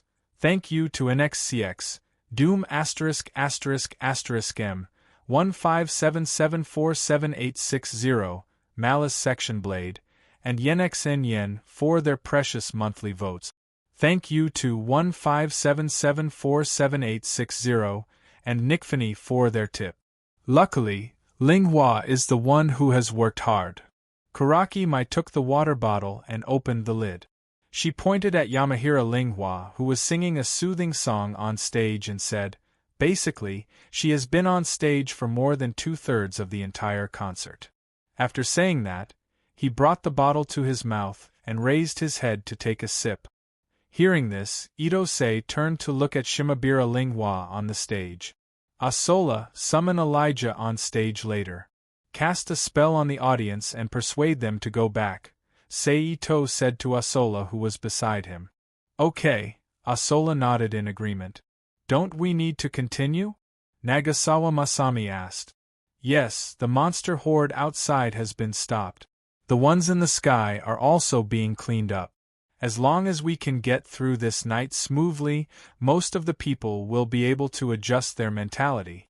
You won't have to worry about chaos anymore.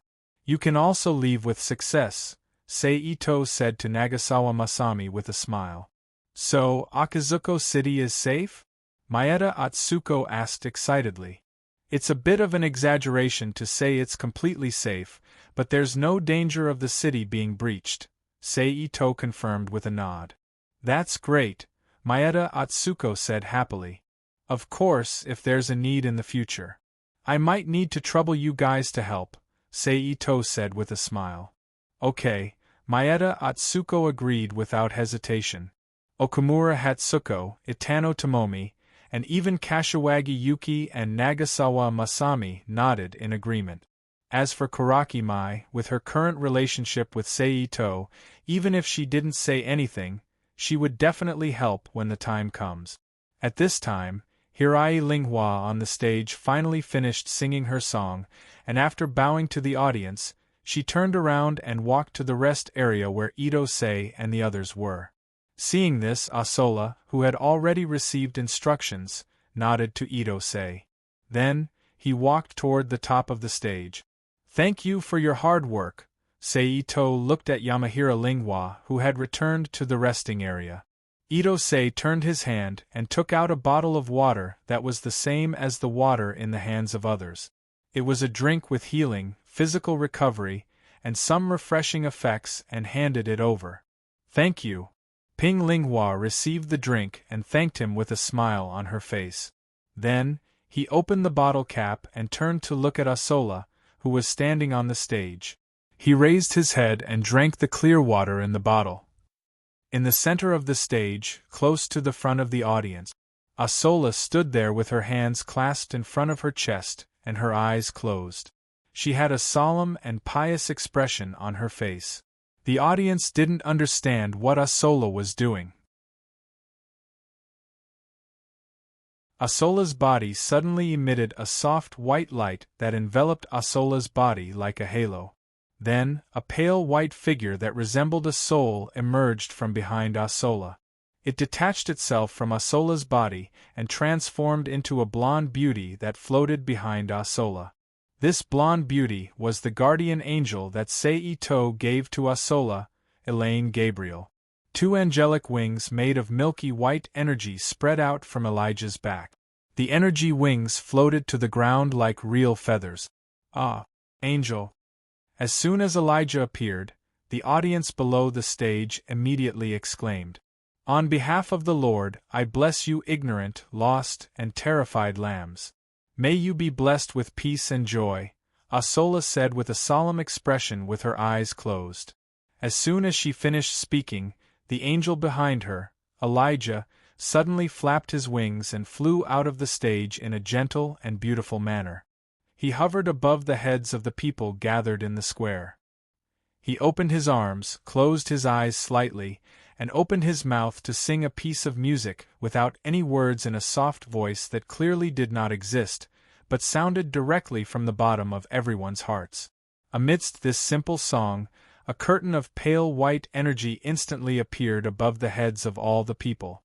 Then, it suddenly exploded into countless feathers that drifted down like snowflakes. The feathers instantly melted into the bodies of the people when they came into contact with them. When the feather disappeared, a warm energy instantly appeared in the bodies of the people who came into contact with the feather. It made them feel comfortable and swept away the panic, anxiety, frustration, irritation, and other negative emotions that appeared in their hearts due to the arrival of the monsters and the difficulty of escaping. It made their hearts calm down involuntarily, and a serene expression appeared on their faces. "It's so beautiful," Nagasawa Masami murmured with infatuation. "It's amazing," Oriana said with a raised eyebrow. At this time, Asola opened her eyes and said with a gentle voice, "Everyone, the monsters outside have been stopped by Seito-sama. It's already very late. Please return to your homes and rest as soon as possible." When a person's heart was calm, it was easy to listen to others' advice. So, under the effect of Asola's words, the people who had calmed down immediately dispersed and returned to their homes. It's Kawashima espionage. Immediately mobilize a group of espionage agents to the central square and guide the evacuated people back to their homes. Seeing the people's movements, Seito immediately took out his phone and dialed the number of the person in charge of the espionage office. "Yes, sir," a middle-aged man from Kawashima answered loudly. "Let's go, I'll send you back." Seito put away his phone and said to Kuraki Mai and the others. Knowing that there was nothing for them to do from now on, and that singing and dancing for the whole day was indeed very tiring, they all nodded and agreed. "Linghua, Oriana, Kinuhata, the three of you wait here for a while. I'll be back soon." Seito walked to the middle of Kuraki Mai and the others and naturally wrapped his arms around Kuraki Mai and Nagasawa Masami's waist. He looked at Linghua, Oriana, and Kinuhata Sai and said, "Okay." Oriana and the others nodded in agreement. Seito then used teleport and brought Kuraki Mai, Nagasawa Masami, Okumura Tron, Maeda Atsuko, Itano Tomomi, and Kashiwagi Yuki with him. They all disappeared from the spot and appeared in the hotel they were staying at. "It's very late. Go to bed early. If you have any problems, call me. I'll call someone or come over personally to help you solve it." In the corridor of the hotel, his left arm let go of Nagasawa Masami's waist. Seito said to Kuraki Mai and the others while his right arm was still around Kuraki Mai. Okumura Tron, Maeda Atsuko, Itano Tomomi, Kashiwagi Yuki, and Nagasawa Masami all nodded and went back to their rooms. But when Nagasawa Masami was on her way back to her room, for some reason, she turned around and looked at Itose, who was hugging Kuraki Mai and walking back to their room. "I'm leaving." After sending Kuraki Mai back to her room, Seito lowered his head and kissed her deeply. "Be careful," Kuraki Mai said softly. "I know." Seito nodded and smiled. Then he reached out and pinched Kuraki Mai's butt. He continued, "Okay, go back to sleep. Call me if there's anything." With that, he let go of Kuraki Mai. He then used teleport to leave the hotel and returned to the stage. While chatting with Oriana, Yamahira Linghua, and Kinuhata Sai, they waited for the people to finish evacuating. Boom, boom, boom, boom. Just when more than half of the people had evacuated, a series of explosions could be heard from afar. "Looks like the monsters are attacking again," Seito said as he looked into the distance. He knew very well that the previous explosions were caused by the monsters that came from other places stepping on the various traps he set up. Boom! Immediately afterward, a deafening sound suddenly rang out. At the same time, a bright light that almost lit up the sky as day spread out from the distance. A huge fireball that looked like a mushroom cloud instantly rose from the ground, attracting the attention of the people who had yet to disperse. Seeing the mushroom cloud, Ito-sei understood that a monster must have stepped on a special energy crystal made by Nina according to the Energy Crystal Manufacturing Foundation bought from the Alchemist Association. Otherwise, how could there be a mushroom cloud? Fortunately, the people who had yet to evacuate were still within the range of Ursula's blessing spell cast by Elijah. Although they were panicking, they didn't do anything extreme. Instead, they still rushed back to their homes. But Seito was worried that the people in other places wouldn't be safe, so he raised his voice and ordered Ursula, let Ursula fly higher, and cast a large area of effect spell. Although Ursula didn't say anything, Ursula immediately took action. Ursula floated into the sky and at the same time, his body emitted a bright white light that resembled the sun. He cast a large area of effect spell on the entire Akakuru city. But in this way, both Ursula and Ursula would enter a period of weakness after casting the spell. Only then could they replenish the energy consumed by casting this large area of effect spell.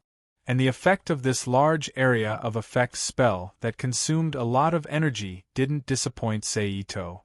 Soon, the people who were panicking due to the appearance of the mushroom cloud were calmed down.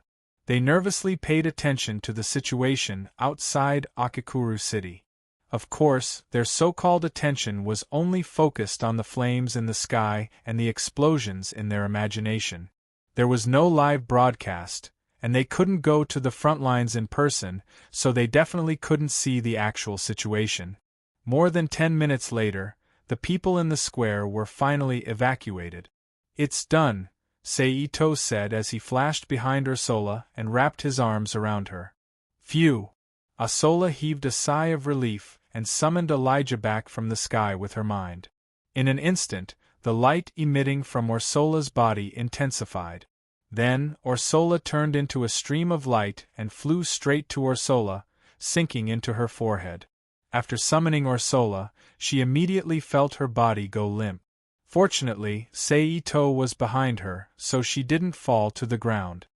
"I'll send you back," Ito-sei said as he supported Ursula's limp body in his arms and walked to Oriana's group. Then, with a thought, he teleported them back to the shrine and settled them in the residence that he had cleaned beforehand. After settling Ursula and the others down, Seito turned around and went to the front yard to see his elder sister, Suzu Ito. "I wonder when this will end." Seeing Seito's arrival, Suzu Ito, who was looking at the flashes of battle in the distance from time to time, sighed softly. "As long as the various countries are willing to mobilize forces similar to the Kyubi, I believe this matter will be resolved soon. Unfortunately, none of them are willing to reveal their trump cards. It's a pity that we have to suffer," Seito said with a helpless shrug.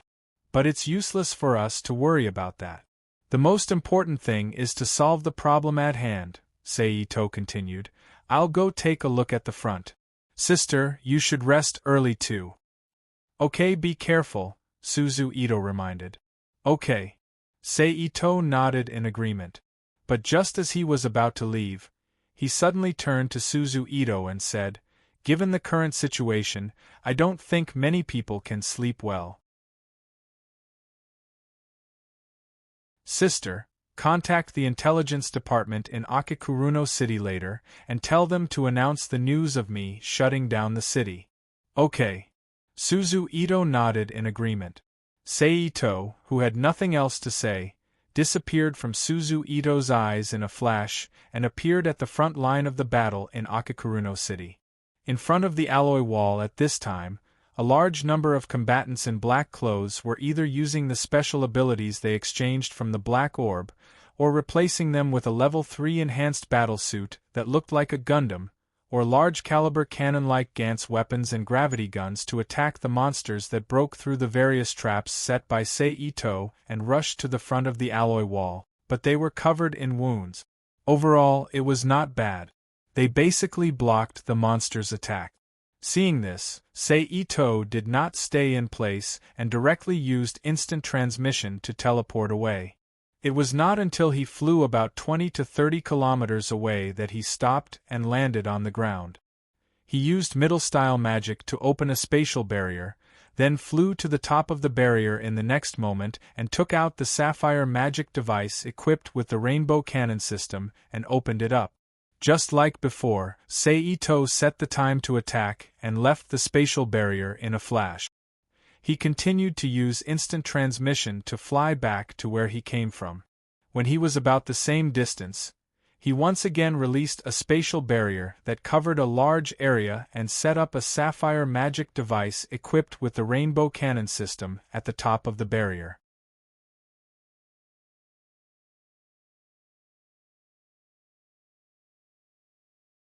Chapter 11:25. Ito-sama, please reconsider. Nakayawe looked at Seito with an embarrassed and somewhat pleading look on his face. It was already 3 days after he set up the Rainbow Light Cannon defense line outside Akiuru City. In these 3 days, the Rainbow Light Cannon defense line fully experienced their power, completely intercepting the monsters outside the defense line, and not allowing them to take a step forward towards Akiuru City. Even if there were monsters that were occasionally pushed to remote places by the monsters and bypassed the U-shaped alloy wall to reach Akiuru City, they were all killed in the trap area, or died in the hands of the Black Ball team guarding outside Akiuru City, forcing the monsters to change their path, bypassing Akiuru City like bypassing Kyoto, and continuing to go to Tokyo and other areas. Of course, during this period, the monsters would naturally dispatch S-class monsters to break through the defense line, but Seito wasn't an incompetent person, so he naturally took care of those monsters, or used power far beyond S-class people, or other special means to kill those monsters one by one, obtaining a large amount of world power. And this stable situation naturally fell into the eyes of the Ministry of Environment and the royal family, especially when they were suffering from the monsters' attacks. So they used the idea of the small rainbow light cannon in Seito's hands, which led to Nakayawe's current performance. Sorry, I don't have any more weapons in my hands to support you, you just report it to your superior like this, Seito said indifferently. Sama! Nakayawe shouted again. It's just that Seito didn't even pay attention to Nakayawe's call. He still gently blew the matcha that didn't even emit a trace of steam, as if he was afraid of burning his tongue. Seeing this, Nakayawe, who knew that Seito had made up his mind, couldn't help but sigh with a gloomy face. Then he sorted out his mood a little, and said again, Sama, can you reopen the connection between Akiuru City and Tokyo, and let some people move to Akiuru City? It was clear that the citizens of Tokyo City yearned for the stability of Akikuruno City and wanted to move to Akikuruno. However, the tightly sealed alloy walls had completely cut off the hopes of the people who wanted to move to Akikuruno City. Regrettably, Akitsuno City is already at its limit. We are unable to provide for more residents to move in. Ito-sei took a sip of the matcha in his cup and replied. Itsunari's words were naturally a lie. If it was before the monsters attacked, Akiryu City had indeed been filled to the brim, but after the monsters attacked the city, the citizens fled. Akishino City definitely hadn't reached its maximum capacity yet. In fact, it could even be said that the total number of people in this era was lower than the peacetime period before the appearance of the monsters. And this was in addition to the 30,000 plus people that had been transferred from the Rising Sun. Right now, the only problem that could still be considered a problem for Akazuko City was the food reserve. Even with the grain reserves sent over by the agricultural town of Asuko, Akazuko, the total amount of food was only enough for the people to consume for 3 months, and for vegetables, fruits, chicken, duck, fish, and so on, there was only a month and a half of reserves left. Of course, as long as Seito was willing, all of this was not a problem. However, in order to prevent them from forming a Rubik's Cube world in the future, Seito, Suzu Ito, and others were still trying to find ways to solve the food problem. For example, as one of the lands under his rule, the Rising Sun had once again started agricultural production. And even if I allow the people to move over, do you have a way to send them over? Then, Ito-sei raised his eyes and glanced at Nakayawe on the opposite side. Nakayawe opened his mouth and didn't know how to answer. Obviously, he couldn't think of any way to smoothly transfer the people here. I'm sorry to disturb Sama's rest. I'll take my leave first. After a moment of silence, Nakayawe bowed his head and said. Seito nodded slightly, watching Nakayawe get up from the ground and walk out of the room until he disappeared behind the door. After Nakayawe left, Suzu Ito walked into the room in a red and white witch dress and asked with a smile, "You refuse the request of the other side, aren't you afraid that they will push you to the opposite side of the people? Does it matter?" Seito put down the teacup in his hand and looked at Seito and asked, "Does it matter?" Suzu Ito continued to ask. "Anyway, I don't think it matters." Seito spread out his hands and shrugged with a smile. After this time, if Nakayawe comes again, he will probably want the manufacturing information of the rainbow cannon in my hand. Seito rubbed his chin with one hand and said with a smile, "But before that, they might send an expert to the U line of defense to try to steal it. It definitely won't end well." Suzu Ito, who knew her little brother's bad intentions very well, asked with a smile. "Of course, according to my estimation, if it's an A-class ability user, they will die. If it's an S-class, it depends on the situation, but they will definitely be seriously injured. As for whether they can survive in the end, there are too many uncertain factors, but the discipline of survival will definitely not be high," Seito said with a look of indifference. "His little brother, you are really ruthless." Suzu Ito gasped and exclaimed. Also, how many S-class ability users were there in Japan? Excluding the already dead Izumo Taisha's master, including Seito, there were only 7 S-class ability users. Well, when the time comes, it's hard to say which country's expert will die. Seito curled his lips and said. Then after that, when they really ask you for manufacturing information, what are you going to do? Suzu Ito nodded thoughtfully and asked again. In their dreams. Seito said with a look of disdain, I won't give them this kind of thing that can destroy a planet. Otherwise, who knows when they will go overboard and drag us down to die with them. Thinking of the sudden destruction of the Earth, Suzu Ito couldn't help but shudder.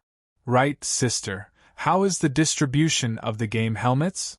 At this time, Seito, who seemed to have thought of something, suddenly asked. The so-called game helmet was a virtual reality game connector that Seito made when he was in the magical girl world.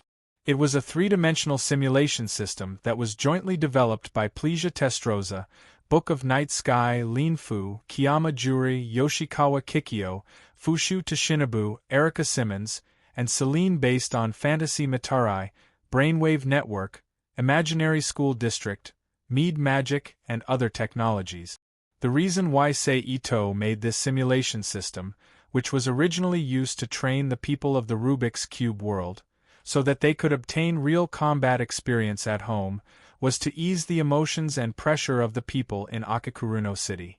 It was also to find something for them to do, so that they wouldn't burst out with other emotions and destroy the stability of Akakuruno City in this situation where the whole city was otaku.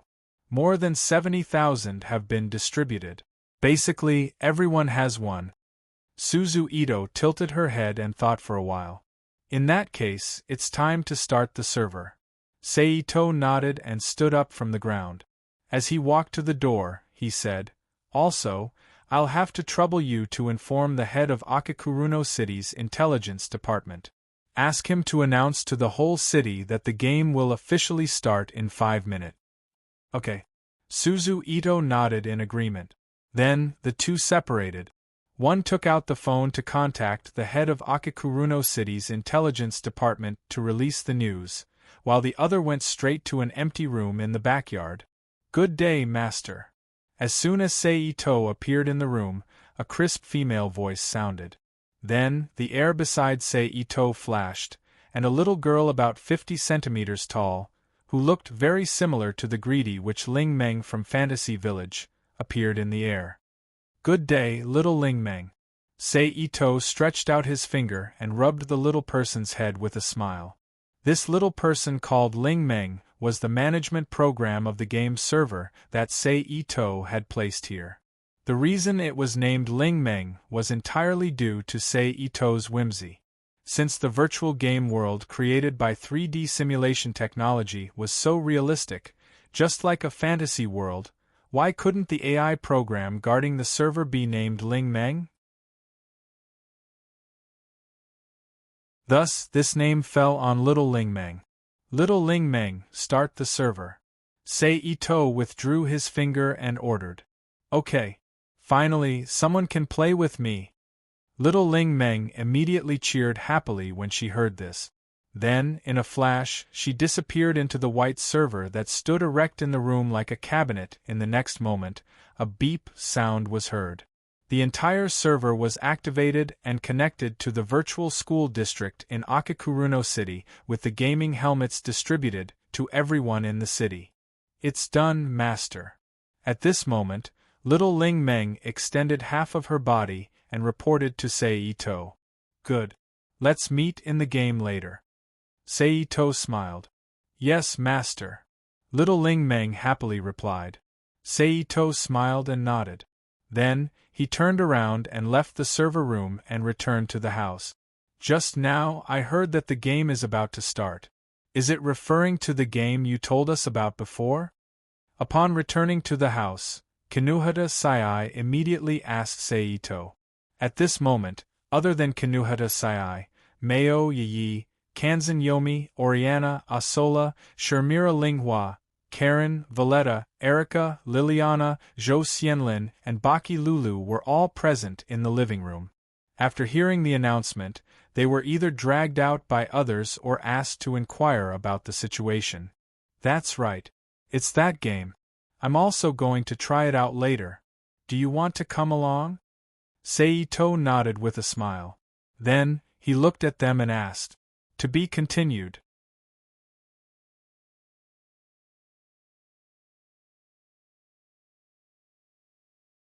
Chapter 1126.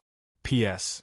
Thanks to NXCX, Smuck, Shirley, Star 126, Metering a Million Lions, and Don't Be Foolish for their precious monthly vote. Thanks to NXCX and Nickfanny for their tip. Seito was wearing a white sports singlet and white shorts. He stood in the middle of the noisy crowd and murmured to himself, "I never thought that I would one day be able to play a virtual reality game that most people in my previous life would dream of playing. Especially since this game was developed by my own hand. This was the novice village in the virtual game world that he was temporarily using to pacify the citizens of Akiuya City. The two-piece outfit he was wearing was the initial outfit for the male characters in the game world. The female characters were wearing a small bra that revealed their waists and a small bikini-like pleated skirt with small panties. They really have endless white flesh. Seito murmured as he looked at the group of white arms and legs of different figures. Seriously, I can't even change the appearance but can't change the body. What kind of stupid game setting is this? At this moment, a white light suddenly flashed and a fat man suddenly appeared beside Seito and complained unhappily. In order to prevent disputes in the game from being brought into reality, the game allowed for no more than 10% of the character's appearance to be modified. As for the body modification, Seito didn't allow for it because if he did, who knew how much trouble the game would cause if he did? Seito glanced at the man beside him who had a handsome face but an unflattering body. He strode forward and prepared to experience the virtual reality game that he had developed. In fact, Seito's purpose in releasing this game wasn't just to appease the citizens of Akuya City and give them something to do. He also wanted to use this game as a platform to start changing the thoughts and perceptions of the citizens of Akuya City, as well as the knowledge they had grasped. Because in this game, in addition to the normal entertainment experience, Itose also buried a lot of basic knowledge about martial arts, magic, superpowers, and so on in the game. As long as players passed the relevant mission tests, they could obtain these knowledge that could be used in real life after starting the game. However, in order to prevent some unnecessary trouble, while the players were obtaining this knowledge, Little Ling Meng would also set up a restriction to prevent them from passing it on to others. Of course, there were loopholes in this matter. However, Seito's robots that had already filled the entire Akuya City were not useless. There was no problem in suppressing and exterminating these fellows that had swelled with power. And even if there was a problem, for example, Karen, Valletta, Mayo, Yi, Erica, Liliana, or even issuing a mission in the form of a Black Sphere mission could easily solve the problem. And after this group of citizens was completely transformed into citizens under his rule, he could officially transform the entire Akuya City and the Asudii village according to his wishes. He would make Akuya City a unique city in the entire main world. You're all here. In front of a door in the novice village stood a beautiful NPC with long black hair. She was wearing a purple bikini with a floral gauze skirt around her waist. Seito saw Erica, Liliana, Mayo, Yi, Karen, Valletta, Yomi, Oriana, Kinuhata Sai, Yamaguchi Linghua, Zhou Xiangrin, and Buggy Lulu. As for Asola, because she needed to recuperate, Seito temporarily sent her back to the church's holy church in the Rubik's Cube world to recover. As people who had a close relationship with Seito, Erica and the others' faces were shrouded by a layer of illusion-like fog. Anyone who saw them would think that they looked very ordinary and would completely forget their previous appearance, as if they had never seen them before.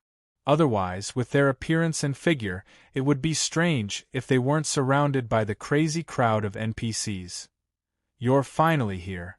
Those guys around us are super crazy, especially those who are super perverted. They always want to touch people. Let's hurry up and leave this place. I don't want to continue being harassed by these guys. As soon as she saw Seito, Kinuhata Sai hurriedly said. After listening to Kinuhata Sai's complaint, Seito finally understood. Even if there was an illusion-like fog covering one's face, the group of perverted perverts didn't care what kind of character you looked like as long as they could endure it. Especially Kinuhata Sai's lowly appearance. It was obviously to the liking of those perverted uncles. Fortunately, every female character had their protection system activated when they were created. So from the start of the game until now, the screams didn't cause any trouble. Okay, let's go out of the village and fight some monsters. Seito smiled and agreed. Immediately after, he called Erica and the others and forcefully pushed the group of perverted guys to the side and walked out of the novice village together. However, because there were too many people, Seito and the others walked for a full 10 minutes before they completely broke away from the crowd and arrived at the outskirts of the novice village. Fortunately, due to their interest in virtual reality games, most of the people stayed in the novice village to study the beautiful NPCs. Only a small portion of people didn't join in the fun and ran out of the novice village to fight with the wild dogs, wild cats, wild rabbits, pheasants, snakes, oversized toads, and other novice monsters that covered the hills and plains outside the village. However, because they hadn't gotten used to the real system, they were either chased by the monsters or bitten into white light and sent back to the village's resurrection temple. The so-called real system did not have the game actions and attack movements of ordinary games. It completely followed the activities of the human consciousness that created the character, just like a real human body. The initial physical attributes of each person were the attributes obtained after that person's real body was digitized. Let's go. Seito turned his head and smiled at the people around him. Let's go. Kinuhata Sai lightly snorted as she walked out of the crowd and arrived in front of a dog. Subconsciously, she used her superpower, nitrogen armor. Obviously, the moment she launched her attack, she forgot that this wasn't the real world, but a simulated game world. Woof! The dog nimbly jumped to the side and dodged Kinuhata Sai's kick. With a ferocious face, it barked at Kinuhata Sai and with a push of its four limbs, it pounced towards Kinuhata Sai. Although Kinuhata Sai was slightly surprised that she couldn't use her nitrogen armor as a member of the Dark Ops, especially because of her superpower. Basically, she relied on her physical skills to kill her enemies. Thus, she immediately turned around and nimbly dodged the dog's attack. At the same time, she used her palm as a knife and viciously chopped down on the dog's neck. Bang! Under Kinuhata Sai's superpower-enhanced body stats, the dog was knocked down. The dog was immediately knocked down to the ground by Kinuhata Sai. It struggled with all four limbs and made a meh sound to beg for mercy. Obviously, in order to simulate the real world as much as possible, these monsters' reactions were also based on the real-world settings. For example, the current begging for mercy. Ugh, this game design is super annoying. Looking at the dog that was looking at her with teary eyes, Kinuhata Sai said with a smile. Kinuhata Sai, who originally wanted to give the dog the final blow, said with a displeased expression. King, you really have a bad taste. Even the monsters are designed to be so human-like. How are other people going to level up like this? Seeing the dog's transformation, Erica was speechless as she sighed. Hearing Erica's words, Liliana, Sharmira Linghua, Yi and Baki Lulu immediately showed an expression of deep agreement as they nodded in agreement. If that's the case, then you guys go kill those pheasants, snakes and toads. Seito, who was speechless, pointed at the snakes, pheasants and toads crawling on the ground and said. Then, without giving the others a chance to speak, he quickly walked into the group of monsters and attacked one of them. Under the attack of Seito, who was proficient in all kinds of fist techniques, no monster could withstand his attack. As a result, the monsters around him were quickly cleared out by Seito, and he had no choice but to continue moving deeper into the monster zone. King is really cruel. Looking at Seito, who was gradually getting further away, Erica commented. Criticizing King's actions behind his back is not something that a knight like me should do. Liliana frowned as she spoke. Then, she walked out of the crowd and entered the group of monsters. However, Liliana did not directly tear open a path like Seito. Instead, she nimbly stepped on the open space between monsters with her fairy-like body and chased after Seito. Seeing this, Erica smiled gently like a lady and quickly chased after him like Liliana. Then, Shinya, Yi, Jianshan Yomi, Karen, Valletta and Oleana, who also looked down on these small monsters, also quickly followed. In the end, only Sharmira Linghua, who had almost zero combat experience, Zhou Xianlin, who was outstanding in close combat, and Baki Lulu, who only knew military fighting techniques from the next era, were left behind. After looking at each other, they threw themselves into killing the small monsters in front of them, venting their frustration at being left alone. In this way, the entire Akakuruno city was silent because of this cross-era virtual game. Time unknowingly, it was already past 10 o'clock in the evening. At this time, he saw a piece of the giant U-shaped alloy defense line established on the road leading to the direction slightly move, and a figure wrapped in black from head to toe suddenly appeared on the ground, revealing only a pair of bright eyes. At first glance, he looked like a ninja. The ninja carefully observed the surroundings. After confirming that there was no problem, he quickly drifted to the U-shaped alloy wall like a light smoke and stretched out his finger to carefully touch the surface of the alloy wall. The ninja, who did not feel the presence of any special energy, moved his eyes slightly, then returned to calmness. Then, he stretched out his hands and pressed them on the alloy wall, then quickly climbed up like a gecko. On the smooth alloy wall that had no leverage at all, the ninja was completely unaffected, as if he was walking on flat ground. He quickly climbed up.